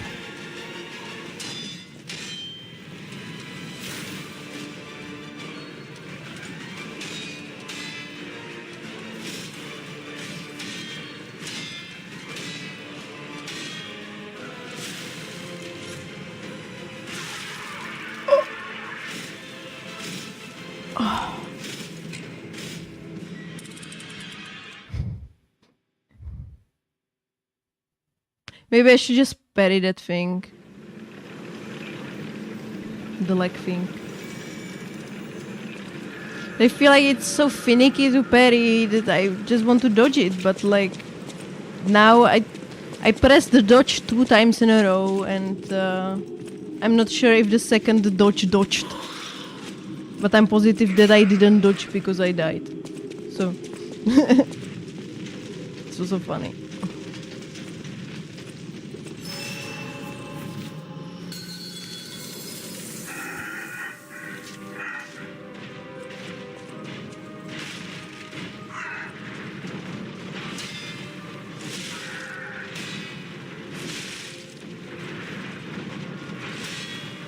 Yeah, Twitch hell continues. I'm gonna try to lock in. I would like to really kill this boss today, so I can continue my suffering with Victor.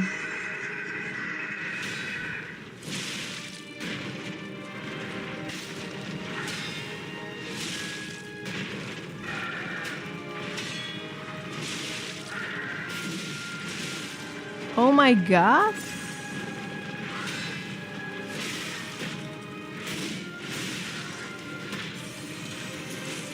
Are my charged attacks really that slow, or is he really that fast?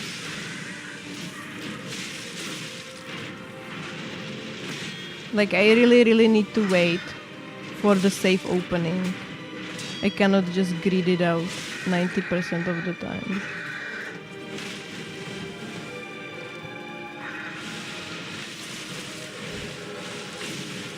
This was the worst RNG ever. I expected that he's just gonna do this.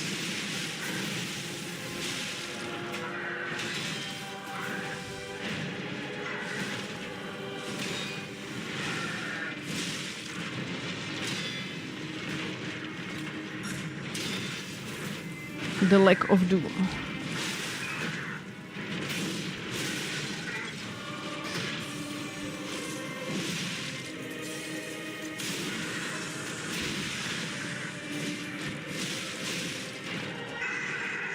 I'm trying my best to not be greedy, but at the same time, the first phase is so long. Especially when the RNG is not in my favor. It's just stalling.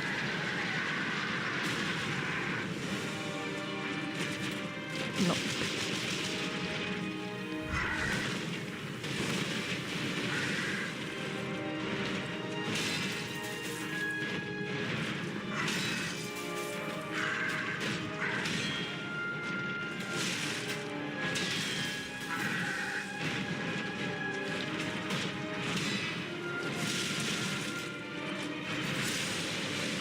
That was on me. I thought it was just the one without the follow-up, and I thought wrong.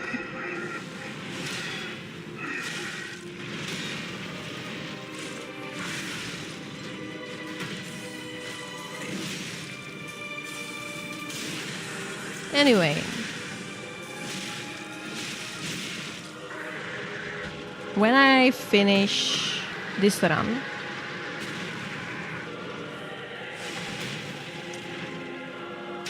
what is the mood for, like, what to do next? More Lies of P? Or do we want to see some other game? Because I have, like, run ideas for Lies of P.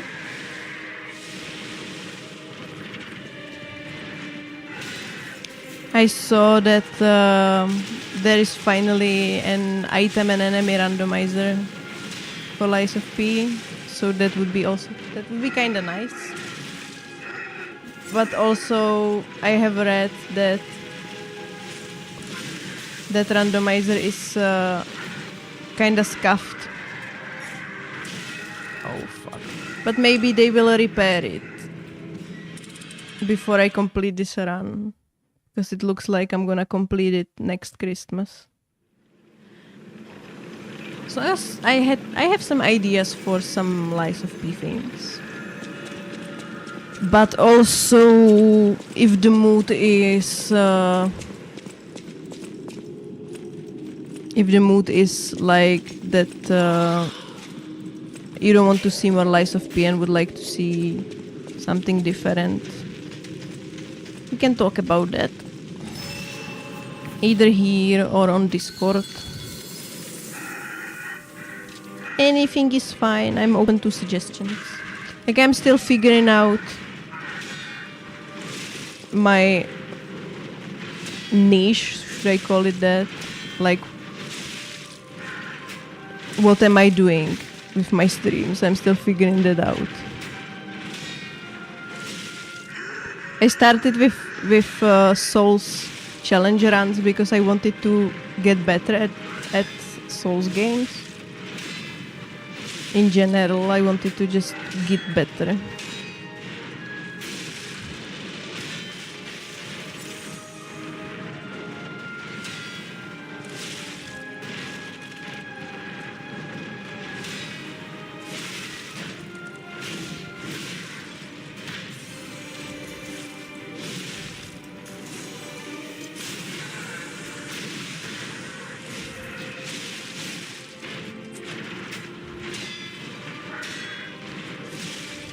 But I'm in general open to suggestions. Because I don't have my identity as a streamer established yet, I guess.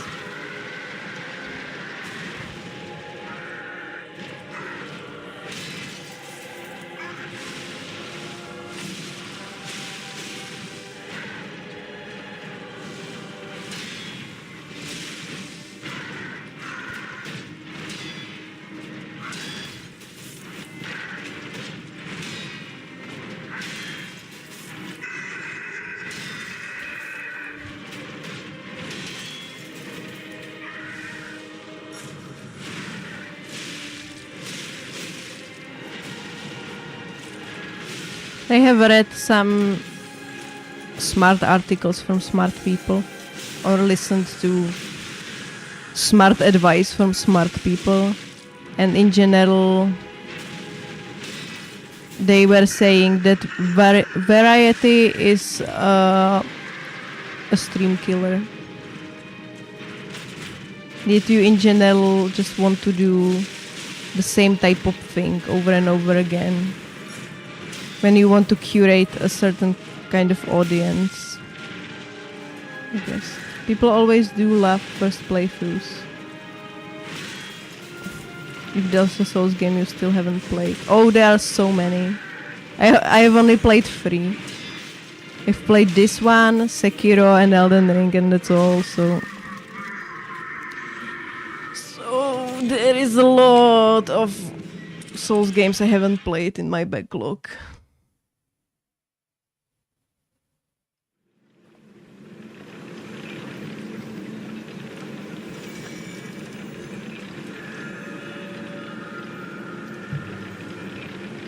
So do people love first playthroughs in general?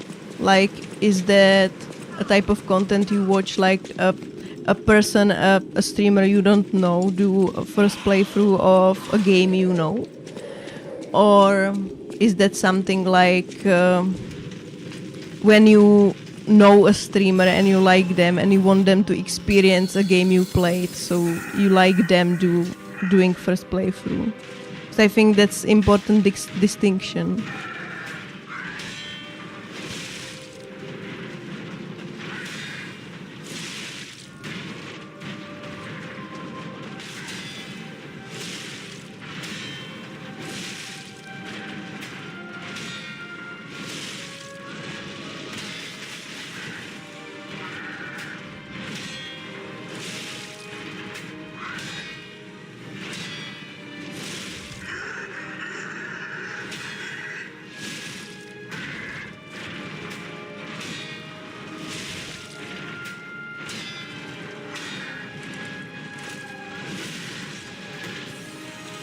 Because one of the streamers I follow the other day was yapping about streaming and his beginnings as a streamer and stuff like that. And one of the things the debate with chat touched on was also what kind of content people like to watch. And he's a speedrunner and a challenge runner. So his audience likes to obviously watch challenge runs and speed runs. And they said that first playthroughs are something that they do not like to watch. But I mean, that's just that he has like 200 people in his chat. So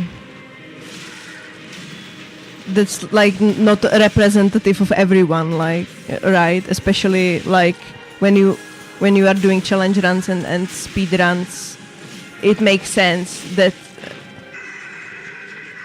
people who watch you like that kind of content and maybe dislike some other kind of content, right? So there is certain bias in that.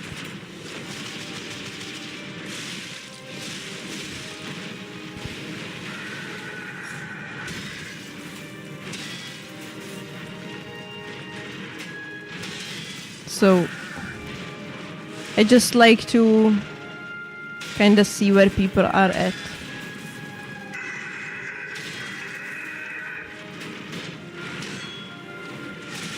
Fuck, I'm an idiot.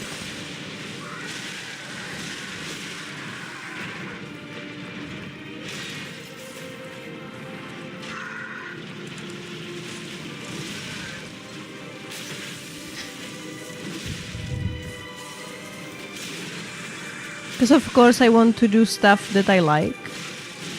What would be the point of streaming if I didn't enjoy what I was doing? Also, like, what is the point of streaming when I'm doing something nobody likes to watch, right?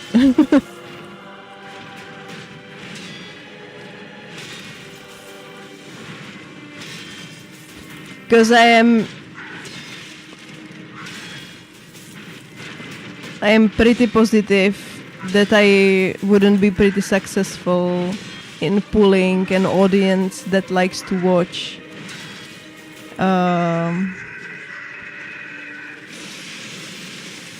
like hardcore challenges and people being good at video games, because I'm not particularly good. Doing a challenge run doesn't mean you are good. Right. It can teach you a lot and you can get good by doing a challenge run. But also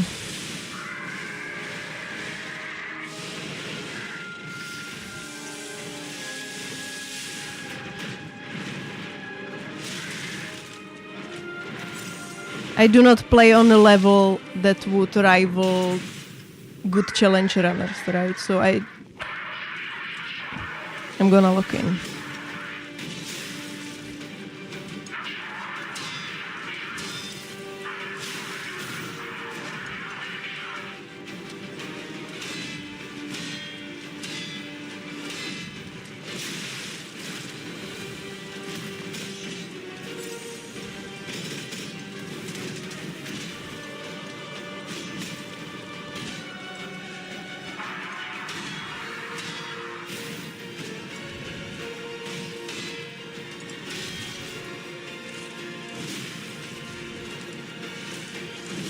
Then you are tanky, bro.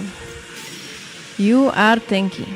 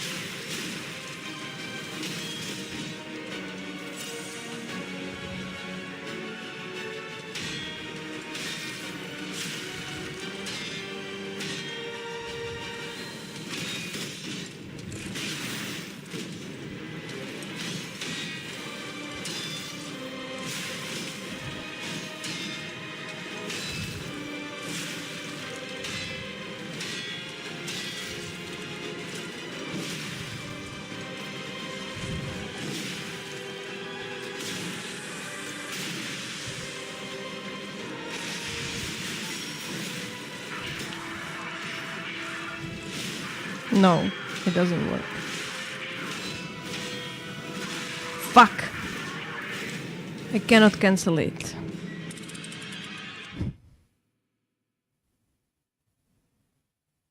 What was I saying? I forgot. I had to complete some thought and I forgot what it was. I guess it wasn't important. Yeah, I was talking about what kind of content people want to see. Something.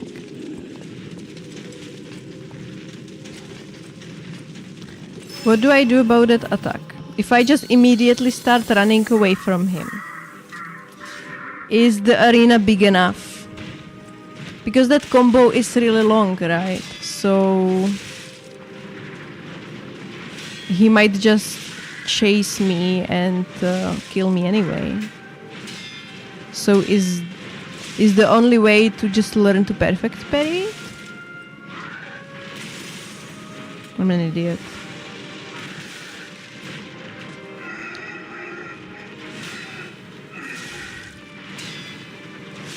I may find a streamer when looking for a particular game I like.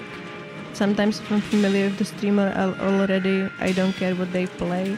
In a sense, I come for the game but stay for the streamer. Yeah, most of the time I feel the same. And it's similar sentiment that Mort shared. So I'm glad there's more people out there who like feel this way.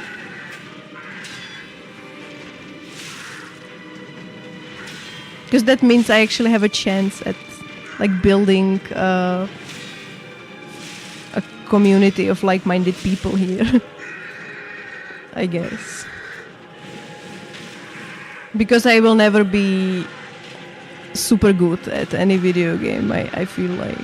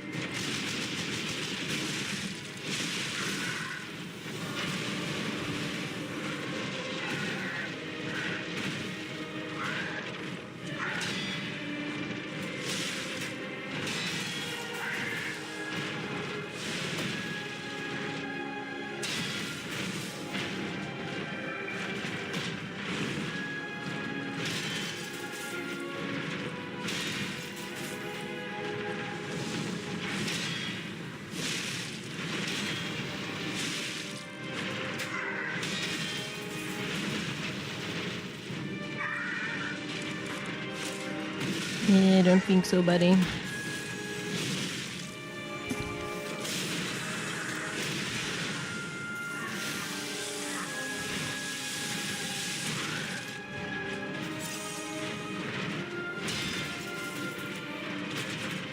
I've seen so many people get tired of playing the same thing, and when they change, their community just disappears.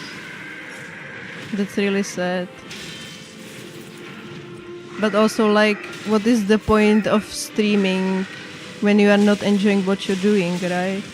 And I feel like some bigger streamers I watch, like bigger soul streamers, sometimes, some days, I feel like they feel really burnt out of just playing Elden Ring for 1,000th time.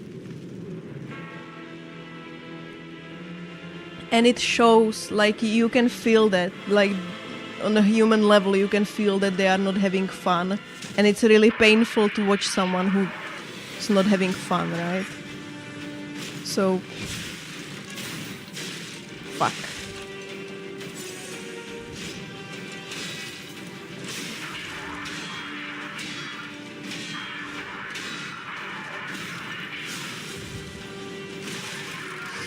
I did the double dutch again and it wasn't enough, so I just need to parry, I guess. I need to learn to parry Dulagi. Other thing is building a community with other streamers. Pretty much all the people I hang out with, I always see familiar faces in their chat, and that makes it more welcoming.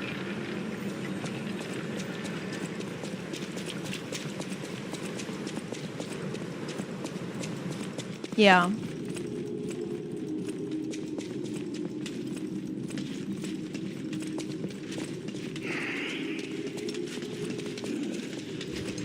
It's nice to be able to just meet the same people in different chats and just kind of just not have the community in just one chat, but it just have it transcend and just include other streamers and have just the ecosystem.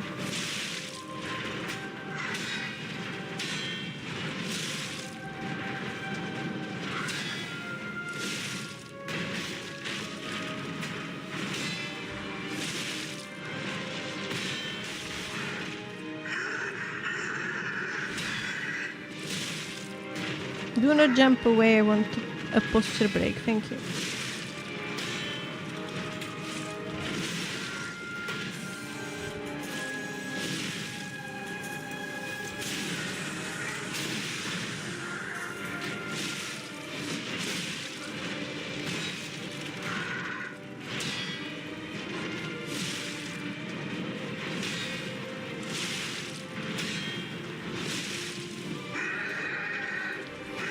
I never say bye to anyone because I know 5 minutes later I see them again in another stream. Yeah.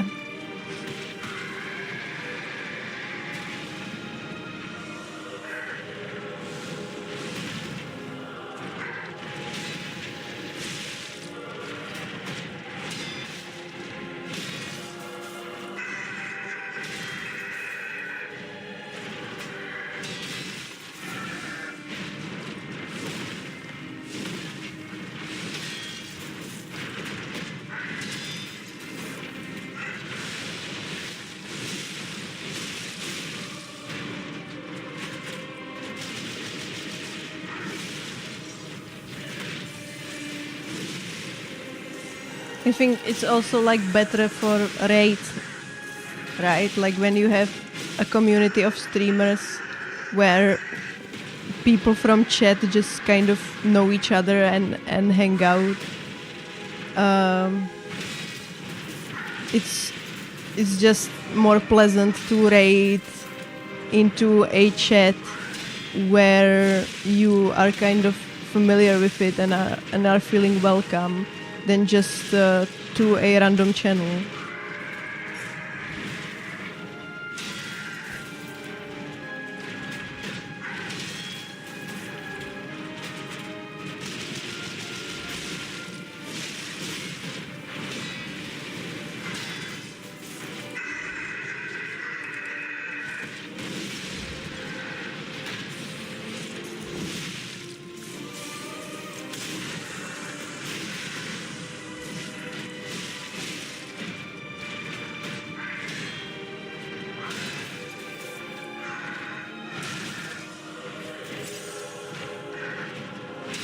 Where I am now with streaming, not really established, just new, and I don't know many people. It sometimes feels weird to raid because I can always, damn, such a good RNG. I can always just raid the huge channels, but it's just. Feels weird. Like you get a nod and an acknowledgement, but just kind of disappear in the crowd. And when I am raiding the smaller channels, but I don't know the streamer or just anyone, it sometimes it feels weird, like I'm kind of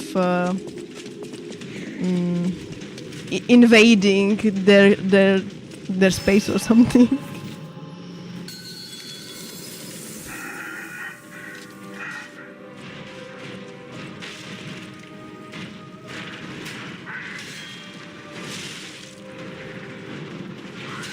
But hey, it worked out because like on just a random Twitch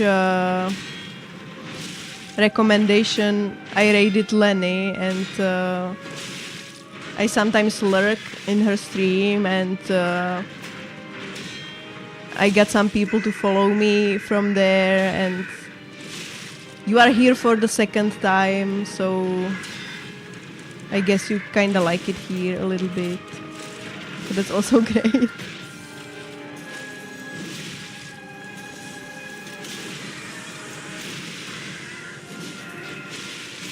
Only nerds would stay here. Well.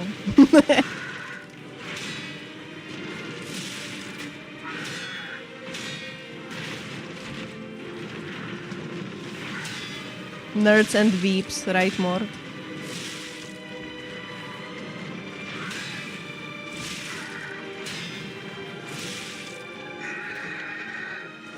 I think Mort is deep in Don't Starve.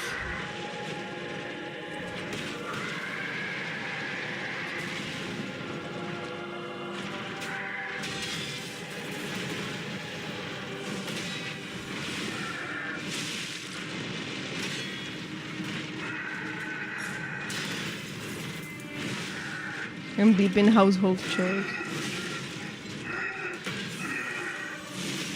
Why are you doing household chores? You are relaxing on couch. Good. You have vacation finally.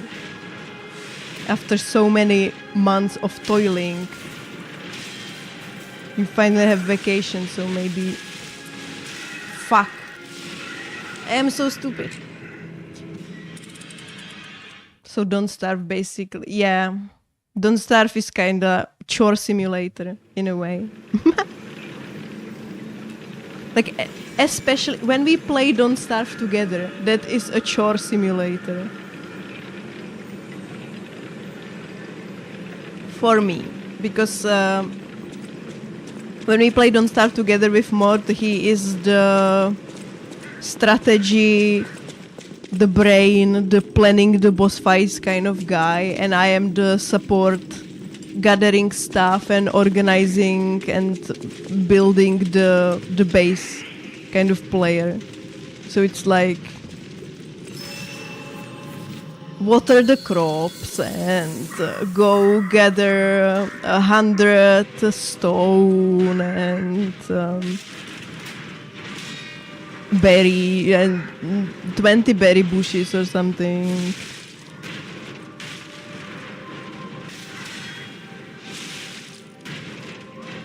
So he keeps you as a housewife, huh? Only in Don't Starve Together.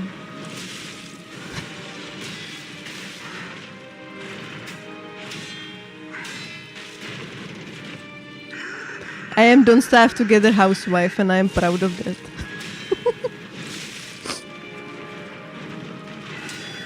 Then.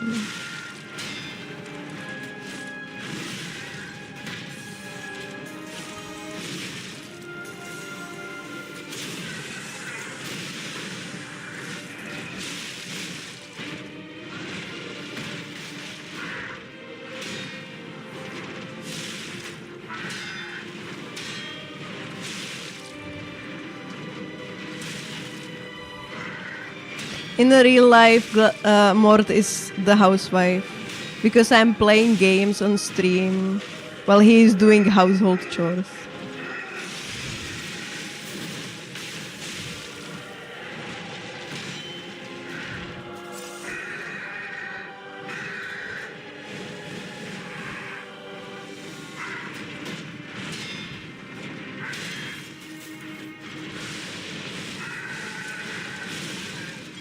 Keeping the house clean and keeping the chat clean.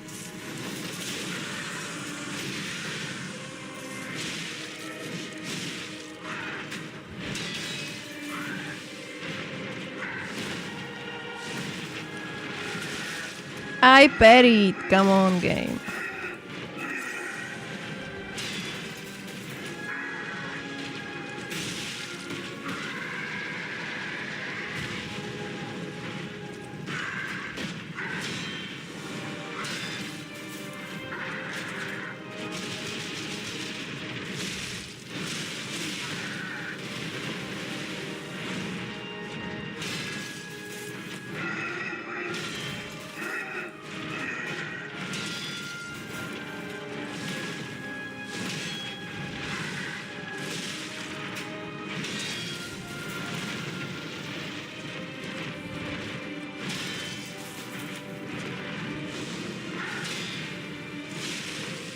Bro.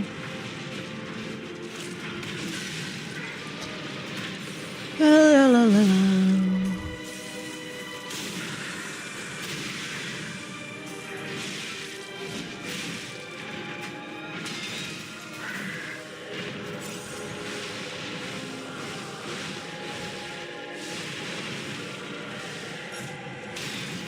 I did it! I parried this shit!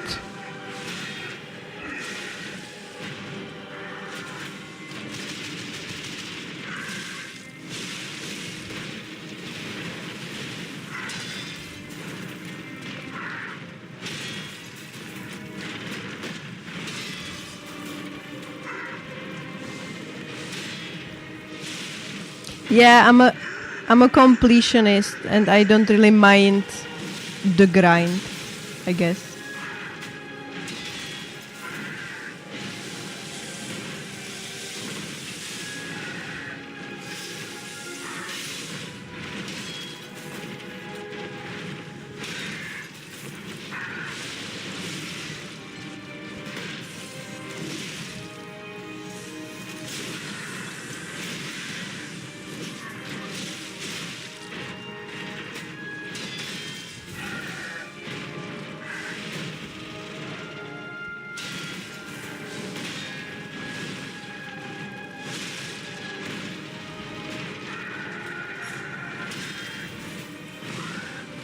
Bro, this RNG is horrendous. Okay. I need to learn to parry the leggy. But not the first one. I'm just gonna do that one.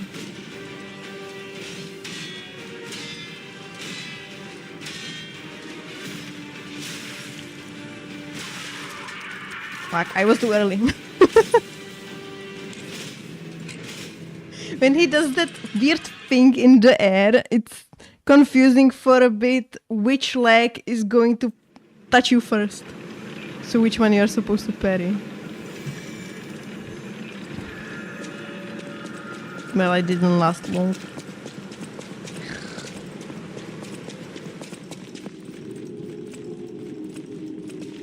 Maybe I should like put in some training.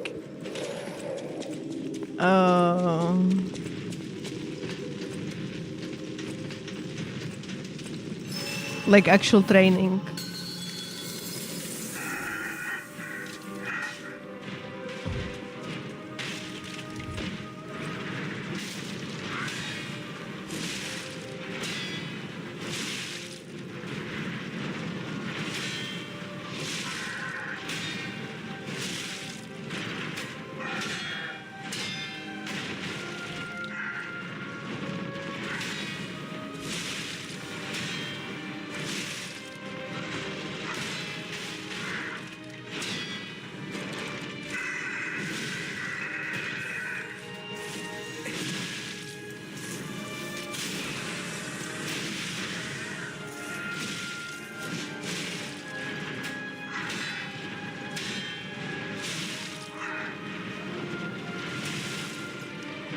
Are you kidding me?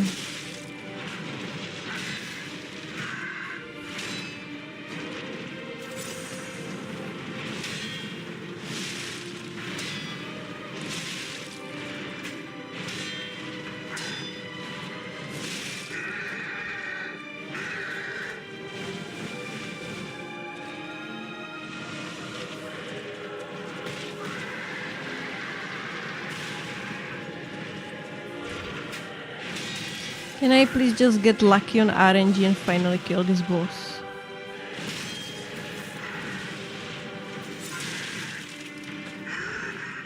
She says as she misses yet another parry.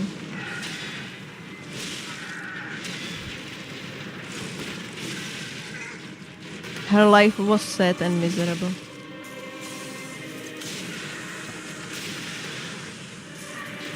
Because she was stuck off King of Puppets.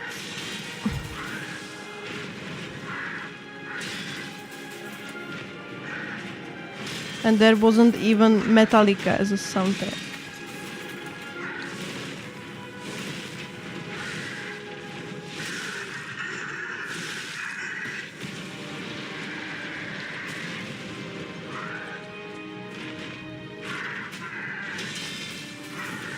Maybe if I actually go to sleep in a reasonable hour.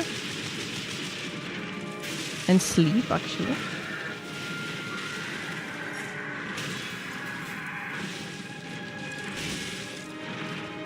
My brain would function a little bit better. Just maybe. Fuck. Good RNG. Maybe. Gonna be the one who saves me. 'Cause after all, I am a real boy. Or something.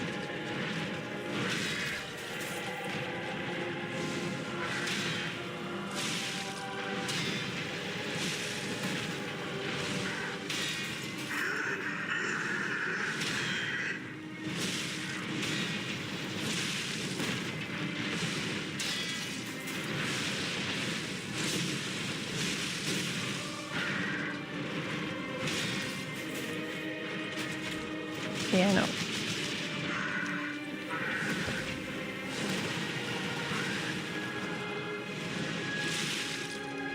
Bruh.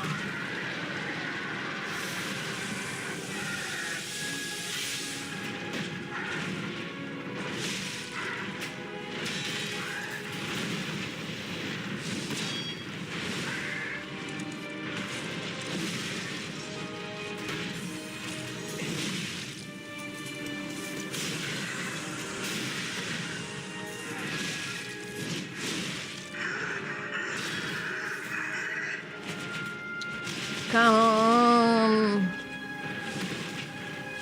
You're stalling so much.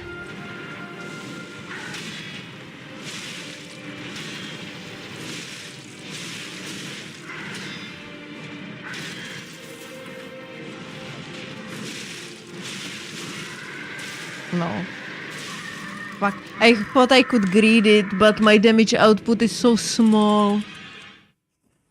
And I'm a greedy fucking piggo. I'm a greedy piggo and I shouldn't be greedy. Because it was okay and I lost it because I was fucking greedy. Okay. Being honest, I do enjoy your stream. It has a chill vibe and you're a good bean. Your mod needs some work though. Oh, thank you so much. I appreciate that. I really do. Nobody has ever called me a good bean before. Oh, I'm gonna blush. Thank you.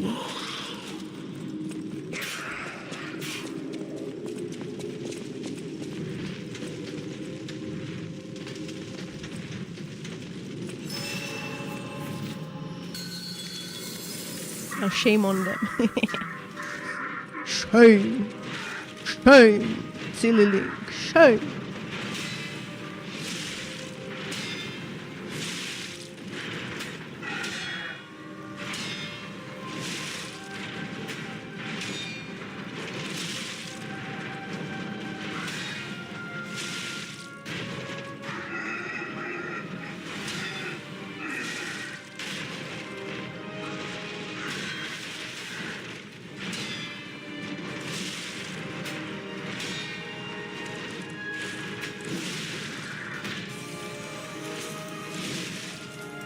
It really means a lot because I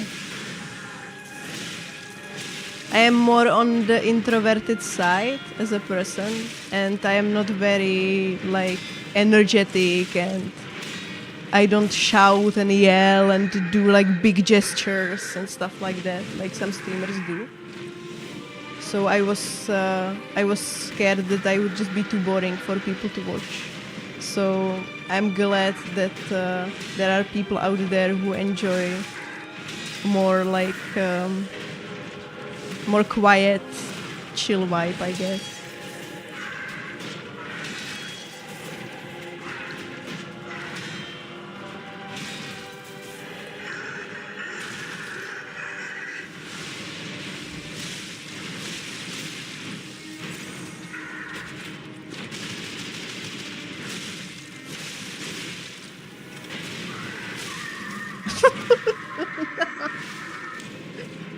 pushed me right into the fucking firework. Okay. Kurva drát.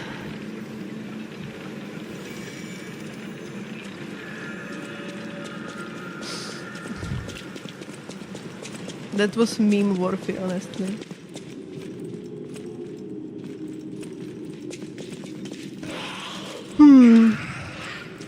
I feel like lately I'm dying from the fireworks more often, so maybe I just need to alter how uh,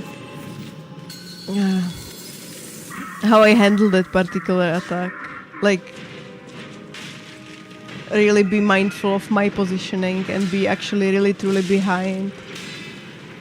And not just sort of behind, but like on the side. Because that's still kind of dangerous. And he sometimes, when he does bad attacks or I miss parry or I just block, he pushes me into the fireworks and they are in general one-shotting.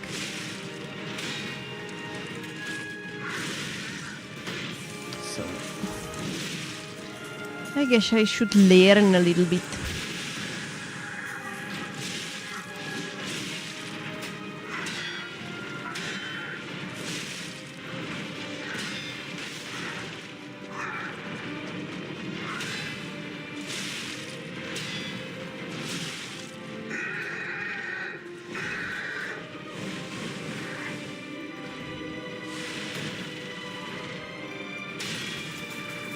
Yeah, I can see shit. Okay, thanks.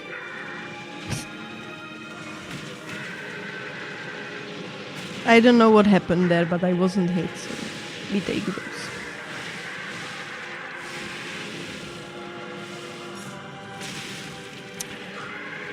I did these attacks one after another, bro. What an RNG.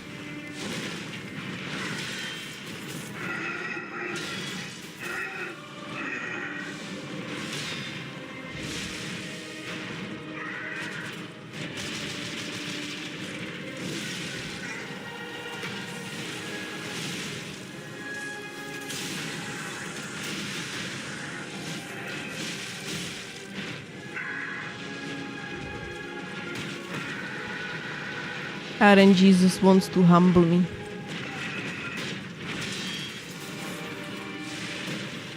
Bro. Did my camera just unlock?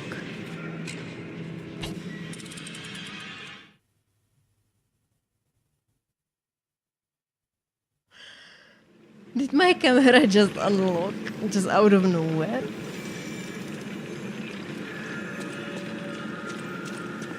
Thank you, game. That was nice.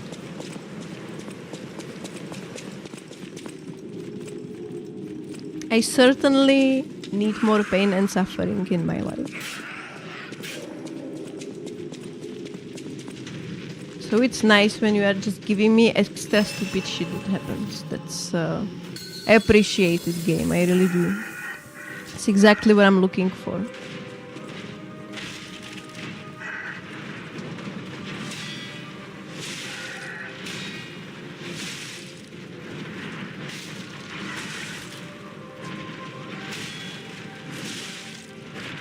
Chair cam.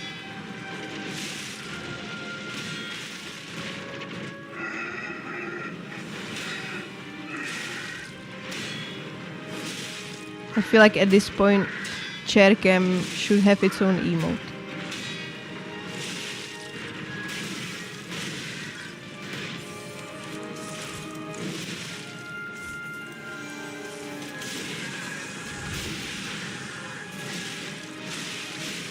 Okay.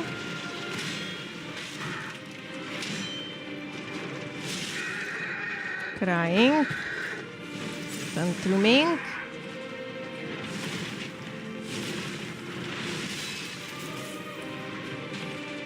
Big fun.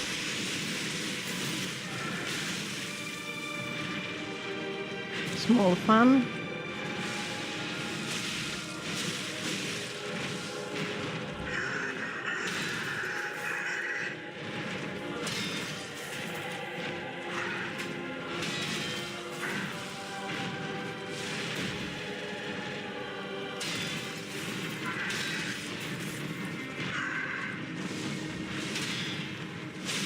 Okay.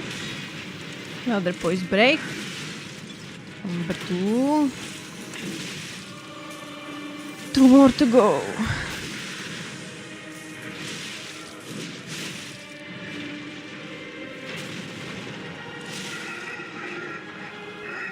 Fun. Oh, that's very bright.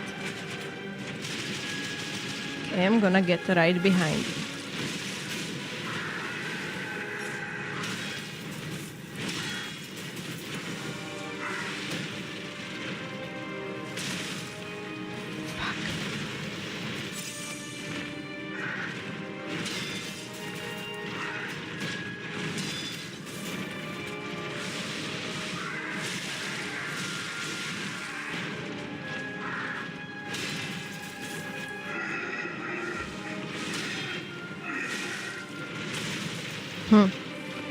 Okay. That was just stupid. Okay, get behind. Some S attacks.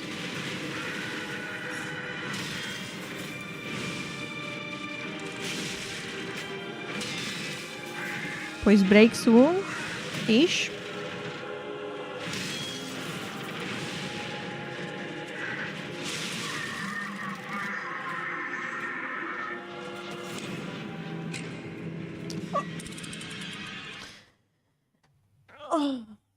Feels bad, man.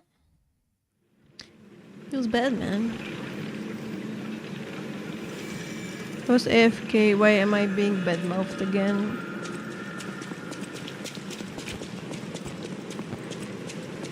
Because you are supposed to be modding, but you are AFK. As one example. What do I pay for?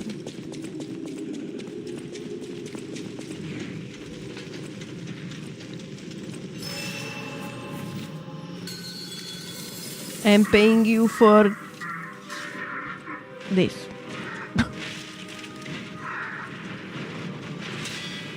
My joke was supposed to have a punchline, but it just disappeared from my mind. So...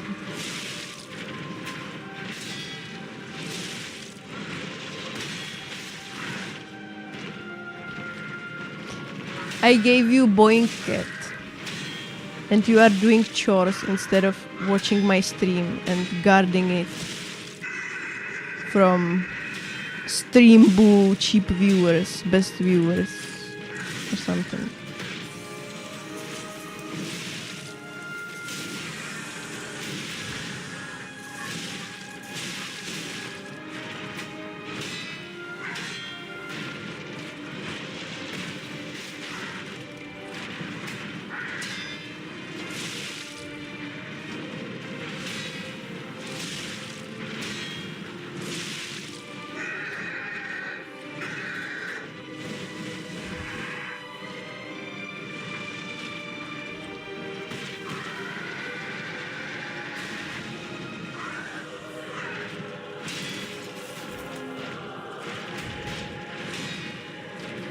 There is nothing wrong with you.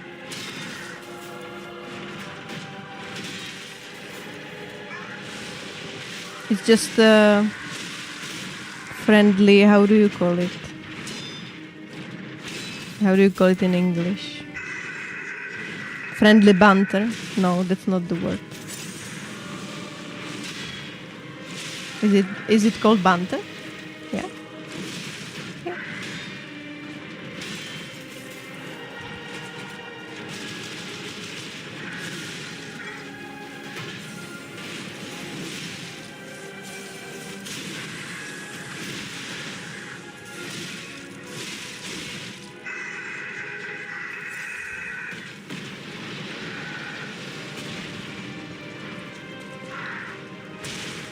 Are you kidding me? I'm so good at this game.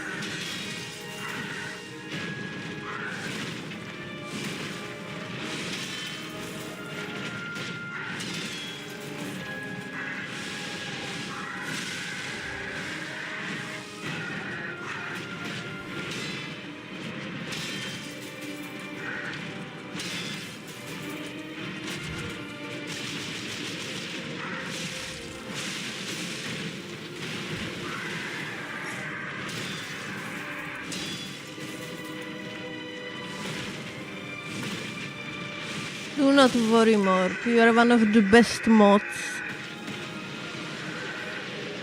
I have ever, like, seen or experienced on Twitch. Like, you are going the extra mile for me, and that's something I really appreciate, so...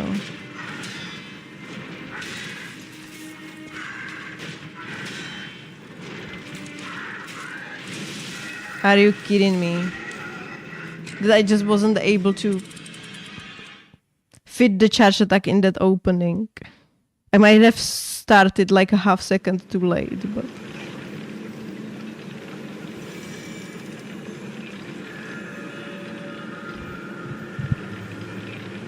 You deserve a dinner, I guess. Thank you.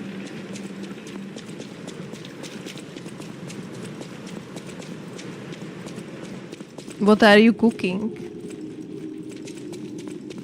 Yeah, when I was talking about that I am a terrible cook, Mort is an outstanding cook. Like really, really, really good.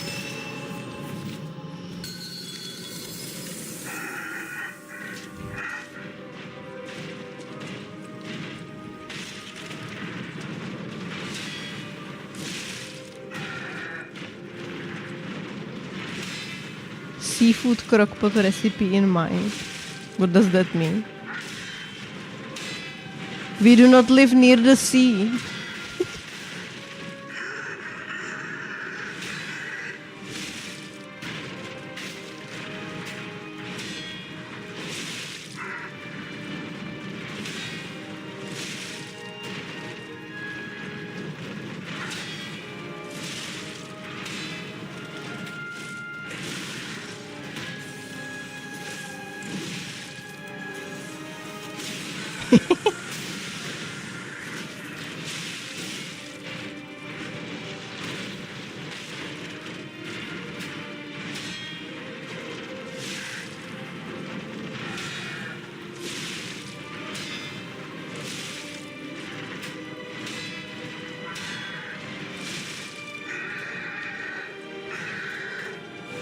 We have vegan salmon and tentacles with potats.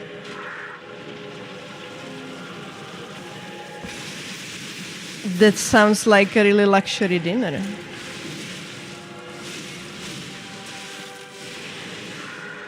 What?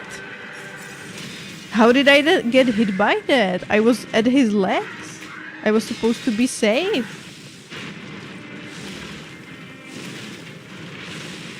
Huh.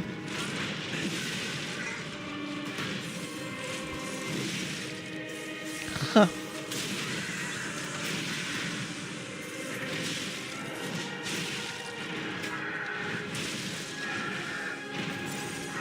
Honestly, before I stopped eating meat, I have never eaten tentacles. Yeah. I thought it was just the small one, and then I knew I was fucked. In the worst case, you can have more potatoes. 'Cause potatoes are goated. Potatoes are the best food ever made. Potatoes are just awesome.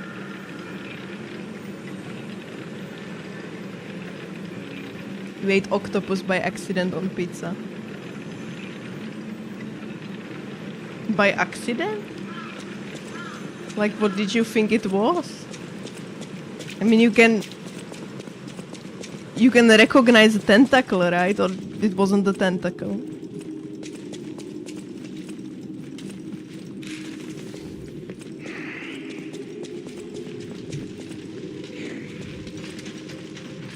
Yeah, you only eat mammals.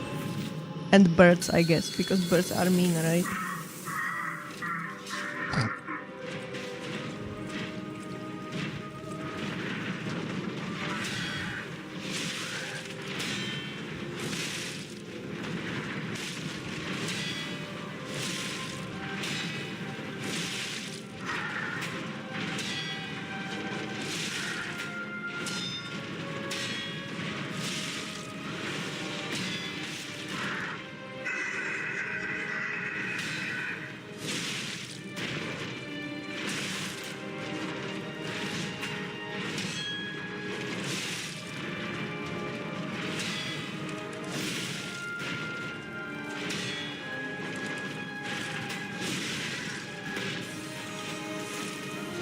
I ordered seafood pizza and they didn't know what kind of seafood it will be, and I eat food that's already in the plate. So why do you order seafood pizza when you don't want to eat octopi? Is it octopi or octopuses? I feel like it's octopi, but I don't know.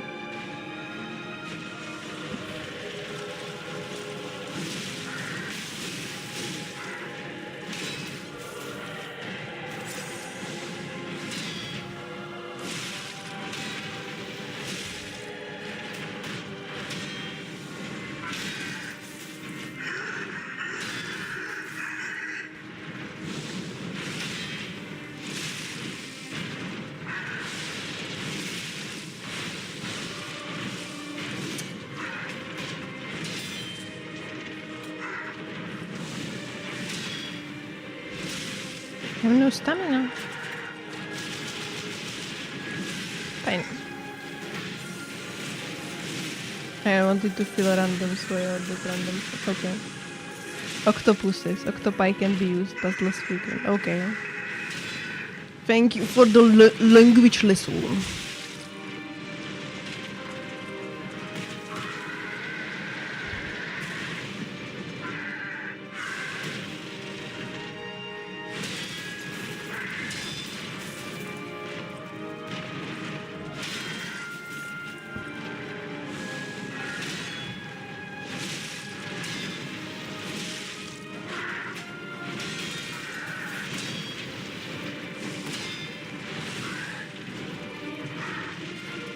Bro, I'm stuck.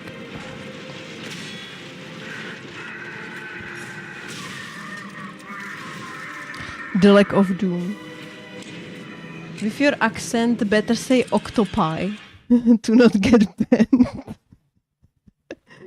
Okay. Okay, sir, I will obey.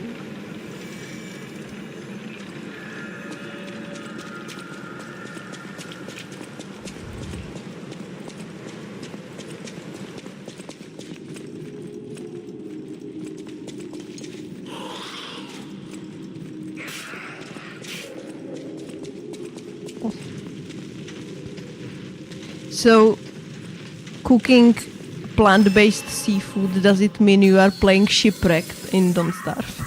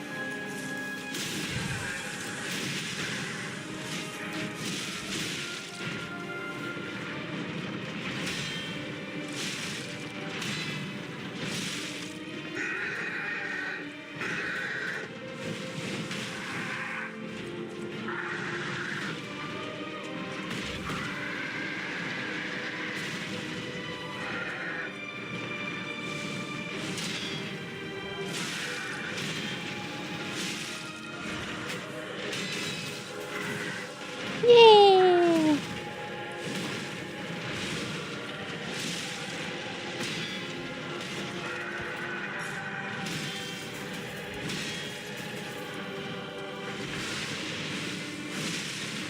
This RNG.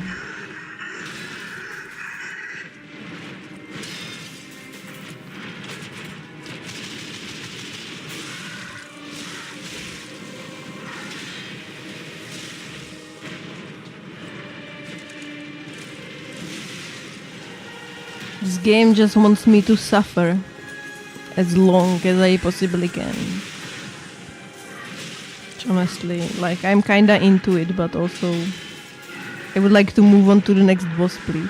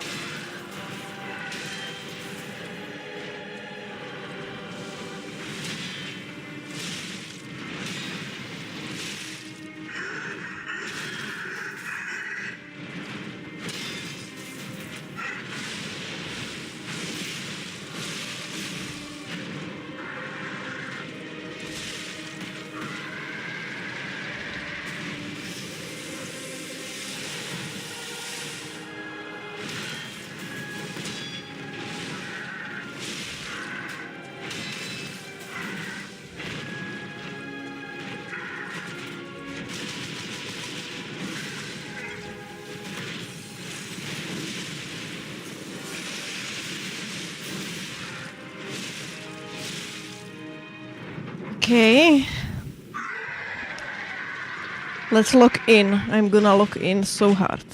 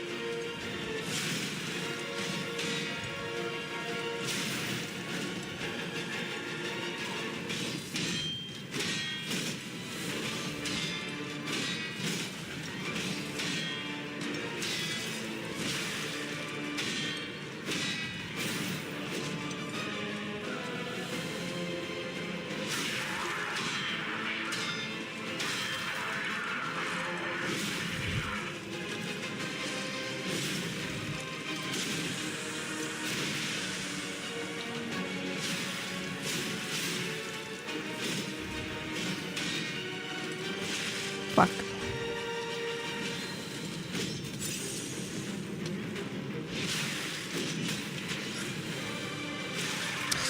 Fuck, I was too early, oh my god.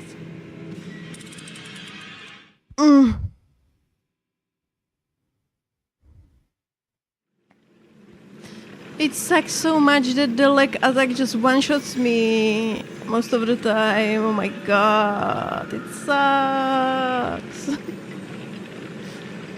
No. No. Hmm.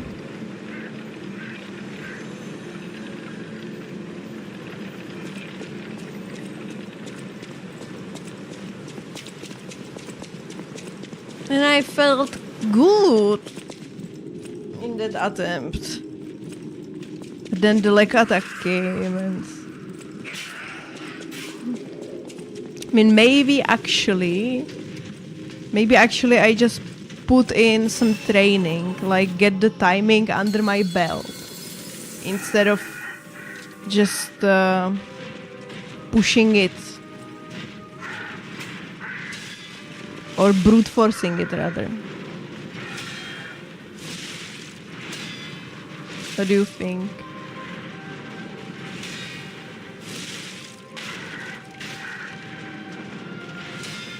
Should I load into my completed save and just parry him for an hour?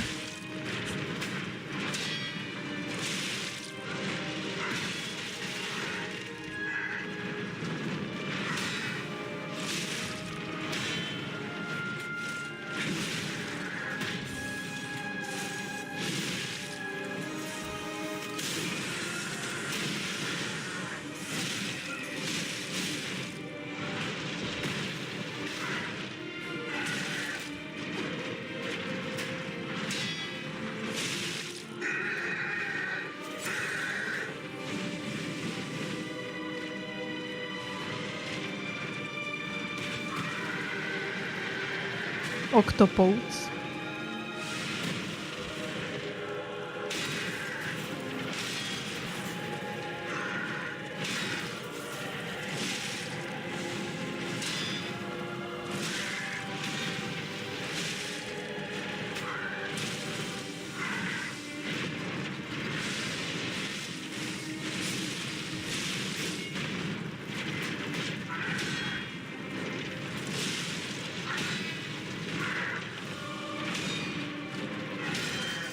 Are you kidding?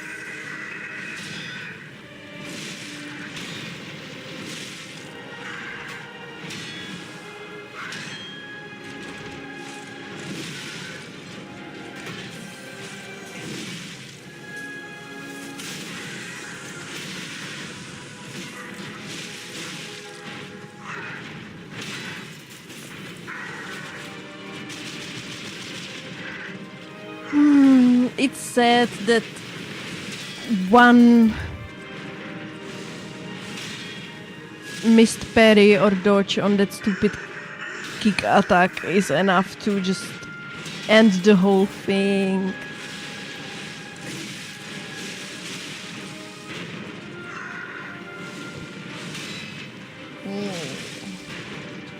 And I know that future boss is just gonna one-shot me by most of their attacks, so I just need to get good, but it's frustrating nonetheless.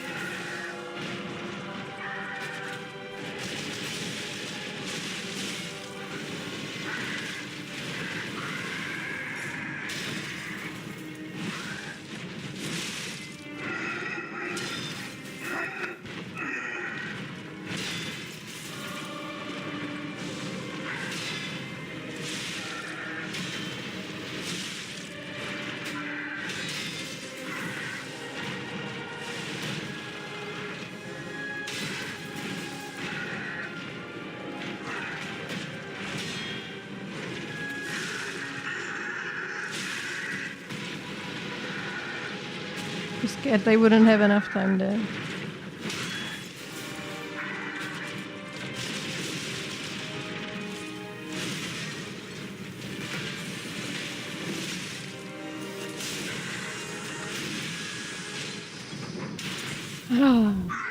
Let's go again.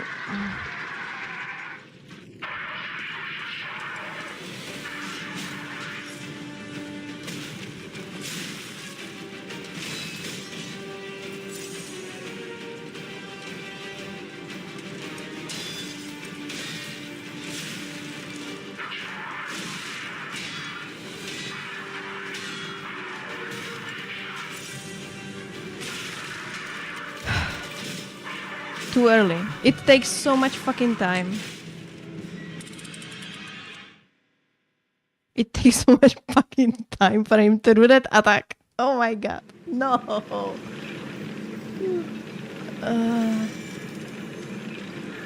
Not like this. What if I just pulled up my complete save and just tried to learn the timing on this attack? Would that be cheating? Would that be cheating on the run? Cheating on the challenge? No?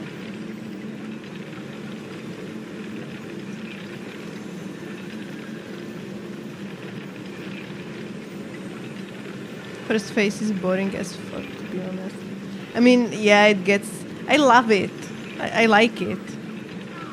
But doing it for 200th time is kind of boring, yeah.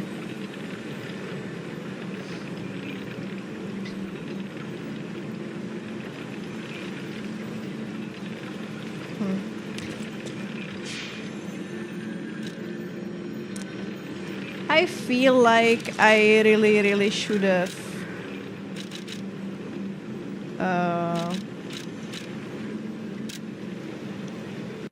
I really should have just played the game kind of casually or semi-casually to get the movesets under my belt again, or just remember them a little bit, so it would be kind of easier.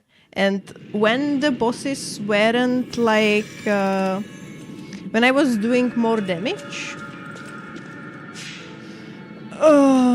and their attacks mostly weren't one-shotting me, it was okay, right? But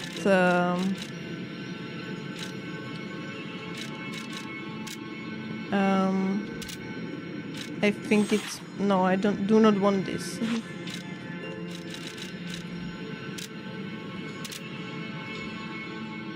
I think it's difficulty 2.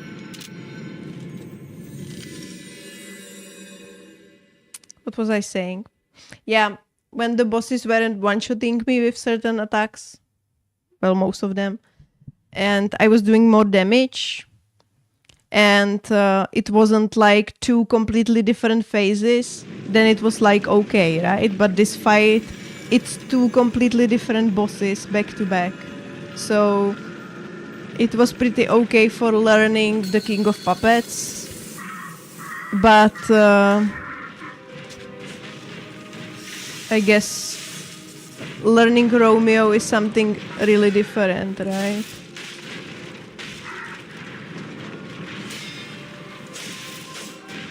So just need to kill this guy quickly.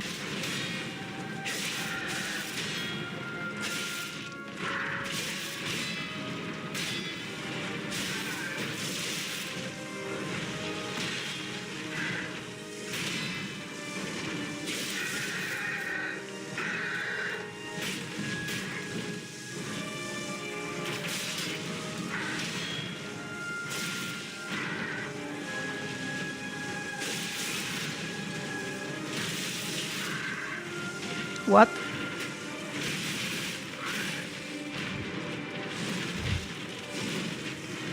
Why did his stagger disappear so fast? What was that? Did you see that? That was stupid, right?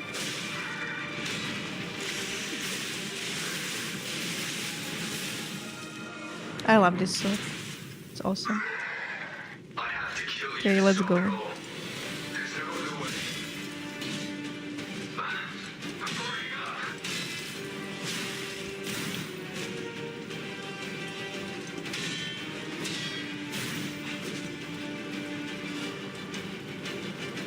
Okay. Give me the leggy, please.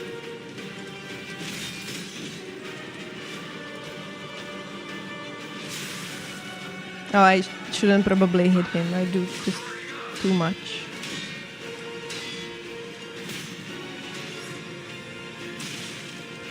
Too early. Again.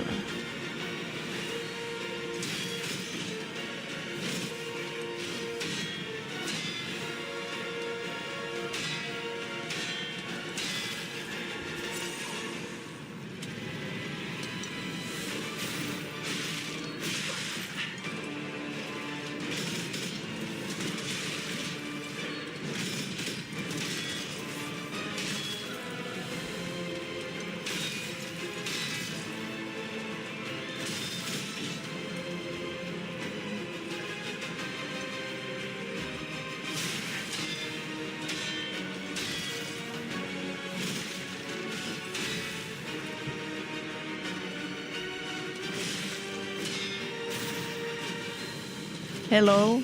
I would like the leggy so I can learn the timing, please.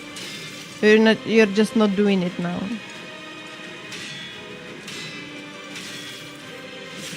I'm scared that I will break his weapon and that he just won't do it anymore when his weapon is broken. Or does he do it when his weapon is broken?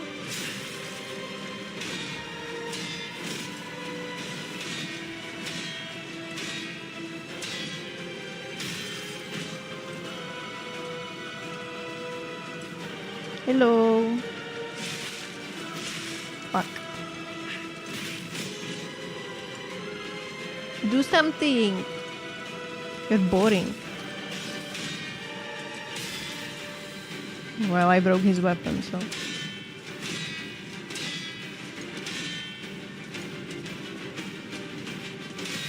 I don't want to damage him too much because I don't know if he does it in the second phase.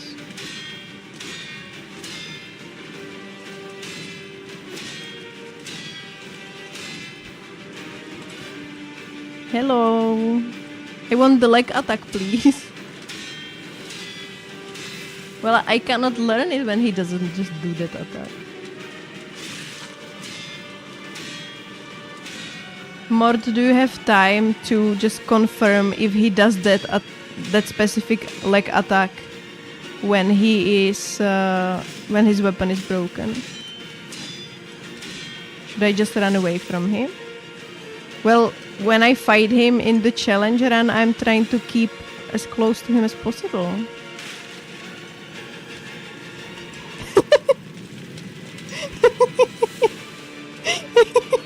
What the hell? Just casual walk. Nothing to see here. Clip it, please.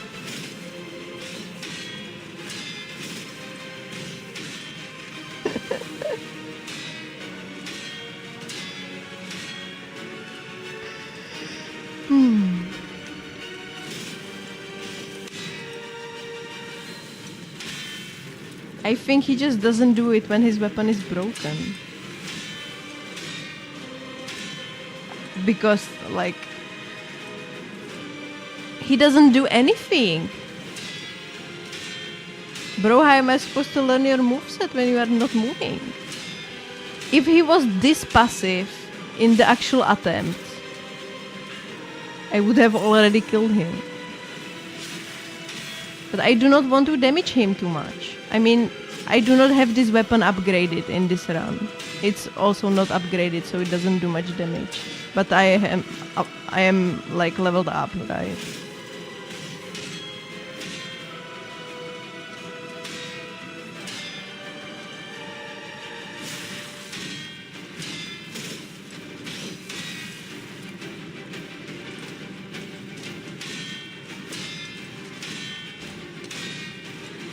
Does Fextra know if he does this attack when his weapon is broken?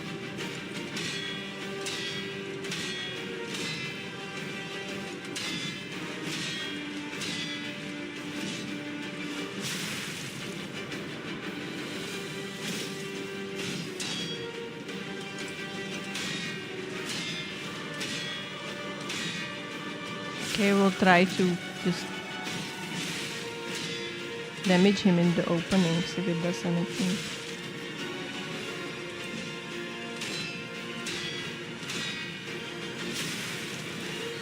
Just giving him a headache.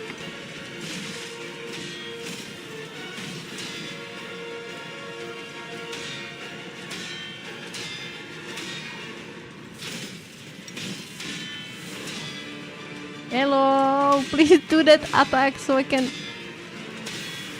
Bro, this is impossible. He's just not doing it. Okay, we'll try just get away from him. Maybe to bait the move he does at the beginning, the jump and the...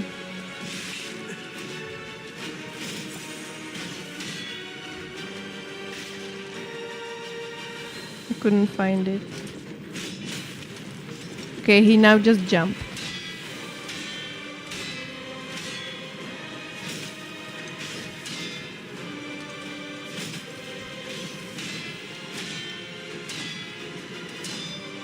Well, I am not getting that attack, so... See, he only does 3 moves.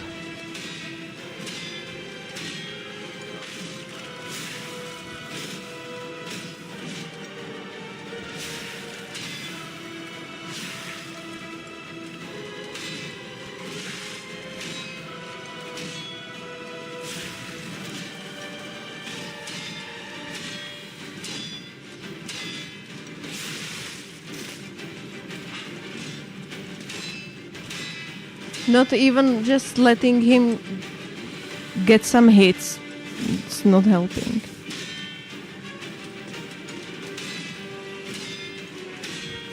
Bro, how can that RNG be so different?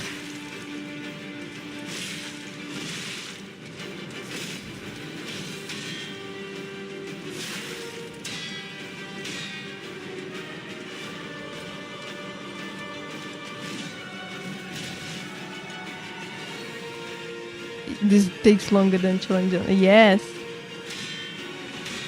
I think the only possible explanation is that he just doesn't do this move when his weapon is broken.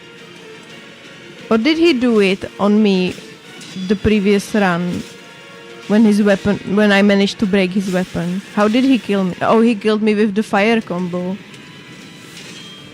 Not with the kick.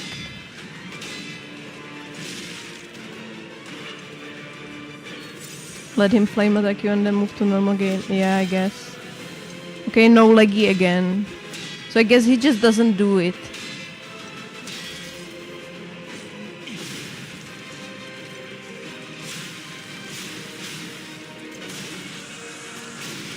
I guess he just doesn't do it then.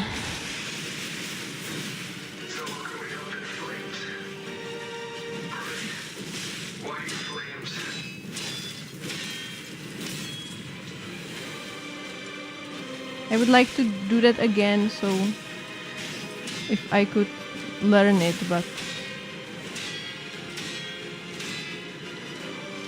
are you gonna give me flame attack again? Would be nice.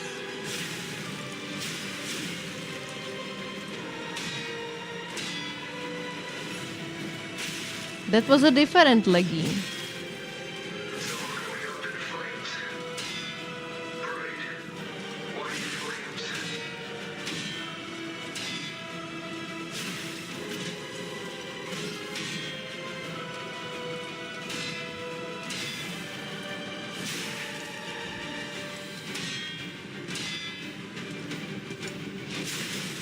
Yes, thank you.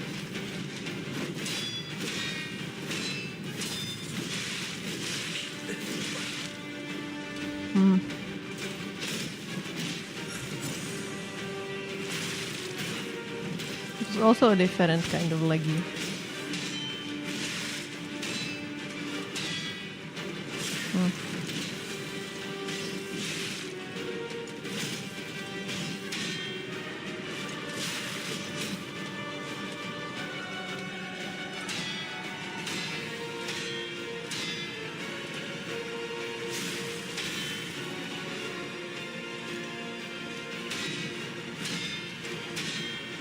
If I could get that flame one more time.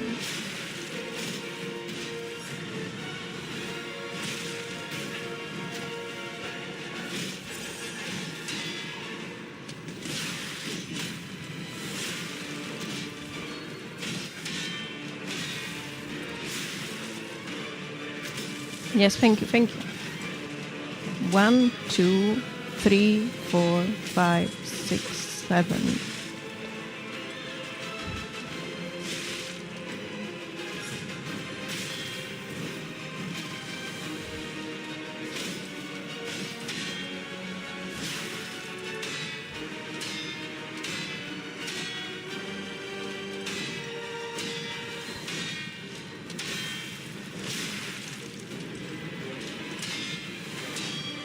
One more flame attack, please.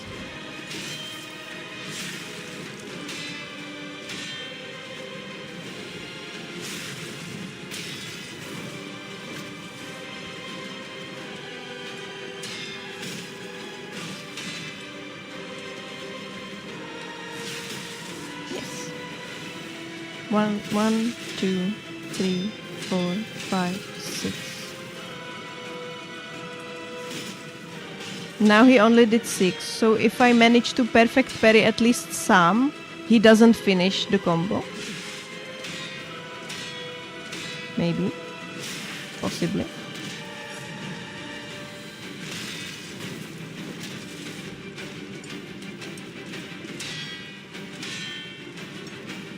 He does 6, 7. No!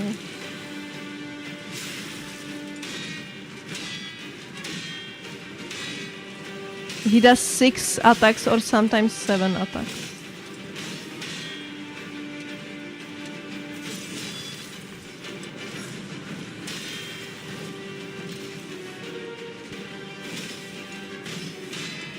One more flame, please, before I kill you. Thank you, thank you. Raz. Oh, I didn't have stamina there. Okay.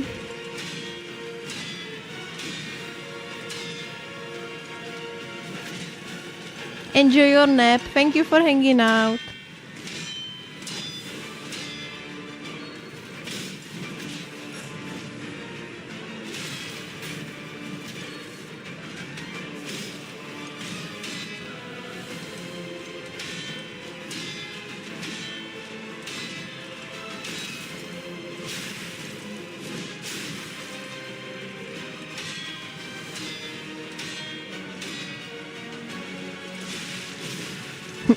I hyper armored it. Oh my god.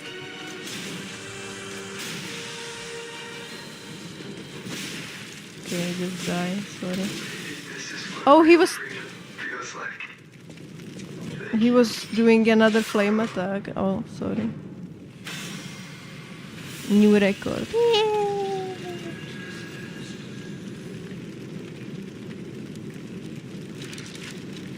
Okay, let's get back.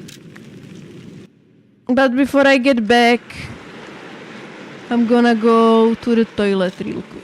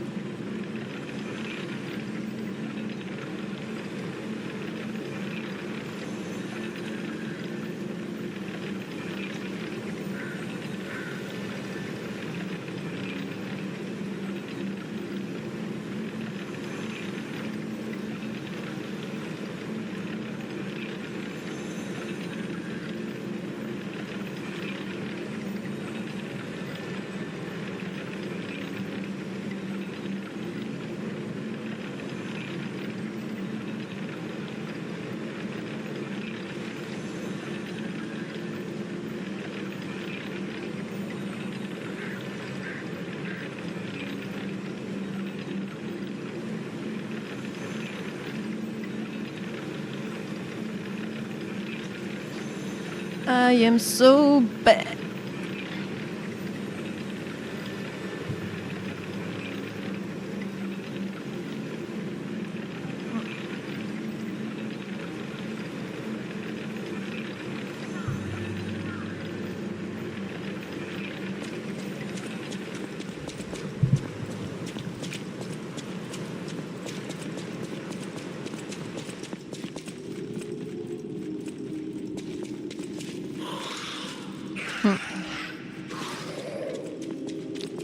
Let's see. If I can finally take on this guy. Let's go.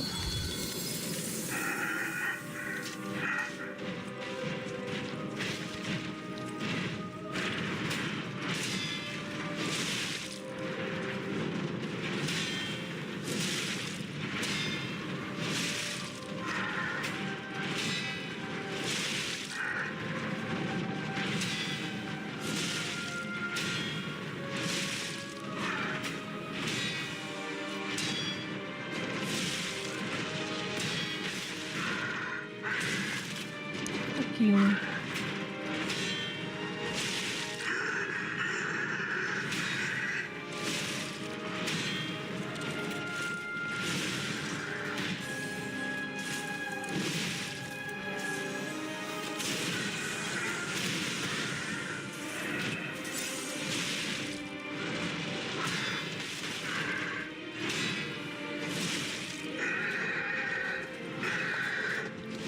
Crying, tantruming. Oh, big fan. I'm a big fan of this attack. Haha. Pun intended.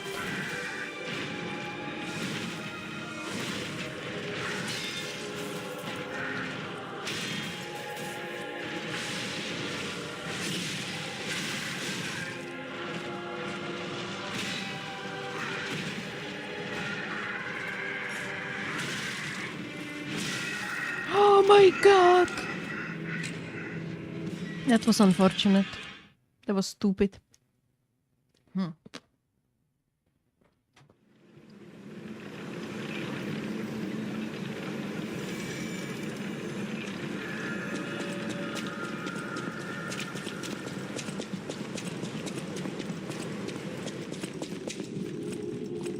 I still haven't eaten loupaki I got for my late breakfast. So I'm just nibbling on them. Because I just kind of haven't eaten.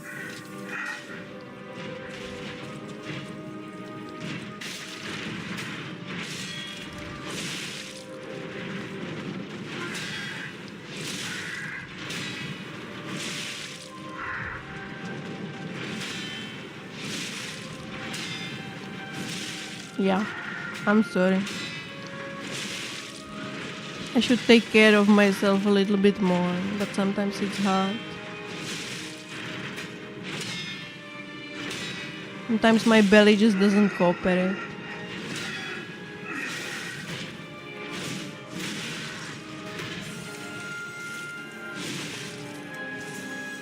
By the way, when we are on topic of eating and stuff, I was weighing myself when I got out of bed, and the new scale was showing me that I had 6 kilograms less than the old one. It was 6 kilogram difference. That's not possible, right?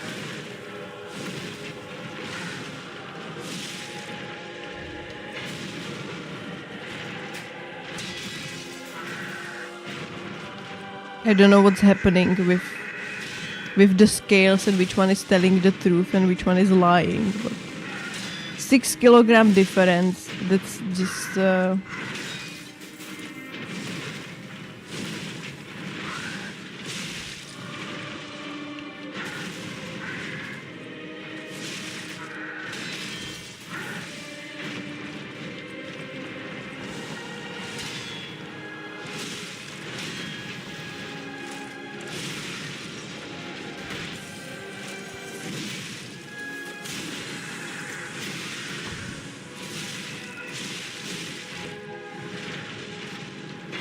I said that I was weighing myself on both of the scales, and the new one was showing a number that was 6 kilograms lower than the old one. Like there was a 6 kilogram difference. And one of the weights must be lying. Right? uneven floor.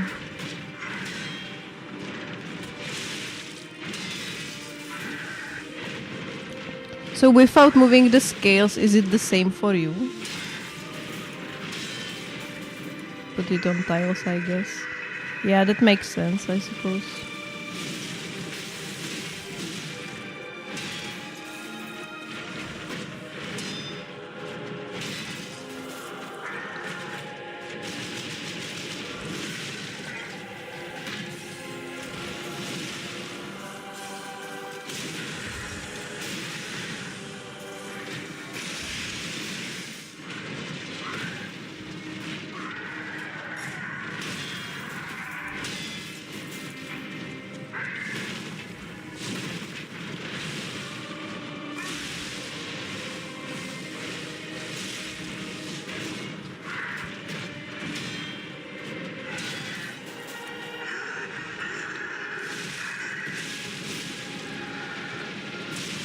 Fuck.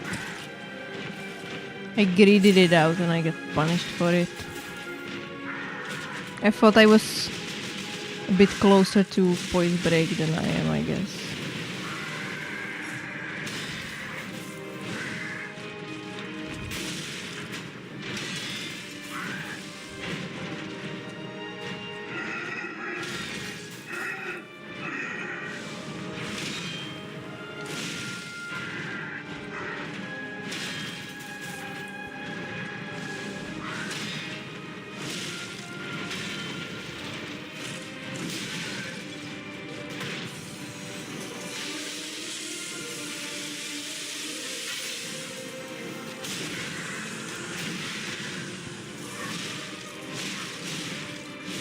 Yeah, I guess I will put it on tiles.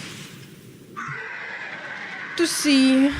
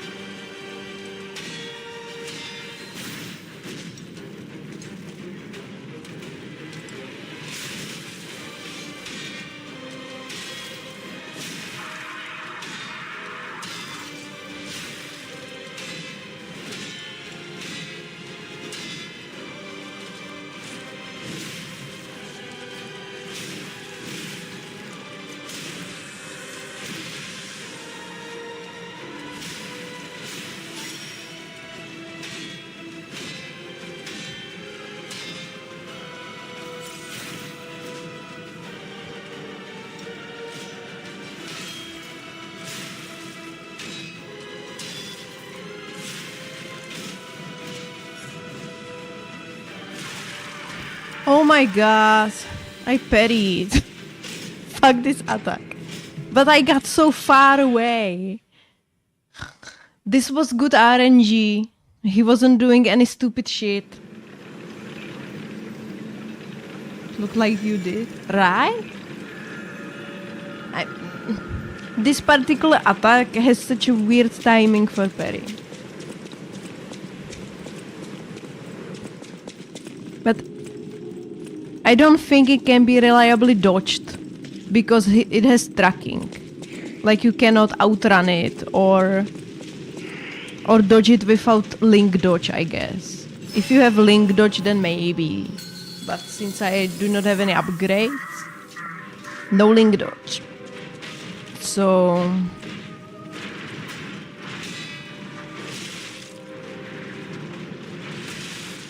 that was such a good attempt. I'm now sad. I'm sad and tilted now.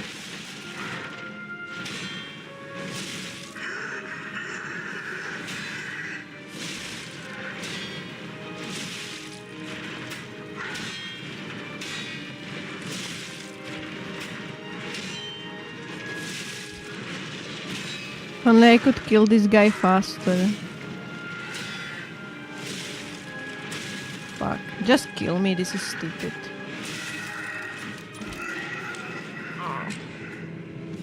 I need to refocus. I need to refocus. That was such a good attempt. Oh my god. Oh, I'm so sad now.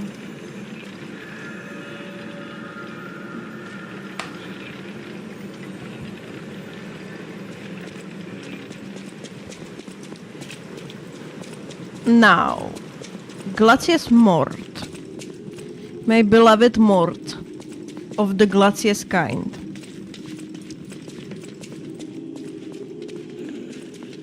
Can you check if that attack can be cancelled by throwing a throwable at him? Because, like, you know, Melania and Waterfowl. Is that the same kind of situation? The jump, yes.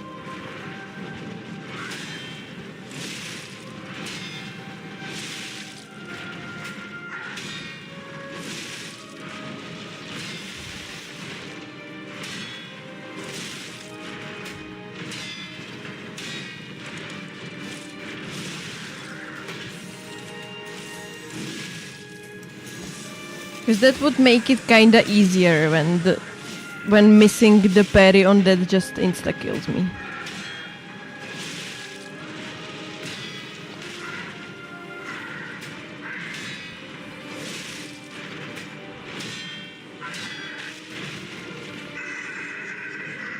Bam. Bam. Bam. Crying, tantruming, big funning. Yes, thank you.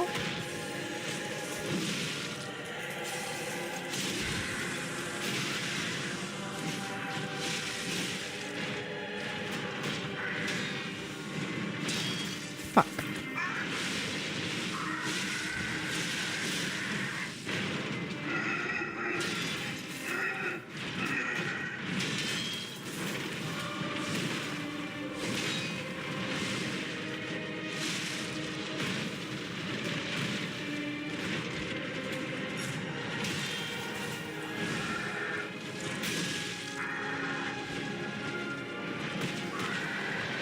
Okay, stalling.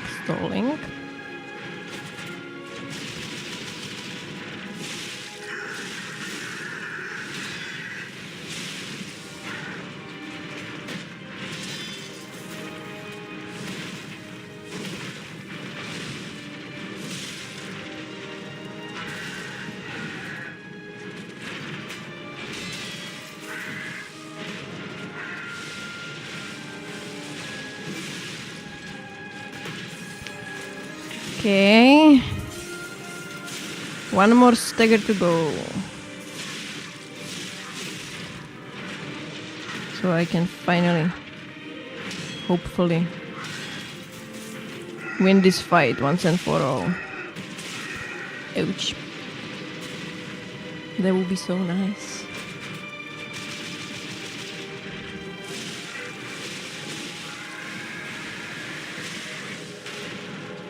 That was such a weird choice of attack.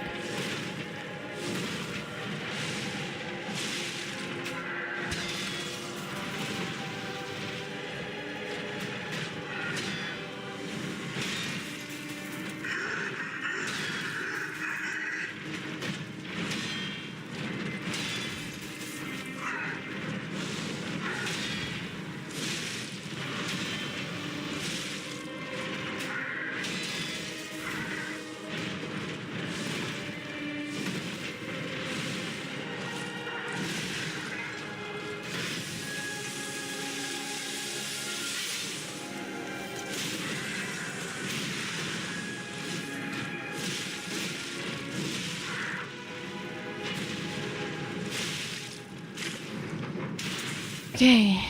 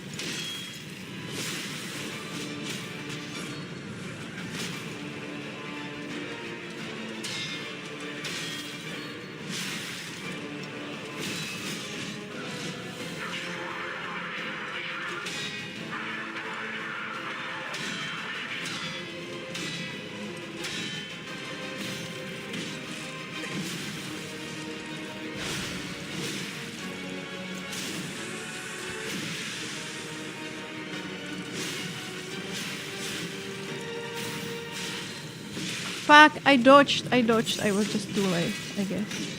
Fuck me.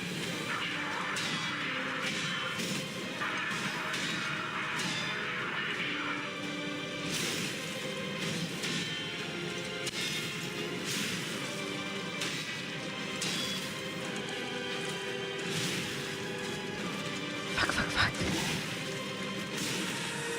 Heal.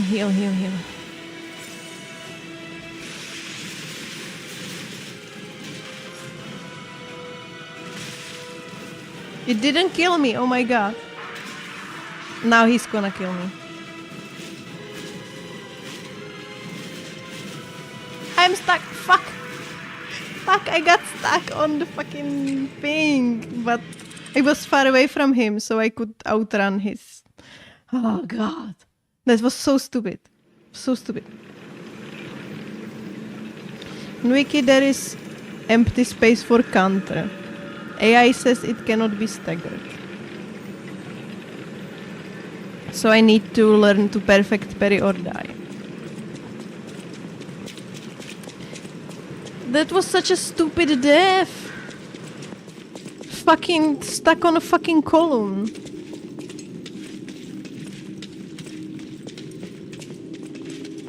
Well, I guess I wouldn't be able to outrun all 7 attacks, right? Because I do not have much stamina, so I would just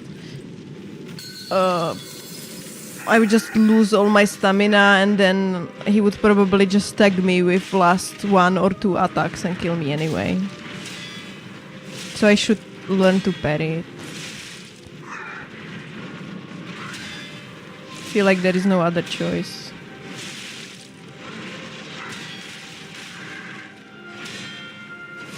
Because the combo is so long, I don't think I can confidently outrun it. Not with this stamina. Setch. But that's where we are at, I guess. Parry or die.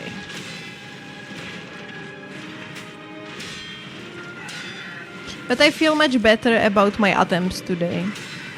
Like, on a Friday when I was playing, I just couldn't last 10 seconds in the second phase, right? And now I'm getting him to half his health bar. So, getting somewhere. We are learning.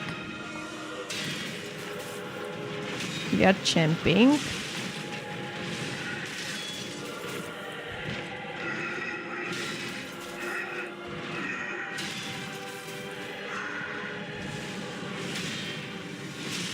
Getting better at the game, which is what we wanted, I guess. That was good attempt, I'm sorry. that I am unable to just perform better.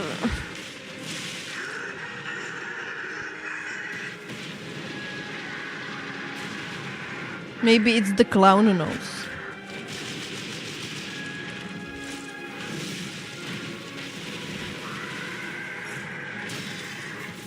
Maybe I should change my costume. It will bring me luck. Or something.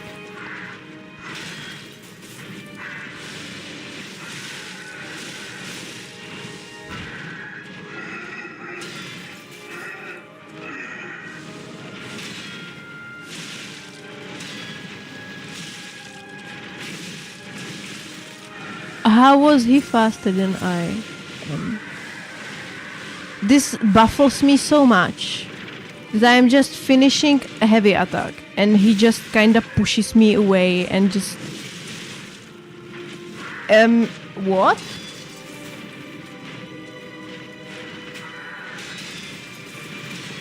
Where is my stagger?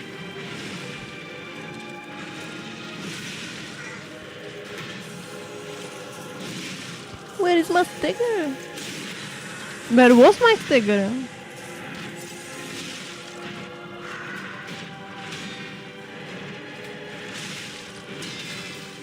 This game.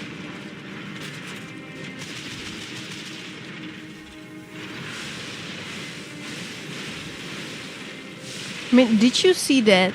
That his health bar was white and I hit him and he did that animation when he was like micro staggered, but the big stagger just didn't happen?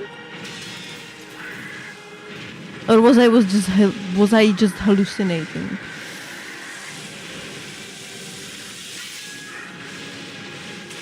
Twice in a row? Aaron Jesus hates me. I saw that the stagger border disappeared.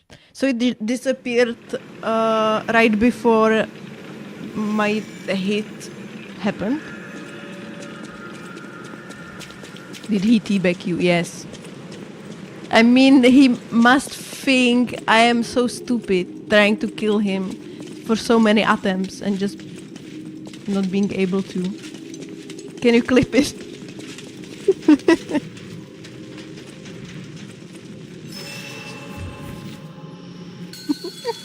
I think he must find me quite pathetic. But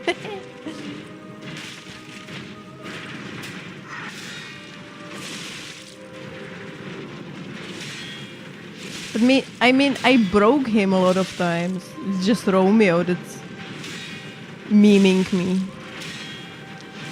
most of the time. But this guy can also meme me when he decides.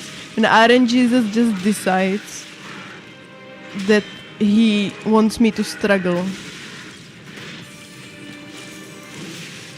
It's just...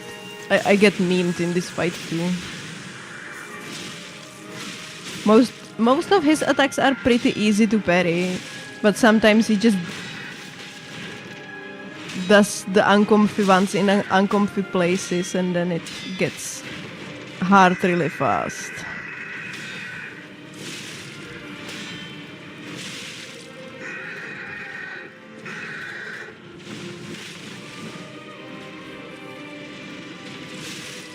Okay. Stalling. Yeah, I'm not parrying this.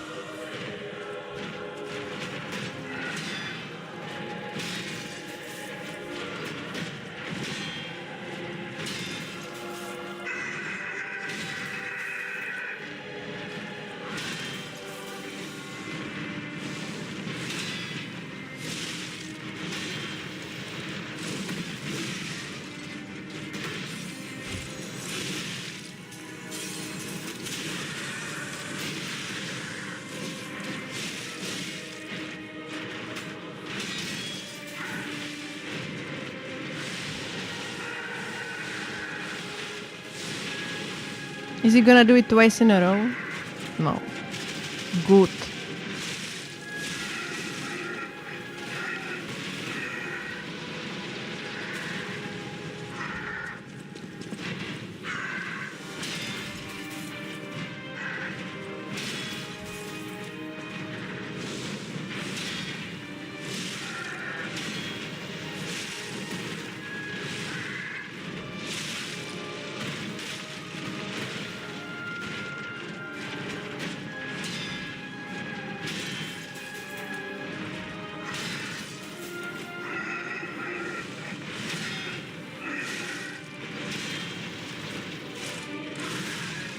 So far, so good though. This attempt has moderately good RNG.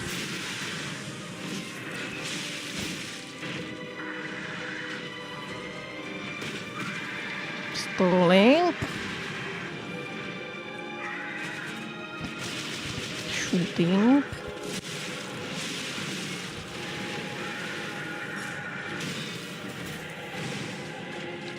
If he pushed me with this attack into his firework and I die, I would just lose all my sanity today.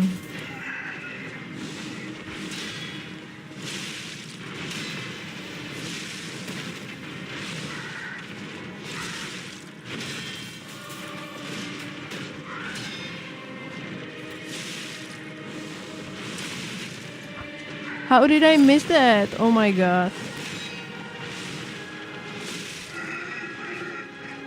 One missed parry and so much damage.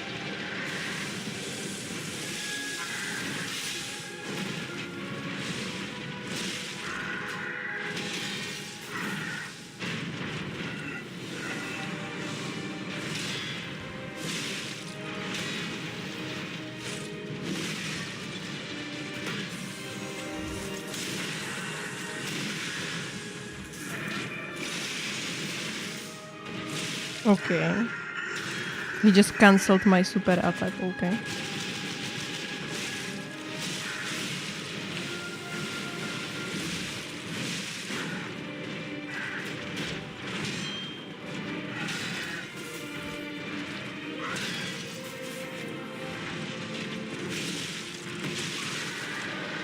Are you kidding me? He cancelled the attack that was supposed to kill him by just mildly touching me with his arm.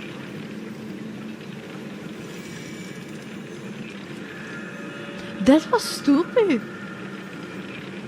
That was fucking stupid. That was bloody fucking stupid.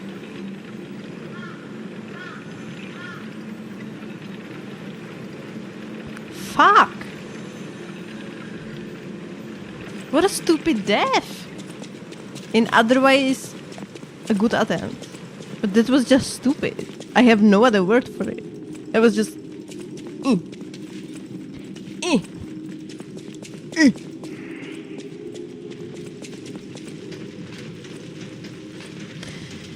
Oh shit, here we go again. Okay. Master.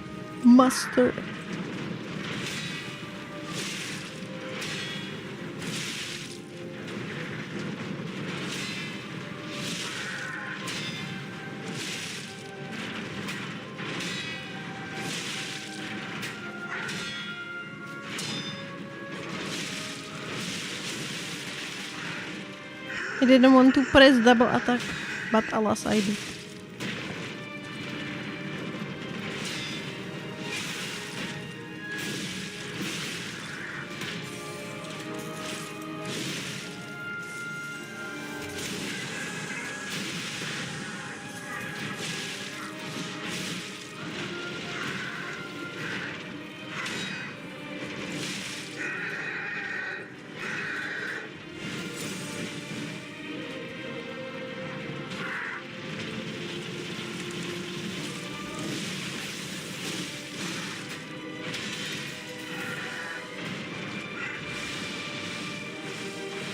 Yeah, of course. My favorite attack.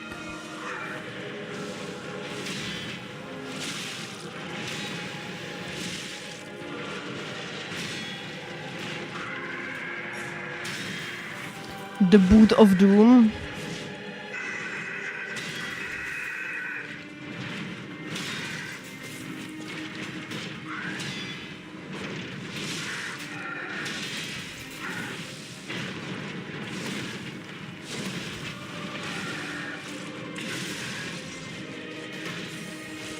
Okay. 2 more staggers to go.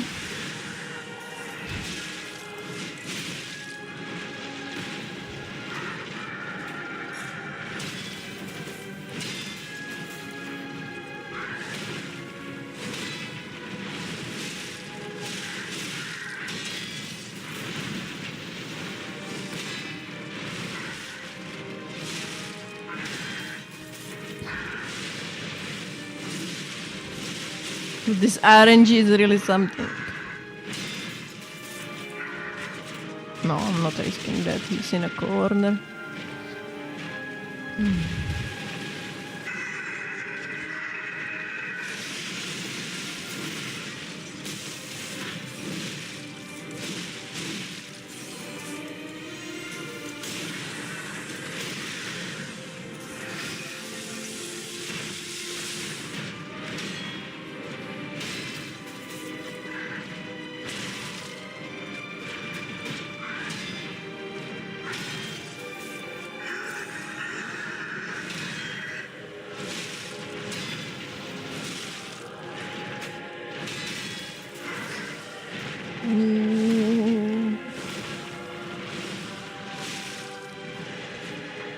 Okay, stalling.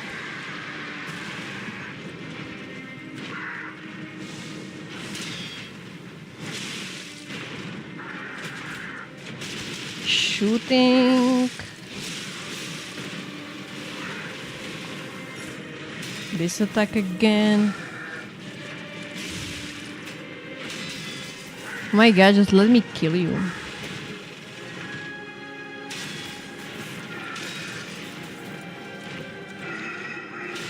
He is just stalling. Okay, thank you, RNGs. Thank you. That was kinda nice, actually. Okay.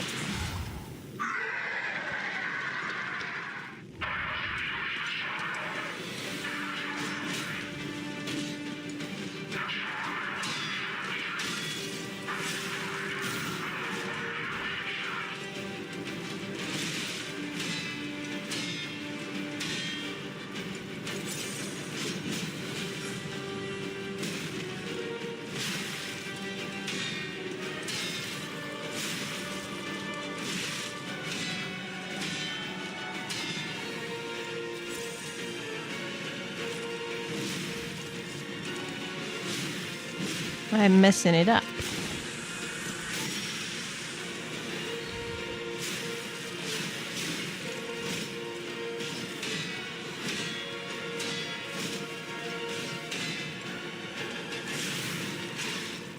I pressed B.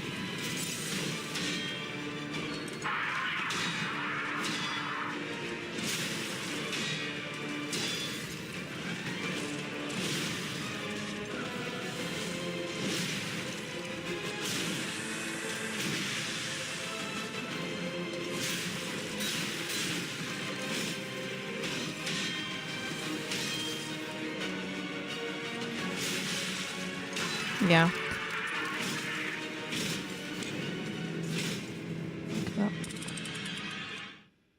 I swear I pressed B when he did the grab attack and P just stood in place and let himself be grabbed. I swear? I swear I pressed B. Again. And again and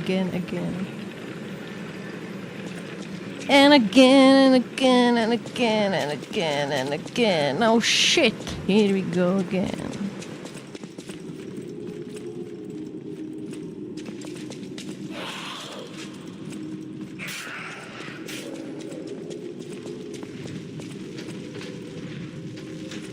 This is what I'm going to do for the rest of my streaming life. I guess. It doesn't have an end.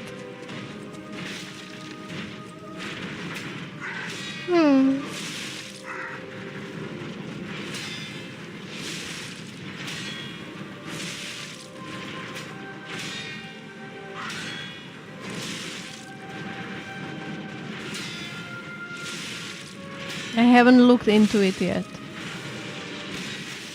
If you are talking about the chat that is visible on the screen. I haven't tinkered with it yet.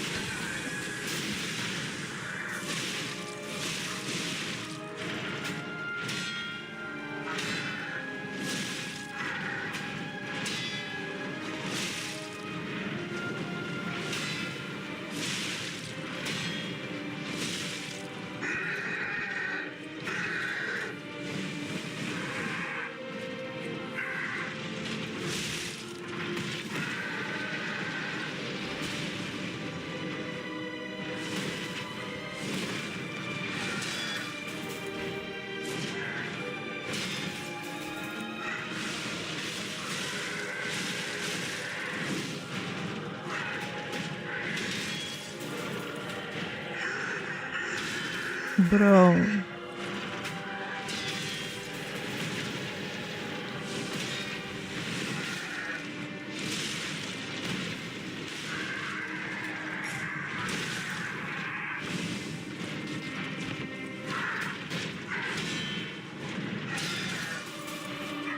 Can I stagger? No, I can't. Fuck this game. Fuck this game. I feel robbed.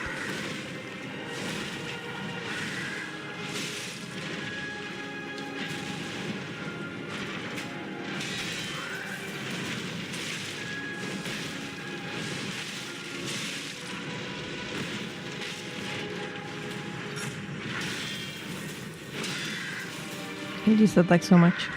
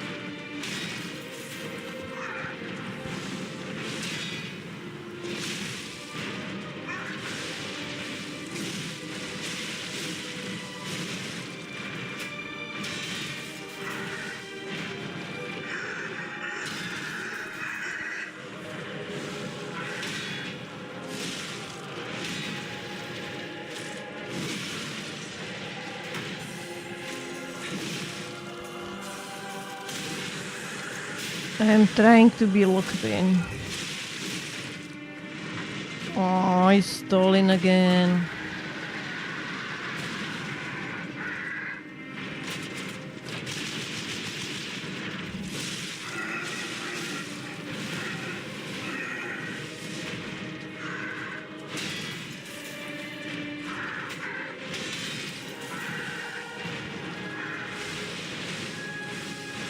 I hate this attack so much.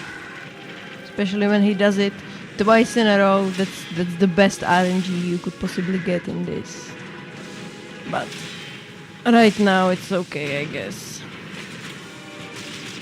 I'm not risking it because on the edge of the arena it's not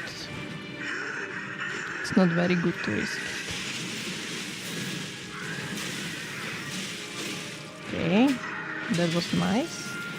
I like that big fun attack. It's a very nice punish. Okay, will you let me stagger you?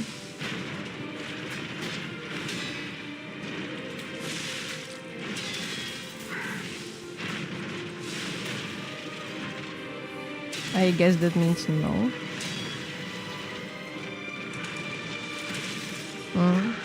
That means no. Well, ain't that nice?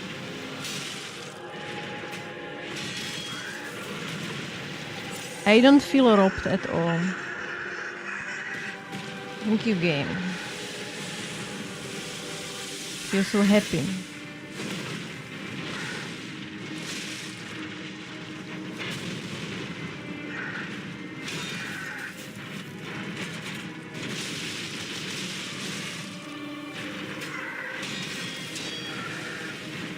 I got fucking lucky now.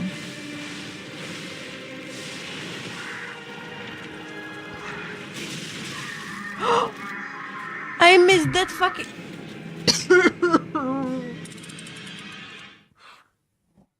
One parry and everything I have worked for is gone.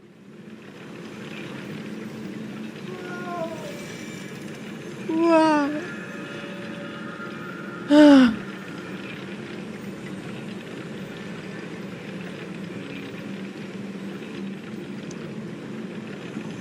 Again, yes sir. I will sit here until I can beat him. Did you hear it, everyone? This is going to be 24-hour stream.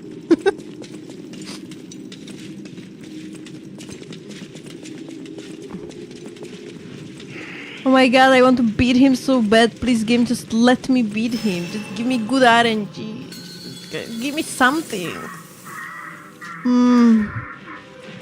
Okay, I will lock in. If anyone joins, you need to entertain them because I'm locked in.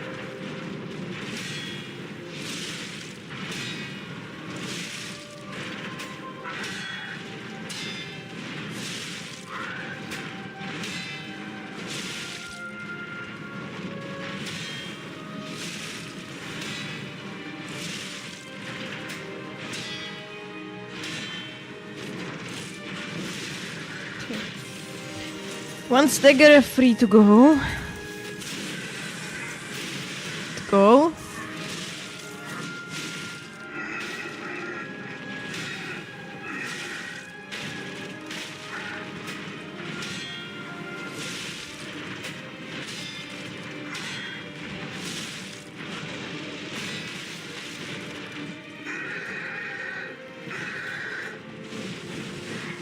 Okay, what's your next move?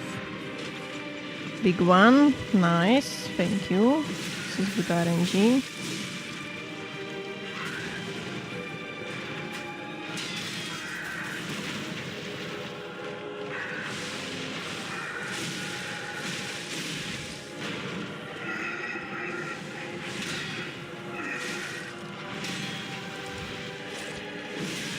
What actually nice RNG, oh my god.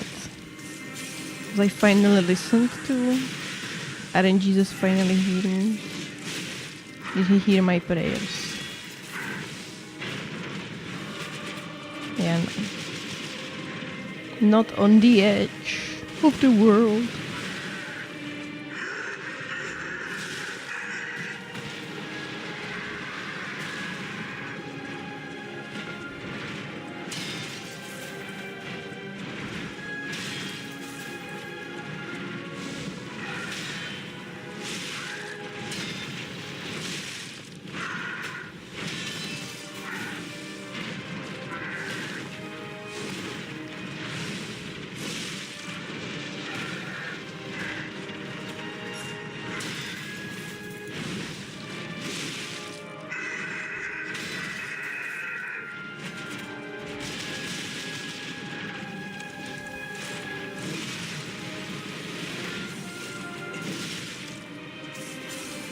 Okay, let's go. Cooking.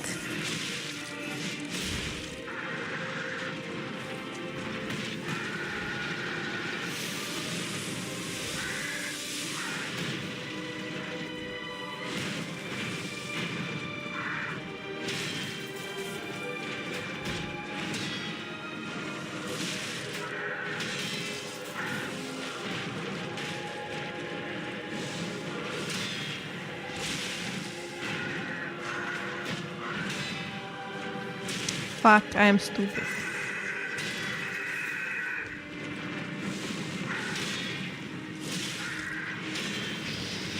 I'm locked in. Anyone joins and is mad that I'm not talking, I'm locked in, I'm sorry.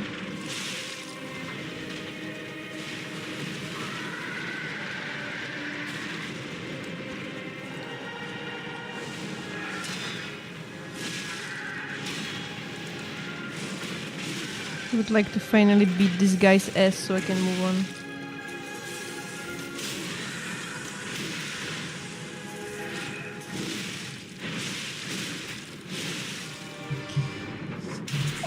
Okay. Lock in even more. Let's go. I can do it.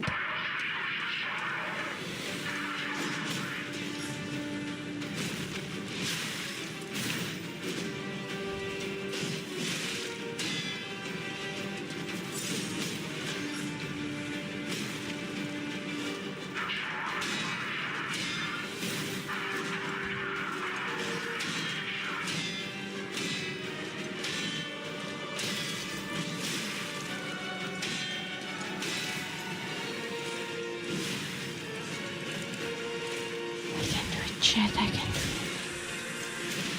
Just need a little bit of good orange.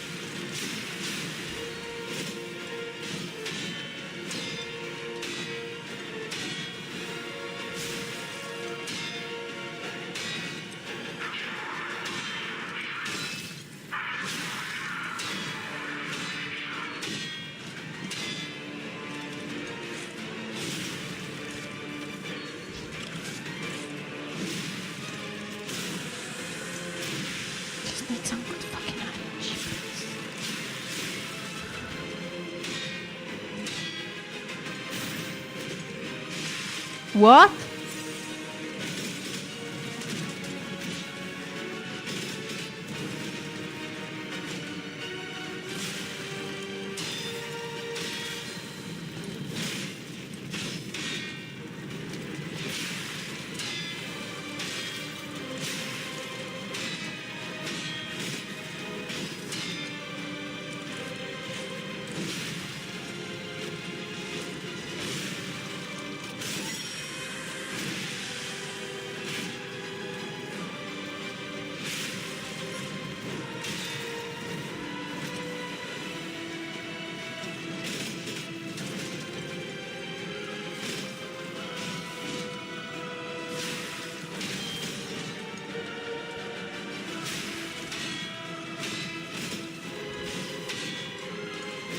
No, I am an idiot.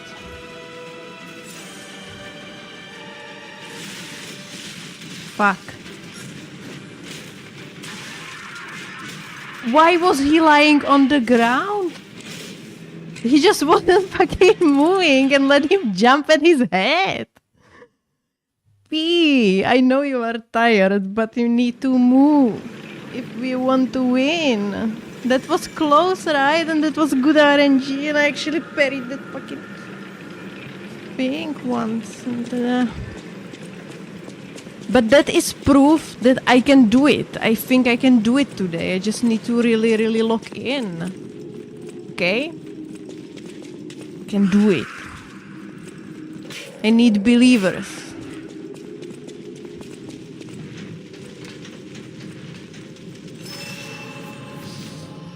Oh my god, it was such a good moment. Oh my god, it was so close. I need to clutch a little bit longer. I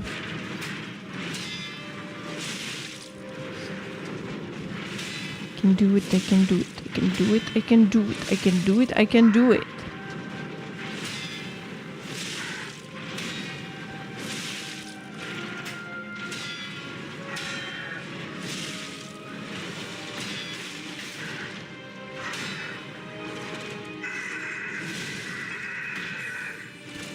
Then I saw her face.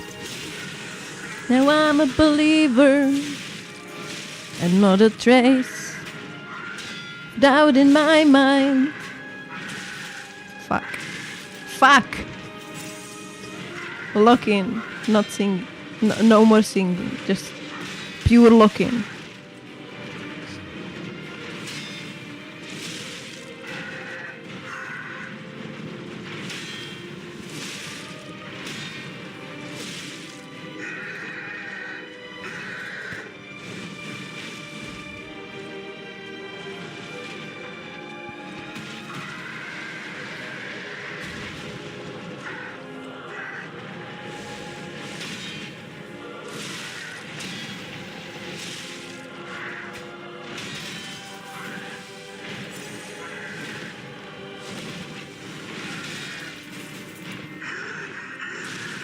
I parried, bro.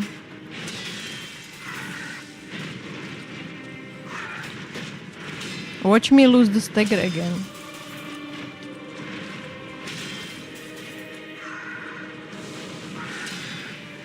Fuck. Just kill me at this point. This is so stupid. This RNG is just fucking idiotic. This is just so stupid. He is staggerable for half an hour, and I just don't get any openings. I cannot play like this. I need RNGs to be better. Again! Are you match?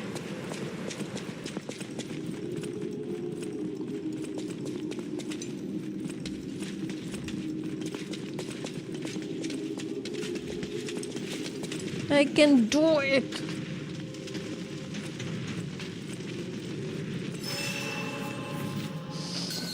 I can do it, I can do it, I can do it!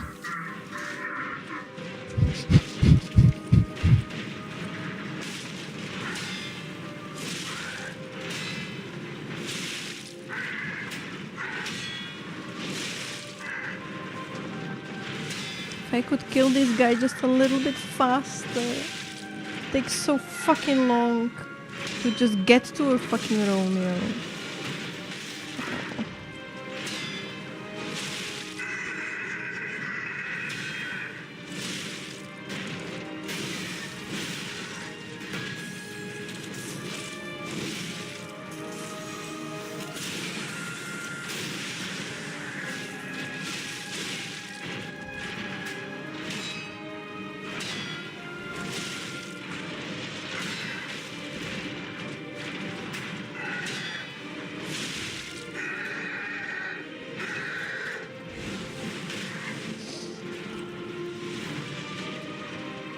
Of course. Fucking stalling all the time.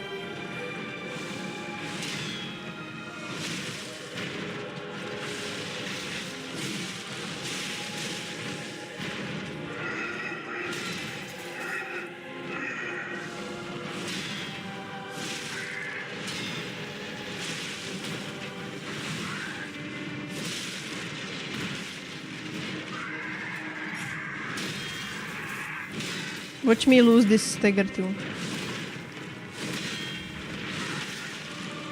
Okay, finally. An opening! Let's go, let's go, let's go, let's go!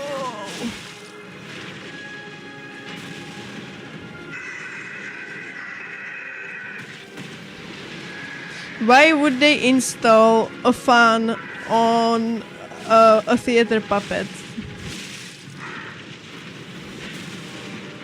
By the way. Or did he just upgrade himself?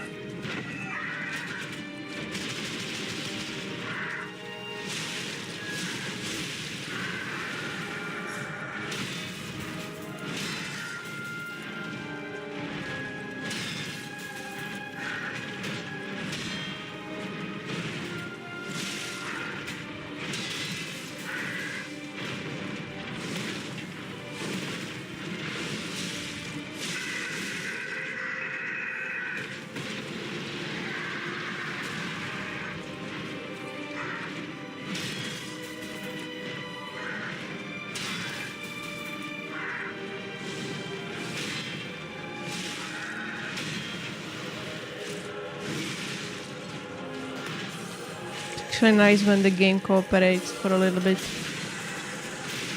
It's actually nice.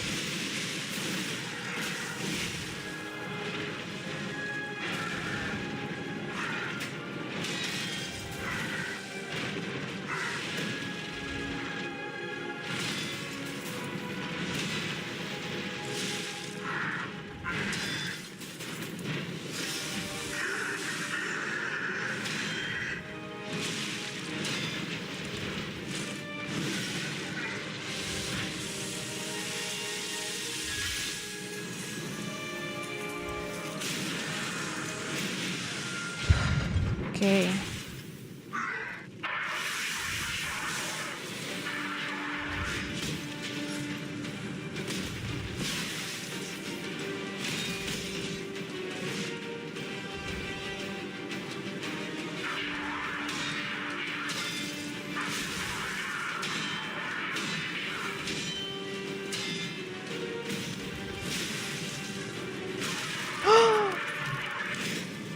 No!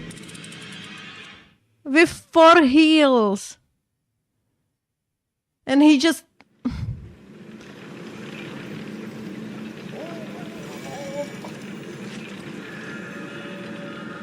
This is so frustrating. Like, this is so RNG heavy. And I hate that this fucking attack just one-shots me almost. Or every single time. Fucking Lek just one-shots me. But when I want to learn the timing, he just doesn't fucking do it. This is bad.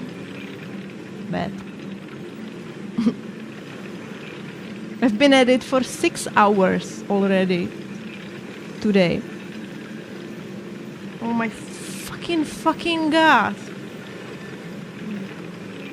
This is just so frustrating.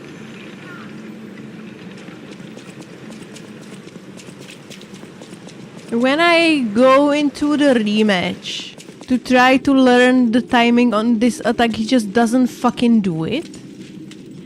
And when I am just here, he just does it like every other attempt just dies to this attack. This is so frustrating. It's very punishing.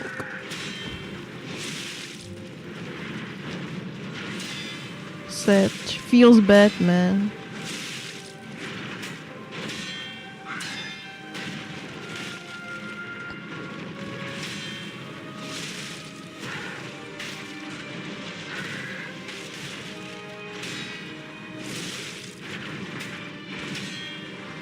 I don't understand when I was fighting him in the rematch thing. Why wasn't he doing that attack? Like, my fighting style is the same. I am trying to keep close to him instead of running away from him. And it's so weird.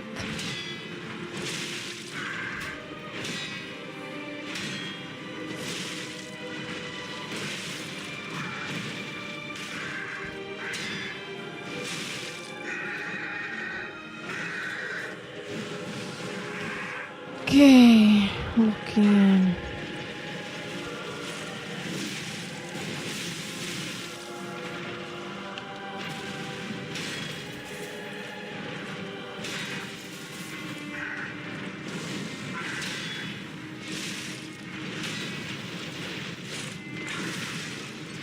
It's so sad that when you are just working hard in the first phase and you manage to keep a good amount of heals, and then Romeo just kills you in 20 seconds because of stupid RNG.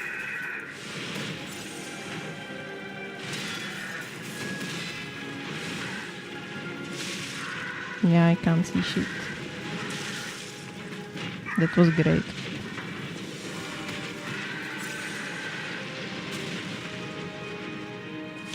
Makes me mad.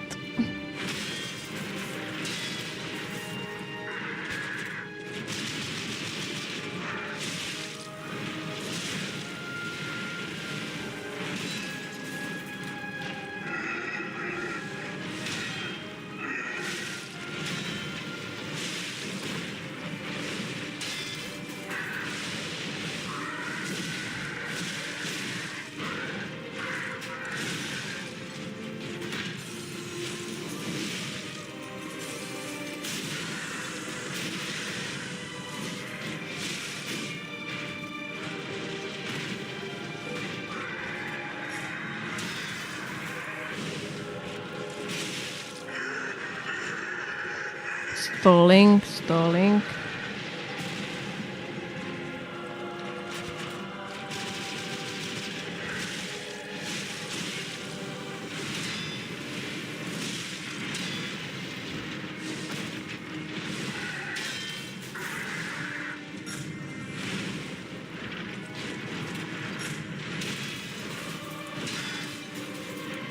What the fucking RNG is this?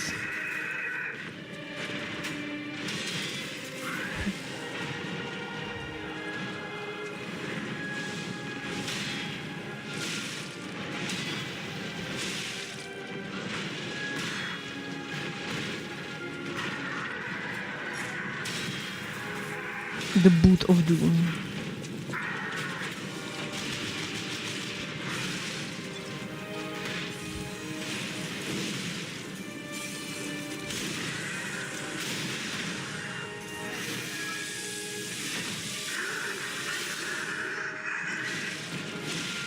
No, I'm dead.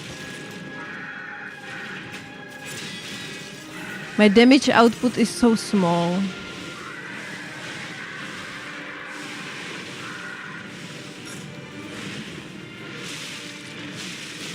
Oh, that was unfortunate. I thought I could greed it out and I couldn't.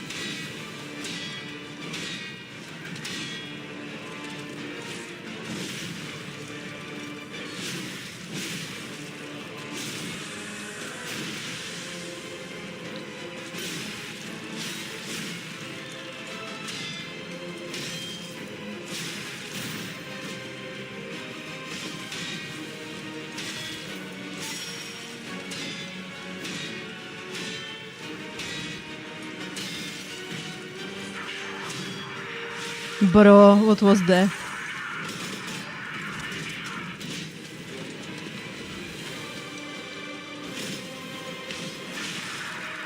Where did the fire come from? That was so stupid, right?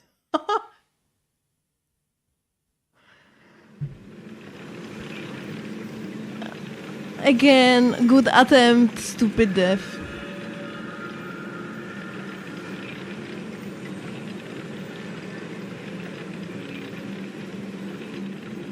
Eleven game cannot decide if it procced or not. So it chooses both. It's just...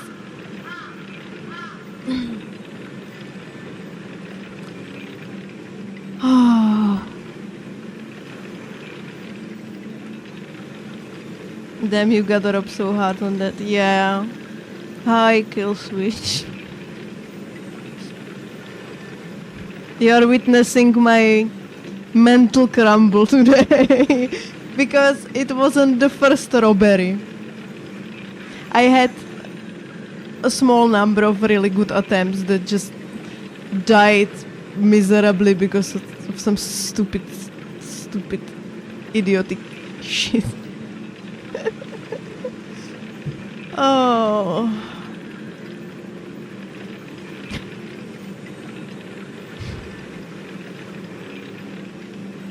Okay. You did not stagger him, but you staggered him to cancel his flame enchant, so he did not have it. But then he damaged you with flames he did not have.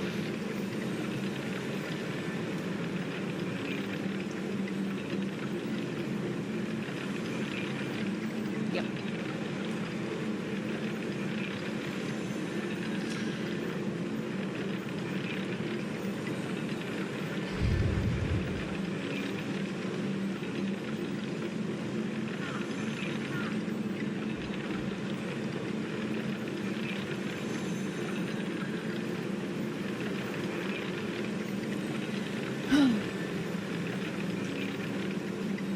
This attempt was demoralizing as fuck. Honestly. I need a tiny little break just to get my mental back because oh my god. Yeah.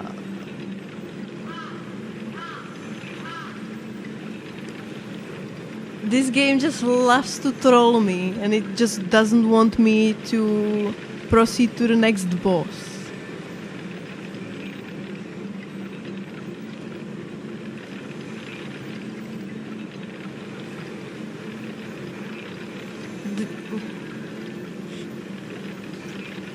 I'm sorry, I just need a small mental reset. This is...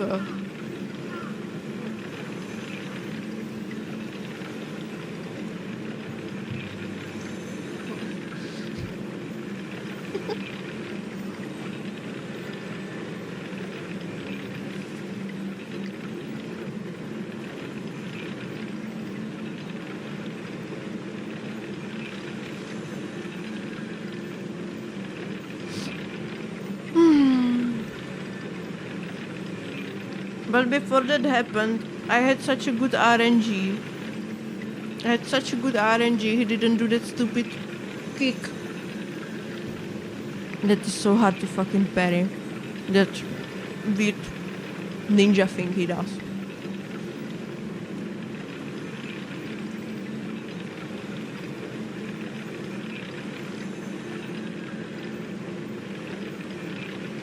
Yeah, right? I think that if the game worked properly in that attempt, that maybe it could have been the one. I could have finally had it. But bro, I've been grinding this shit for 6.5 hours almost. Just today. I've spent the last stream on Thursday grinding this shit too. The whole stream. I was just doing this. So that's like 12 hours of this guy.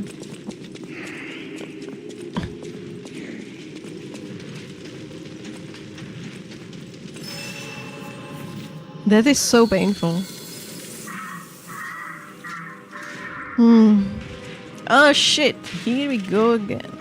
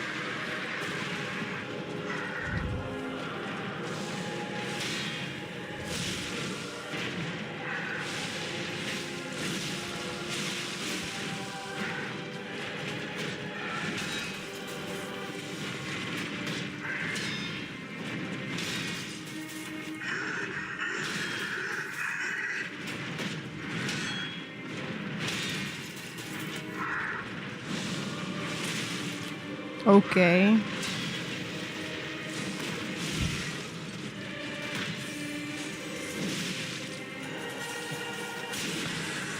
Oh, I'm tilting. That made me so sad. That made me so sad.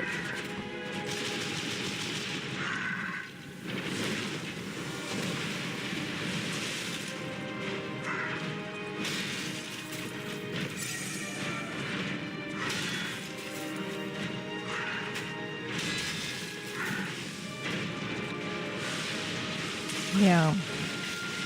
Not fast enough. Of course not.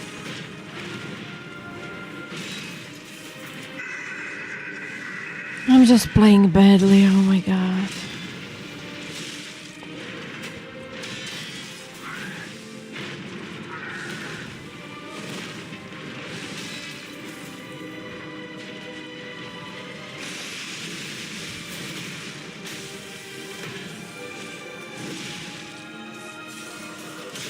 I don't know what I should say. It just robbed me of all words.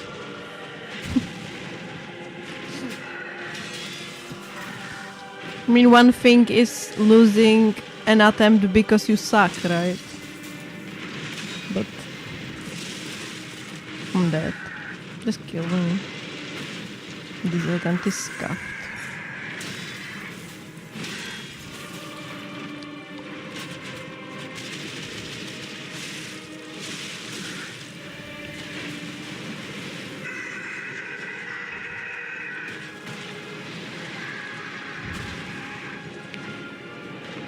How are you doing, Killswitch? I hope you're doing good. Better than me, at least.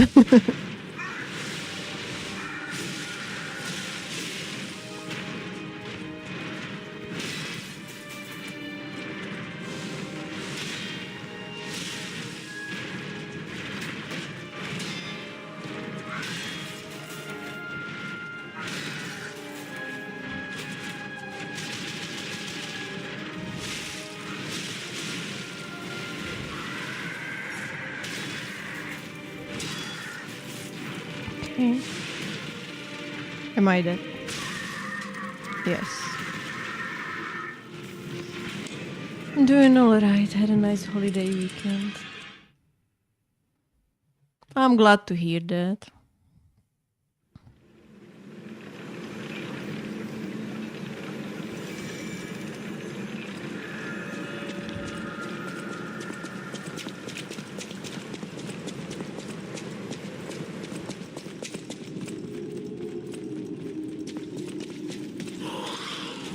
I've spent my weekend in kind of a half zombified state. Because I had a doctor's appointment on Friday and I hate going to the doctors to winter because everybody is sick. So I guess I have got some kind of something. Kind of cold, or I don't know, because I was feeling under the weather the whole weekend and I just was tired and couldn't really do much.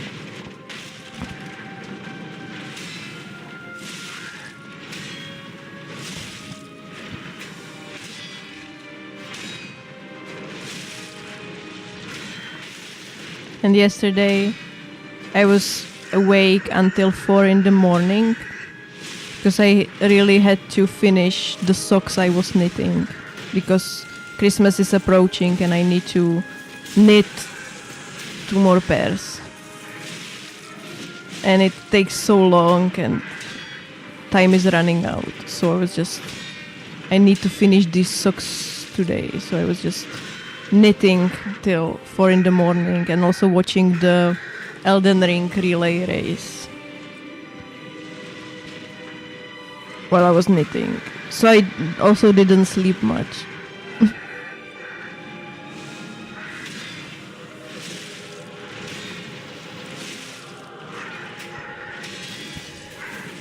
I hate going to the doctors anytime because I almost always get something. Yeah. It'd be like that, unfortunately.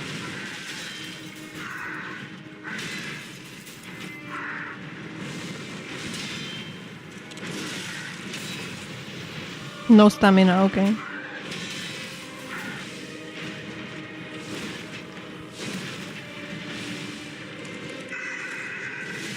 Oh!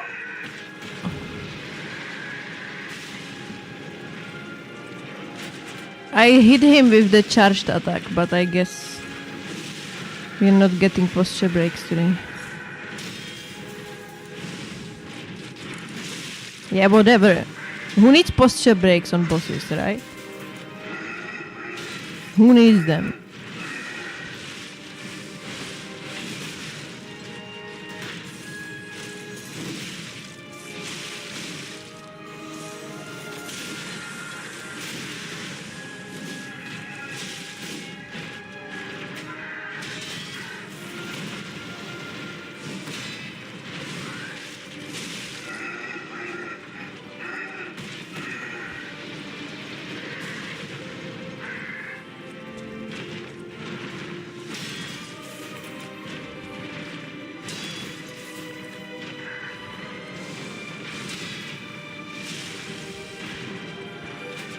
No. Not in the corner, bitch.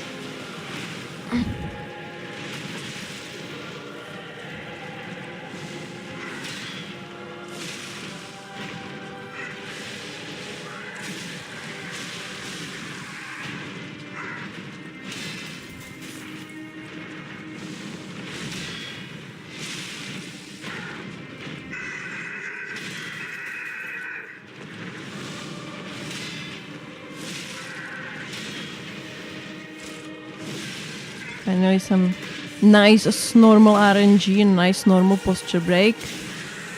Yep.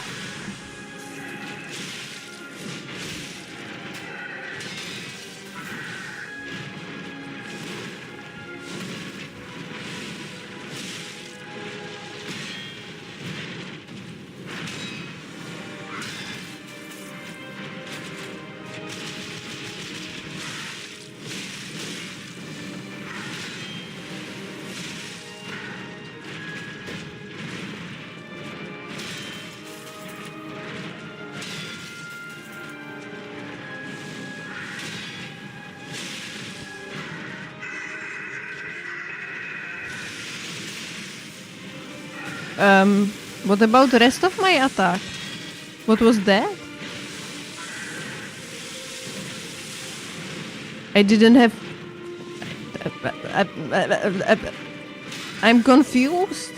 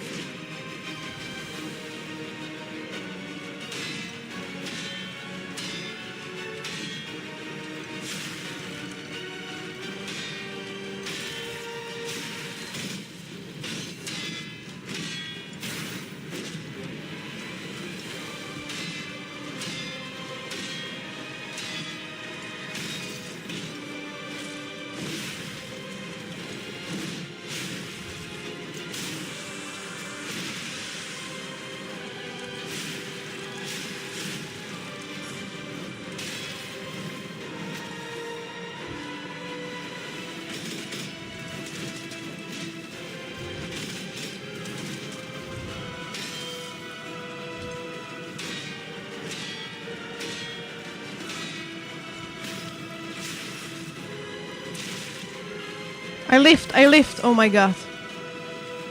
Fuck that.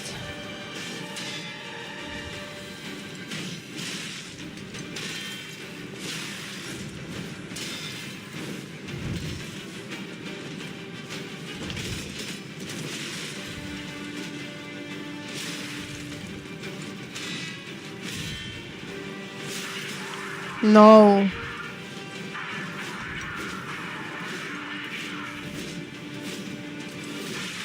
Yeah, I knew that. I knew that the last one would just hit me. That the arena is not big enough. Oh my god.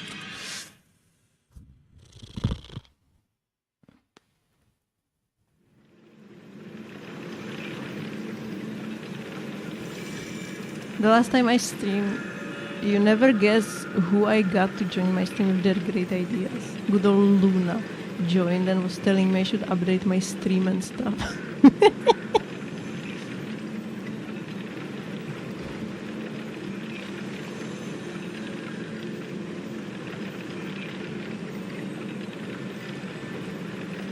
I mean, Luna is just trying to help.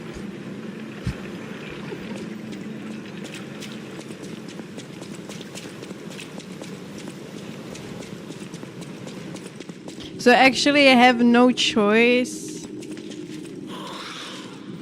but to actually parry the fire combo.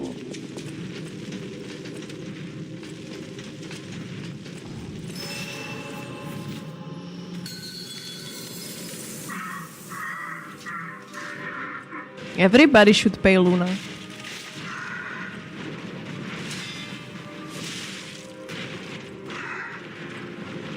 Such a helpful person.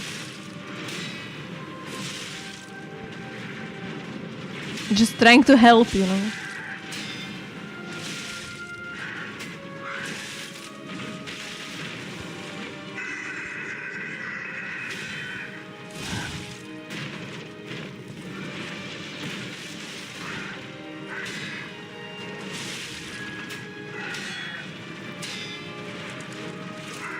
I feel so demoralized.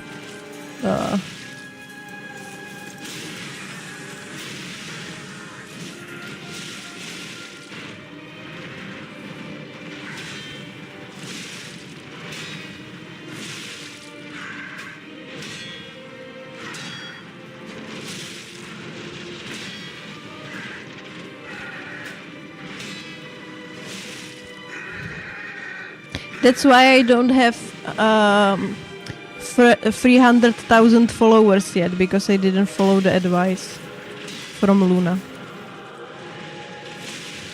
You know?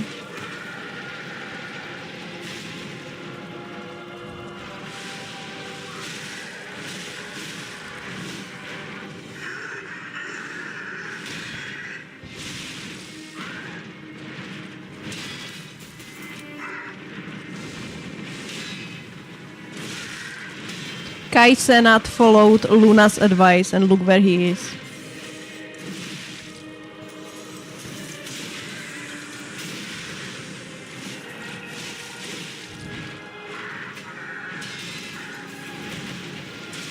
Ouch.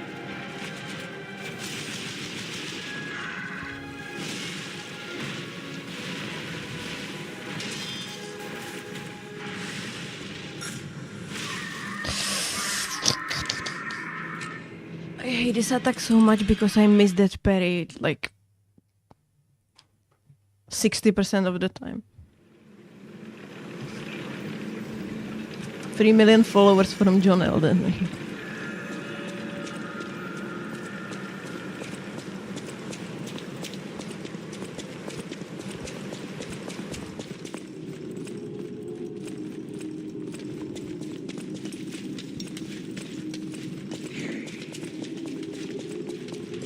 I'm getting emails. Why am I getting emails? What do people want?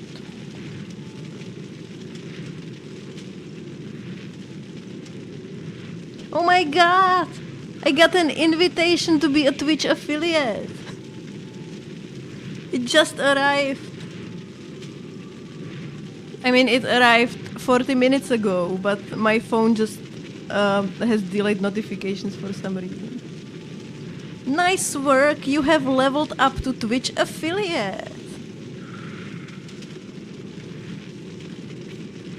If I got an email from Luna, that would scare me shitless, honestly. Hello, I have found your email.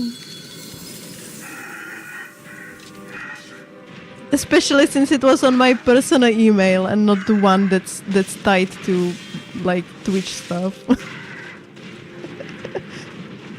Like, oh my god, they actually invited me to be an affiliate. I have actually like there are people who gave me follow, and there are people who watch me, and some people even come back. What is happening?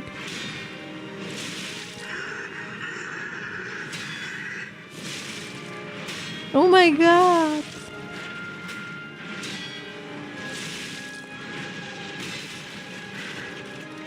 They are inviting me to make money for Jeff Bezos.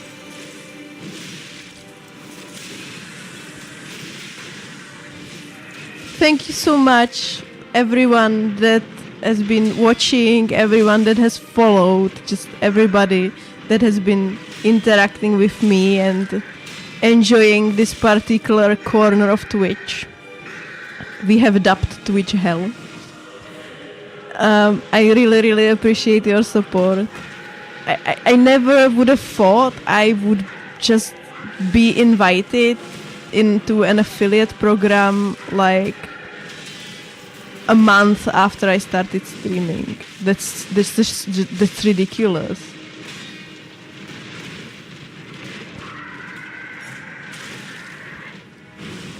Fuck this leg. That's ridiculous. Oh my god.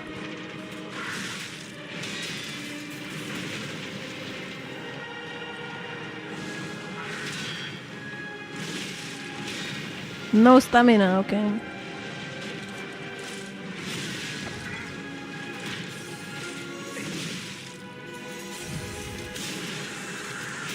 Yes, thank you, Luna, for making it possible.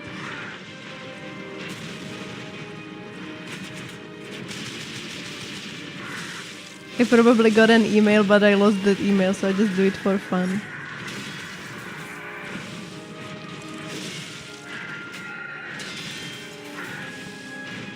And do you actually want to be an affiliate, or you just don't care?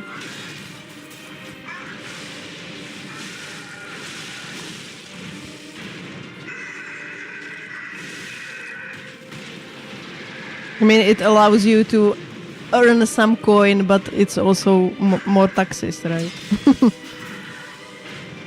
Doing taxes sucks.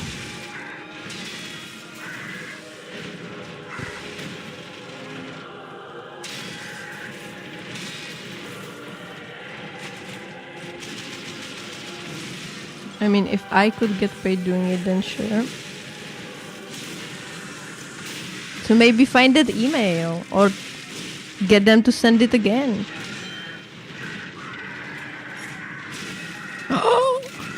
The lack of doom is just giving me hard time again. Ooh.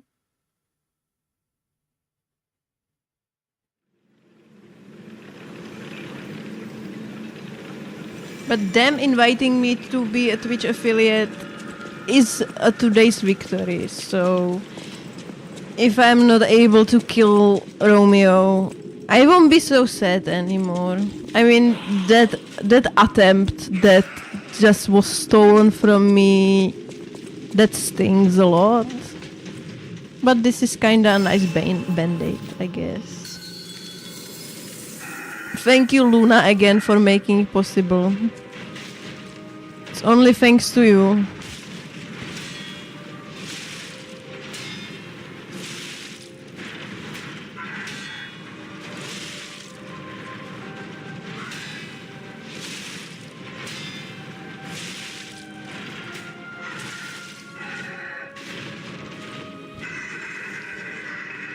I'm missing the easy parries again.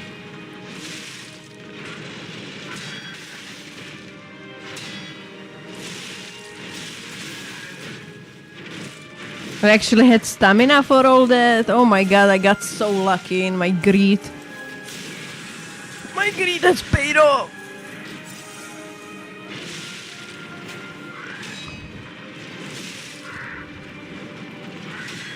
Being greedy, it pays off. Oh, my aunt could talk. That greedy piece of shit.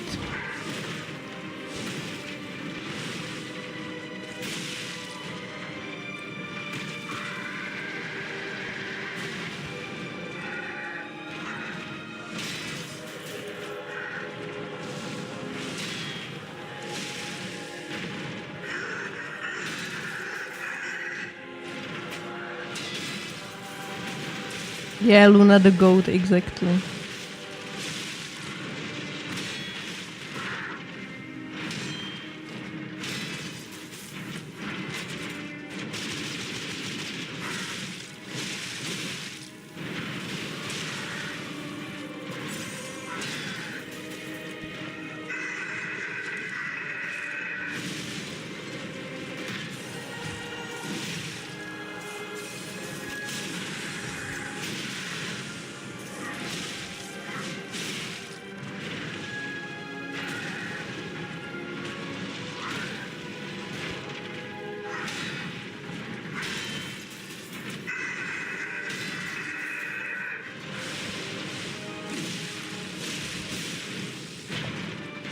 I mean, it would be only fair to just every single penny I could possibly earn from Twitch, I should just send straight into Luna's bank account, right?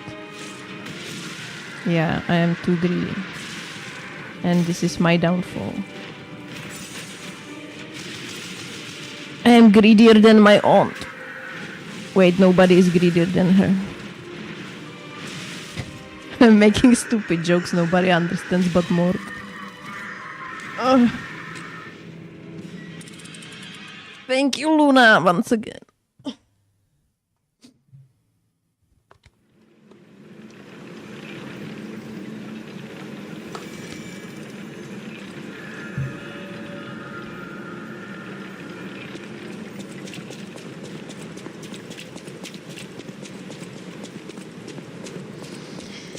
I need to look into the whole affiliate thing, how it works. With the taxes and stuff like that. Because it would make sense to just become an affiliate from New Year, right? Since it's December. So for tax purposes, it would make sense to maybe postpone it. And start in January. Because that would mean I would have to do my taxes for 2025, and I really don't want to do that.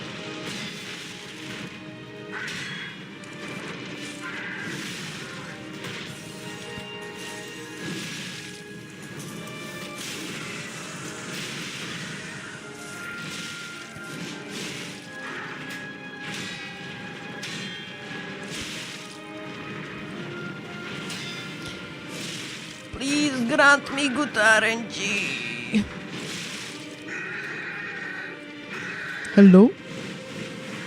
Is anybody interested in rescuing the great Kenneth Hyde?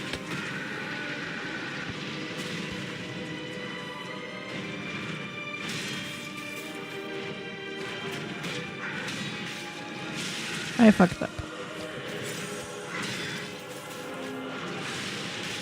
I don't know why I keep thinking of Kenneth Hyde when I am fighting this boss.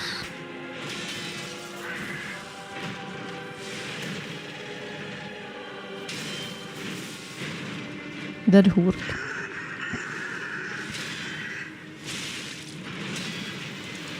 But Kenneth Hyde is my favorite NPC from Elden Ring.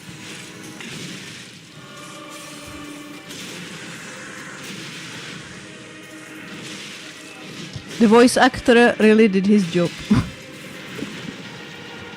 Kenneth Hyde and Egon are just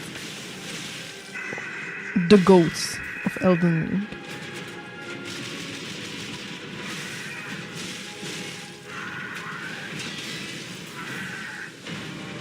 If he pushed me into the firework, I would be fucking mad.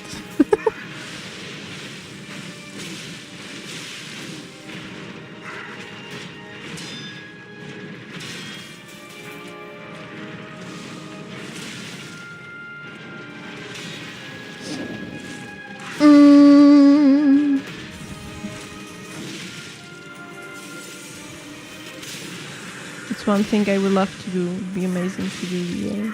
Yeah.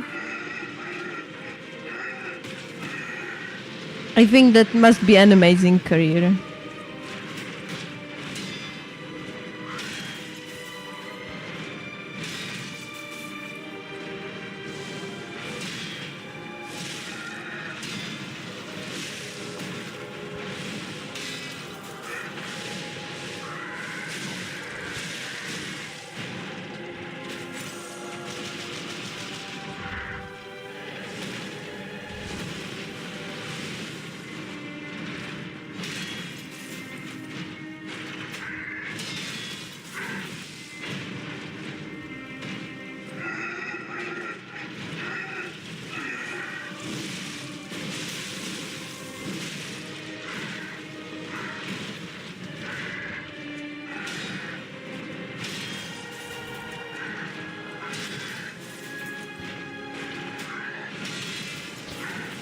Was thought of trying to get into it. No idea where I would start though. I have actually looked into it, but at least in Czech Republic, it is incredibly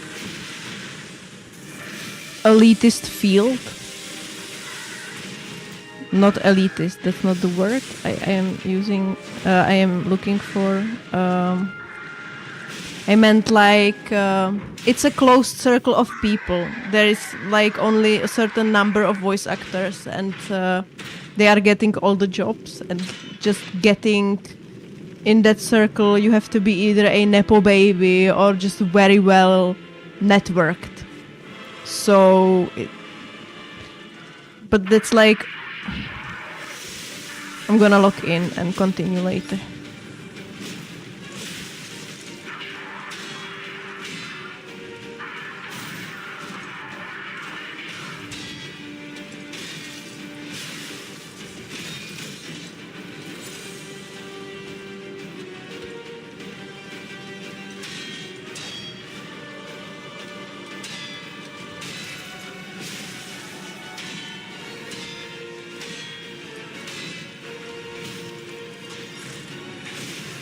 I have actually clutched that, oh my god.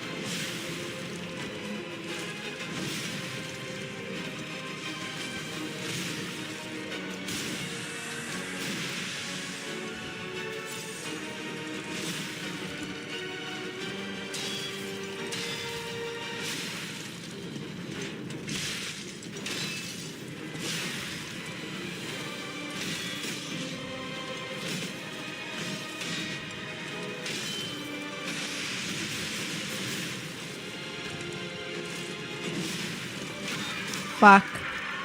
I thought I could break his voice, but...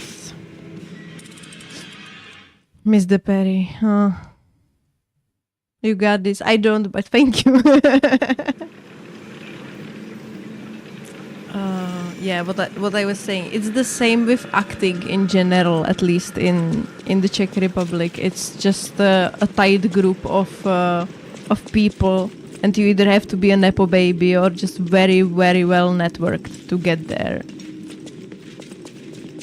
I was hoping for that white bar to pop up. Me too. I thought I had the stagger in my pocket, especially since I pulled the weapon art, but just no. It was a greedy move, and it didn't pay off.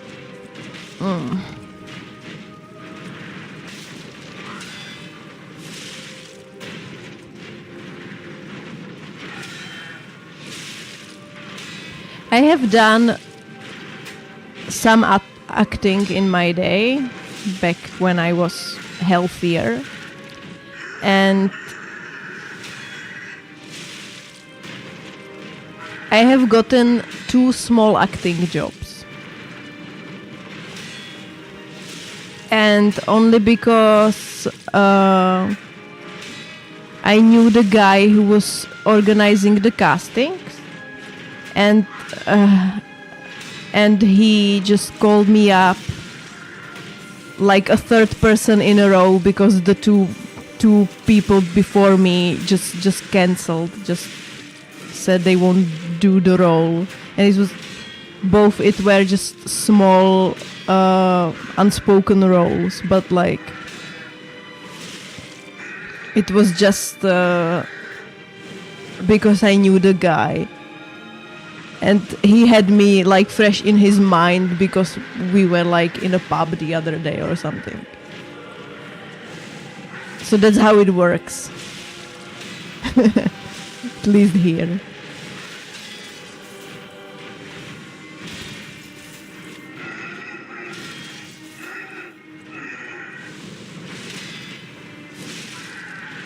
because I know people. Fuck.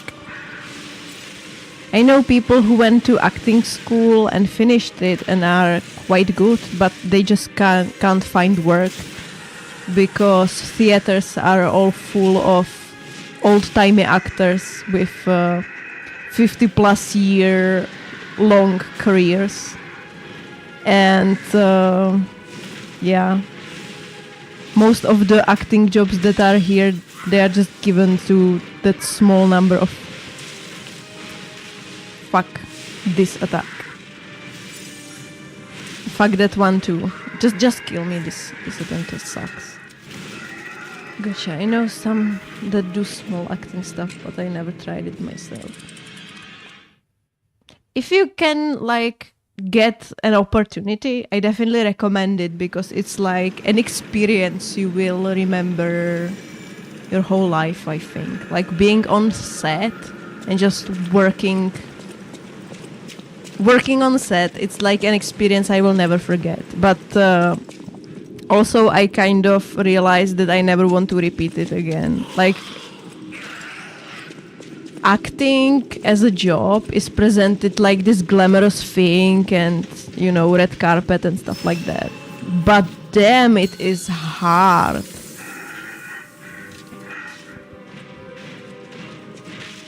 I mean, we were just shooting a couple of scenes without dialogue. Just a couple of scenes without dialogue. And I worked...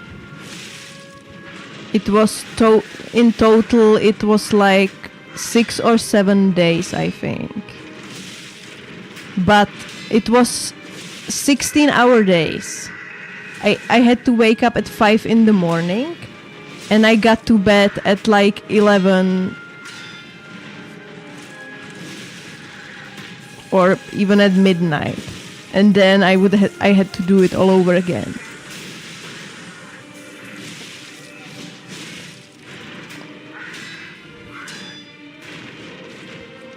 So it's incredibly hard. And if I had to also learn the dialogue, like memorize the lines, and it's just, I really admire people that do that as a job because it's really hard.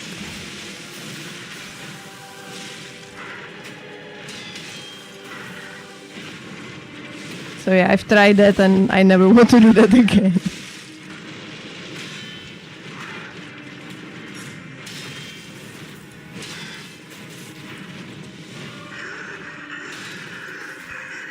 I mean, VA is probably a bit easier in the sense that you do not have to do all that, like, costumes and hair and stuff like that, right? It's just setting up a studio and just saying your thing, and you can have the lines in front of you. You don't need to really memorize them, right? So that's significantly easier in that regard. But still, it must be work. Fuck. Just read the script and put emotion into it. Gonna go for those steamy scenes. I feel like they are the hardest to do. Haven't done any personally, but like, I feel like those must be extra hard.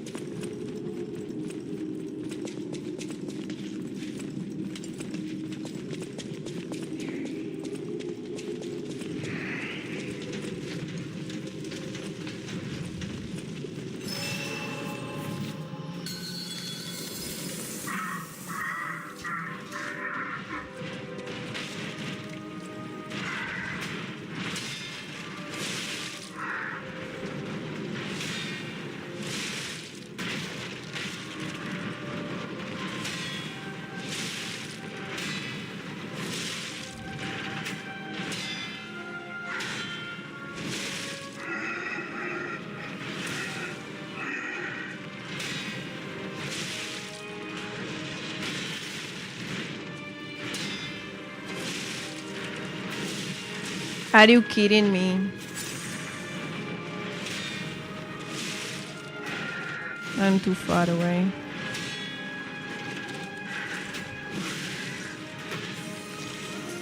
I'm fucking it up.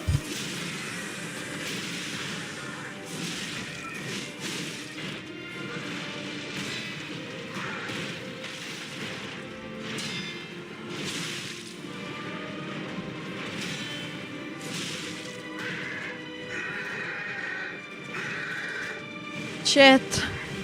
I don't think that today's the day. I'm not a believer anymore.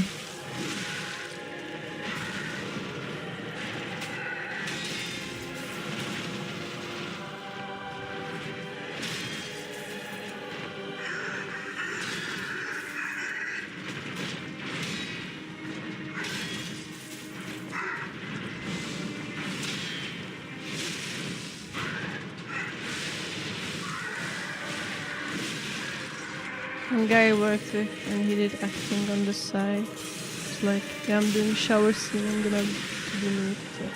Okay, I ain't doing that. Everyone just looking at me. Yeah. In acting you have to be comfortable with a lot of stuff.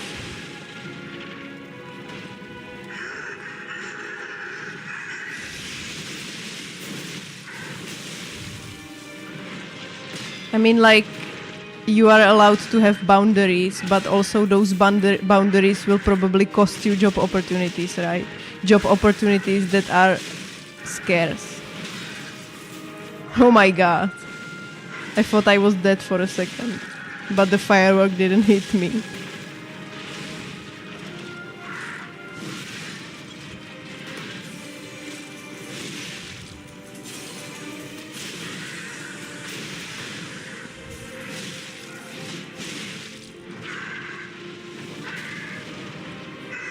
But I feel like a lot of times in movies, the nude steamy scenes are really not needed.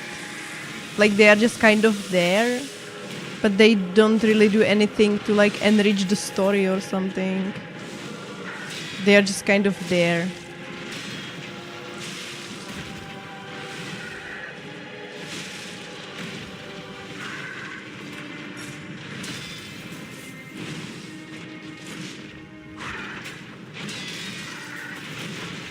So I feel like there could definitely be like less intimate scenes.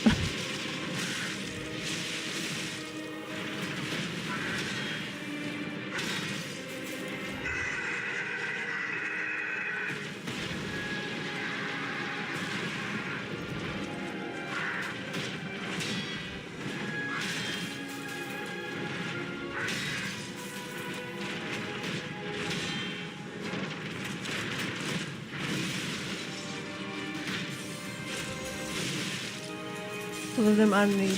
They just do because they think that's what sells. Yeah, exactly. That's how I feel as well.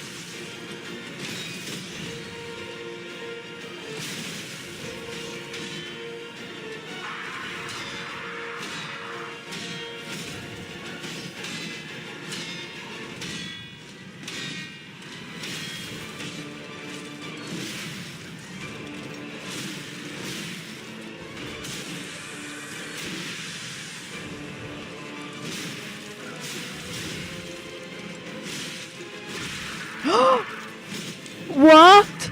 I missed both of those parries. Oh my god. Why am I so bad? That was such a good attempt also, and I was getting good RNG and I just blew it. But I was so sure I pressed the button at the right time. And then I just didn't get it.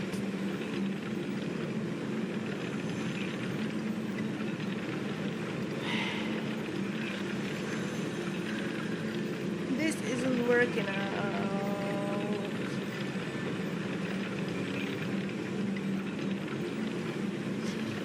This is hard. I mean, this challenge is very hard. Like with Romeo, I feel I just do one small mistake and then it just falls apart. Everything just falls apart. Yeah. 7 hours. 7 hours of grind and nothing to show for it.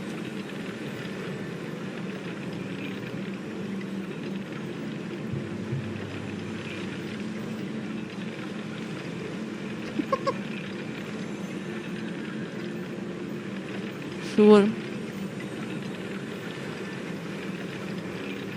The fire from him is the scariest to me. Yeah.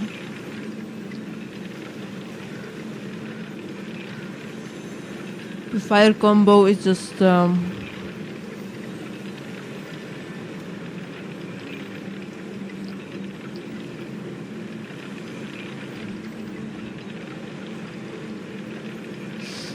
okay.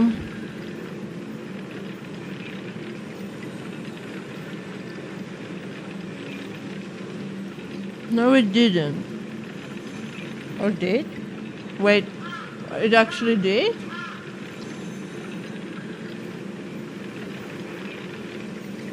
I didn't know it would restart after 24 hours, but it makes sense. You play 19 minutes. Yes, I got here in 19 minutes. I'm so good.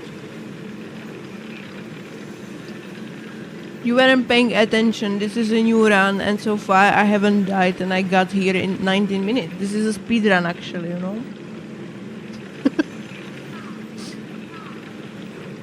Speed run thread. Yes, exactly.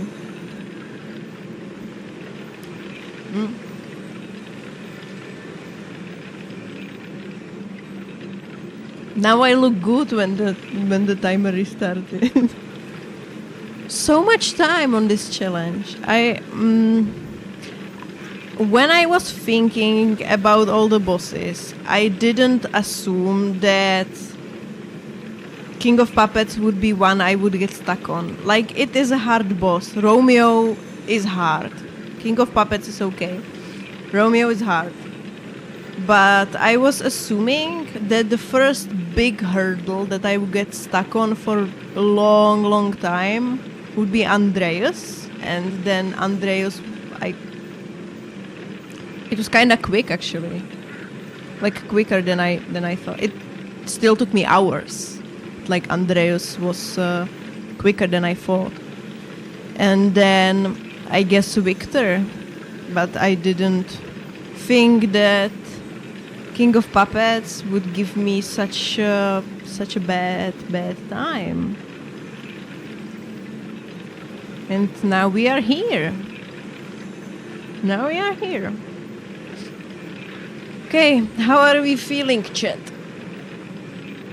Are we pressing onwards?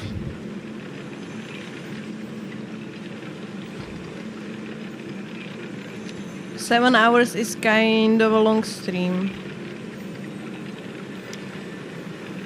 How are you feeling? Well, I am starting to feel the weight of not having a good night's sleep last night.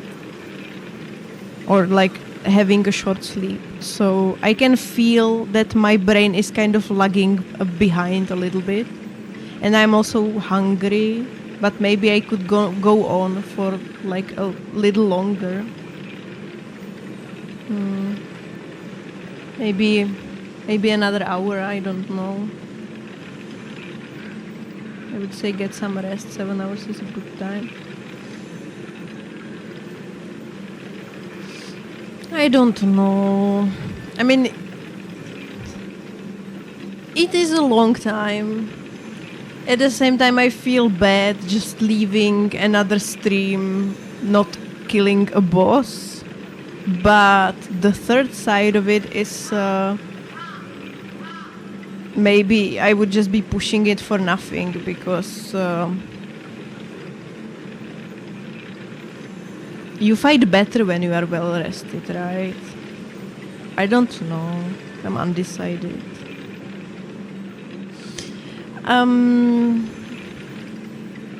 If you get rest, you can come back refreshed. Yeah, that's true. Okay, so middle ground is... It is currently 9:15 here. It's 9:14 p.m. or 21:14 for people who use 24-hour time. So I will play until 9:30. So that's 15 more minutes. I will give it 15 more minutes and then I will call it a day and go get some rest, and I will go sleep early today. Early-ish. So I can get rested. Okay. 15 more minutes. That's like 3 more tries, I suppose. It's like 3 tries is good.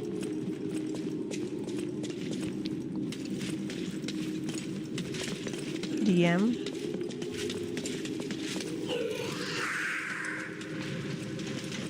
I don't have any DM.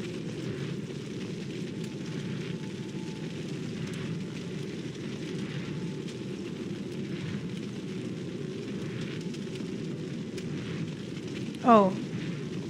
Now I got the DM. I responded.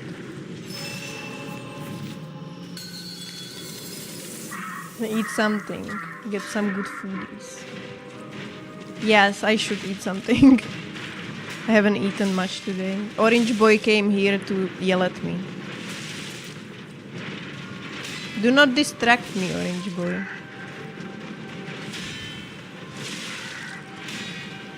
What do you want? It's not your feeding time yet. Hello. Hello. Hello.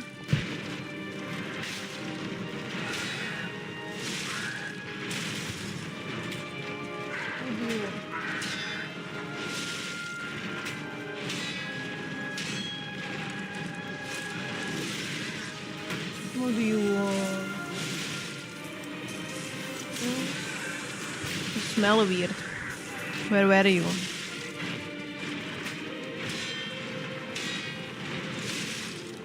Or is that the anti-parasitic spot on still?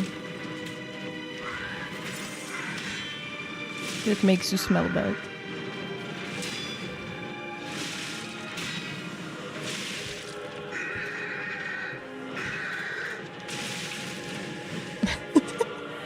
It's very hard to play with you. Yeah. Thank you. You just made me die. You just made me die. Or did you come to tell me to stop streaming and get some rest?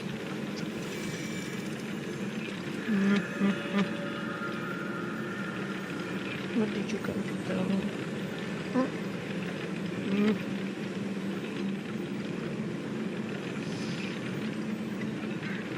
You can't see it because he's facing me, but his face is kinda like this.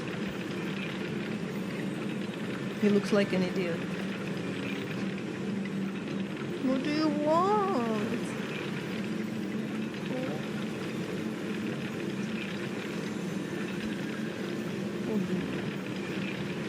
Are you gonna lie down? Are you gonna lie down? He's telling you to stop streaming and eat something. Yeah, preferably something that he can eat too and share with him. But maybe you are not wrong, because he is kind of, how do I say, he's attentive, and when I am sad or when I am in pain, he will just pay me extra attention and will give me extra cuddles. So maybe he is actually telling me to stop streaming, and he wants to have dinner with his mom. Well, his feeding time is 11 p.m., the last one. We feed him kinda late in the night because then it helps him sleep. He sleeps through the whole night mostly and most of the days and doesn't wake us up for extra food.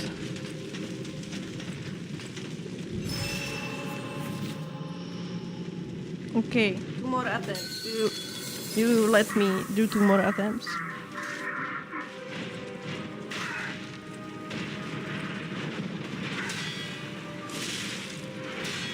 Then I can give you snackies maybe. I mean, I gave you some snackies today, but I can give you more.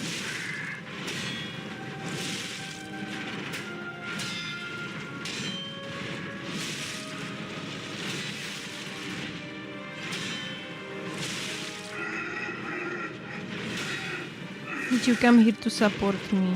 You are such a good boy.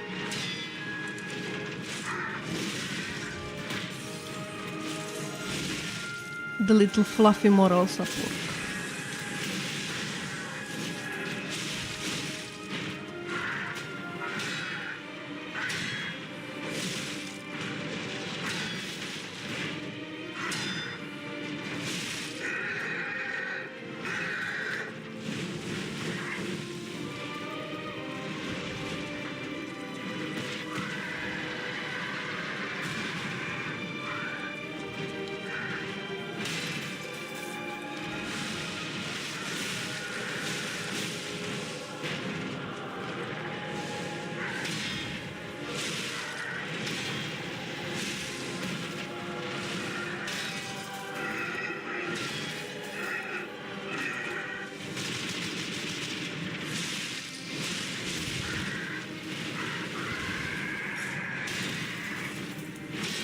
I bet that orange boy would already kill this boss.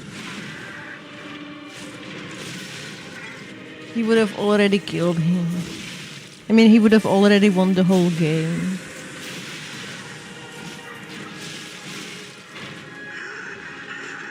Right.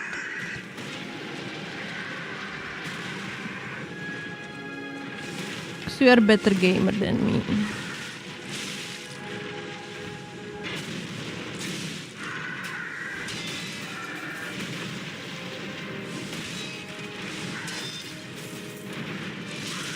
Fuck. That was really stupid. My brain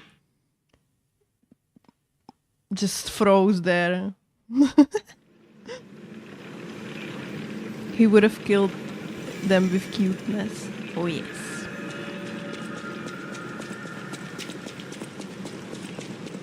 He's a cute little boy. Right. You are the cutest little boy.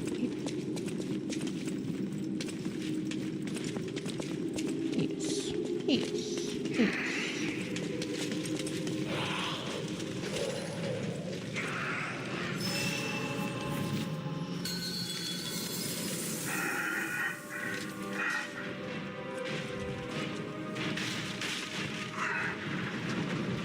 He's actually watching me play, it's so funny. Now I feel nervous. A real pro is watching me.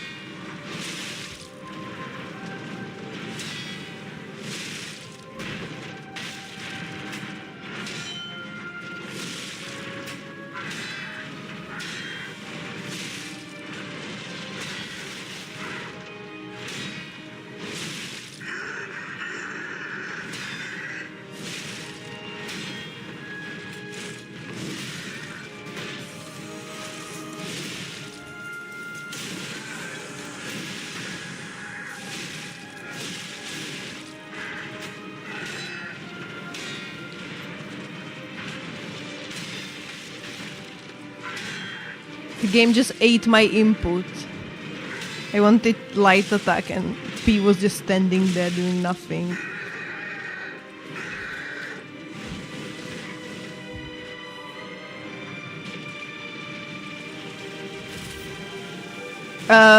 What? Game, hello? What happened to my weapon art? It discharged my Fable, but the weapon art didn't happen. What was that? This game is just robbing me left and right. This is ridiculous. I've been charging Fable the whole boss fight, and then it just fucking disappears into the void. My weapon just kind of crackled with blue lightning, but nothing happened.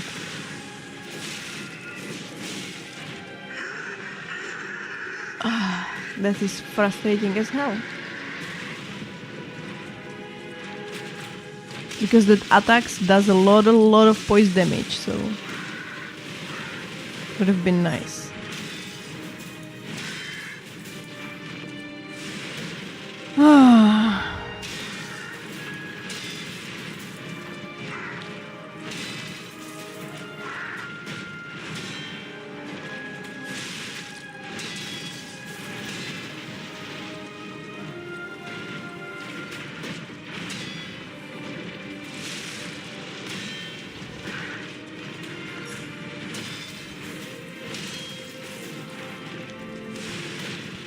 What is this RNG?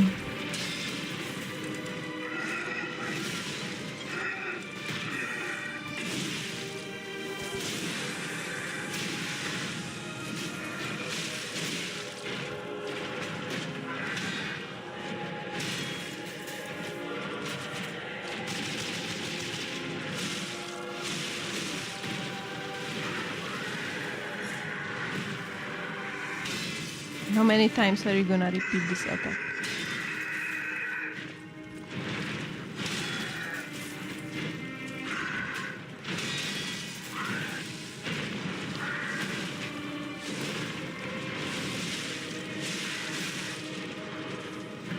Scrolling.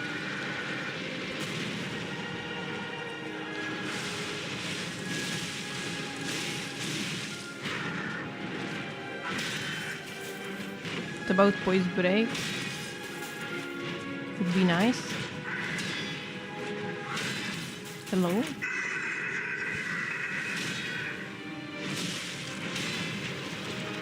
Wow. Thank you, game.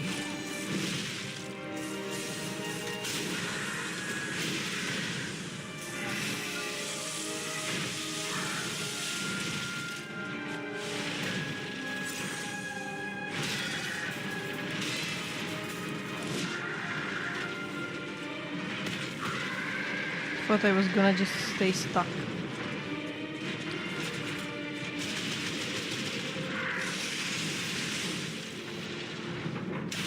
Okay.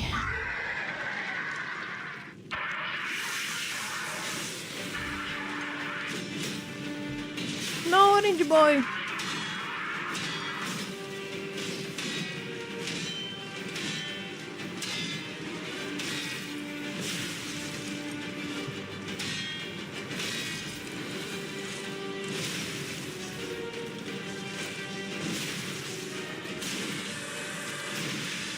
I'm gonna heal in case he does that stupid attack again.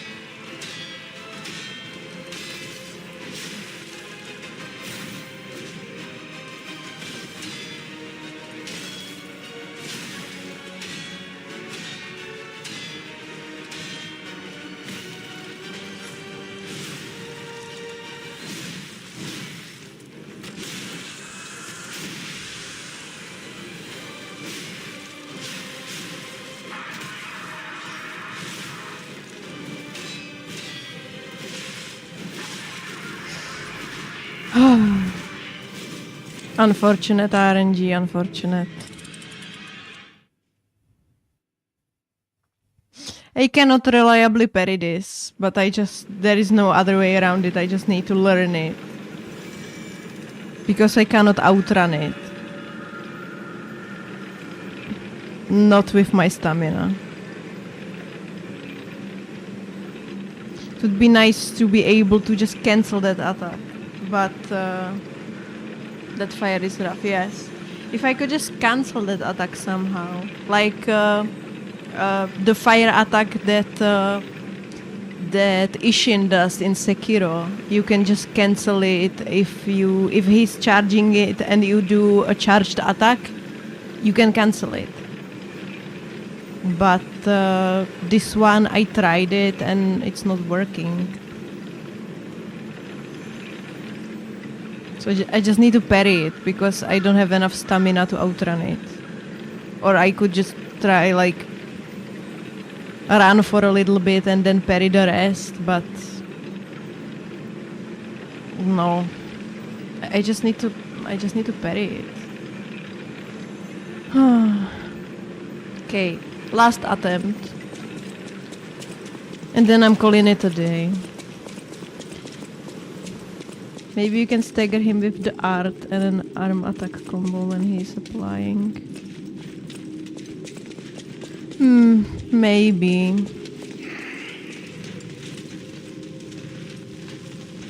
So I guess I'm just gonna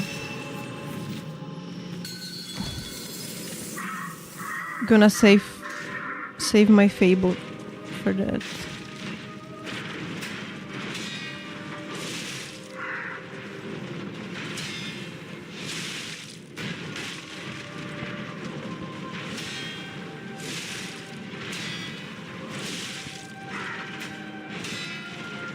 Because if I had like a reliable way to cancel it, then one of my biggest worries would be just gone. I'm an idiot.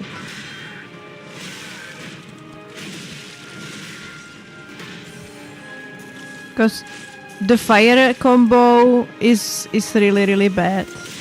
And the attack where he like jumps at you from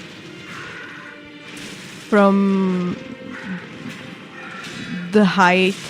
He has 2 jumps in second phase. So the one where he jumps really high and then jumps at okay, thank you table, that was great. That one is stupid because he's going at you in such a weird angle that it's really hard to see the leg that is supposed to touch you first and when you are supposed to perfect parry. But I tried to outrun it and I can't, so there is no other way but to also just parry it. And I was wondering if I could just cancel that attack with like a throwable or something, like Malenia waterfowl dance situation, but the information is not available and I haven't tried it myself. Okay. I guess I will have to remember it for next time to just try to save my Fable and to just when he's applying fire to just get everything and hope for the best. Okay. Thank you so much for watching. It has been a very long stream, 7.5 hours. Sheesh. That is long.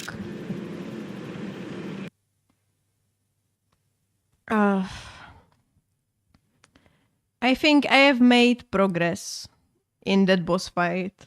Like, last stream I wasn't able to last in the Romeo phase 10 seconds.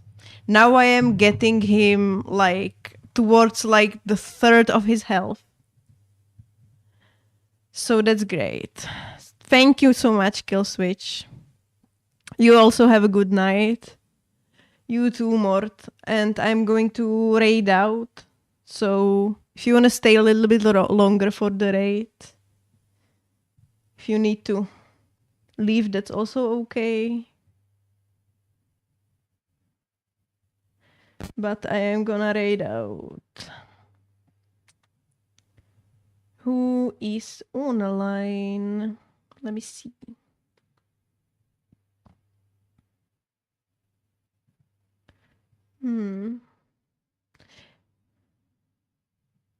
Huh. So Andy Wu is actually playing Where Winds Meet. So I'm just gonna raid him again because he's really nice. I have already raided him once. And he's such a nice guy. I'm gonna raid him again. He deserves it. I mean, it's not like I have 20,000 viewers. I can borrow him. That would be nice. If I could.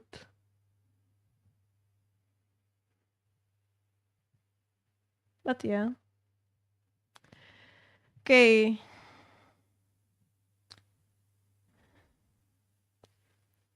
So I'm starting the raid. Thank you so much again for watching, for the follows, and for making me eligible for an affiliate. That is great. I will see you tomorrow.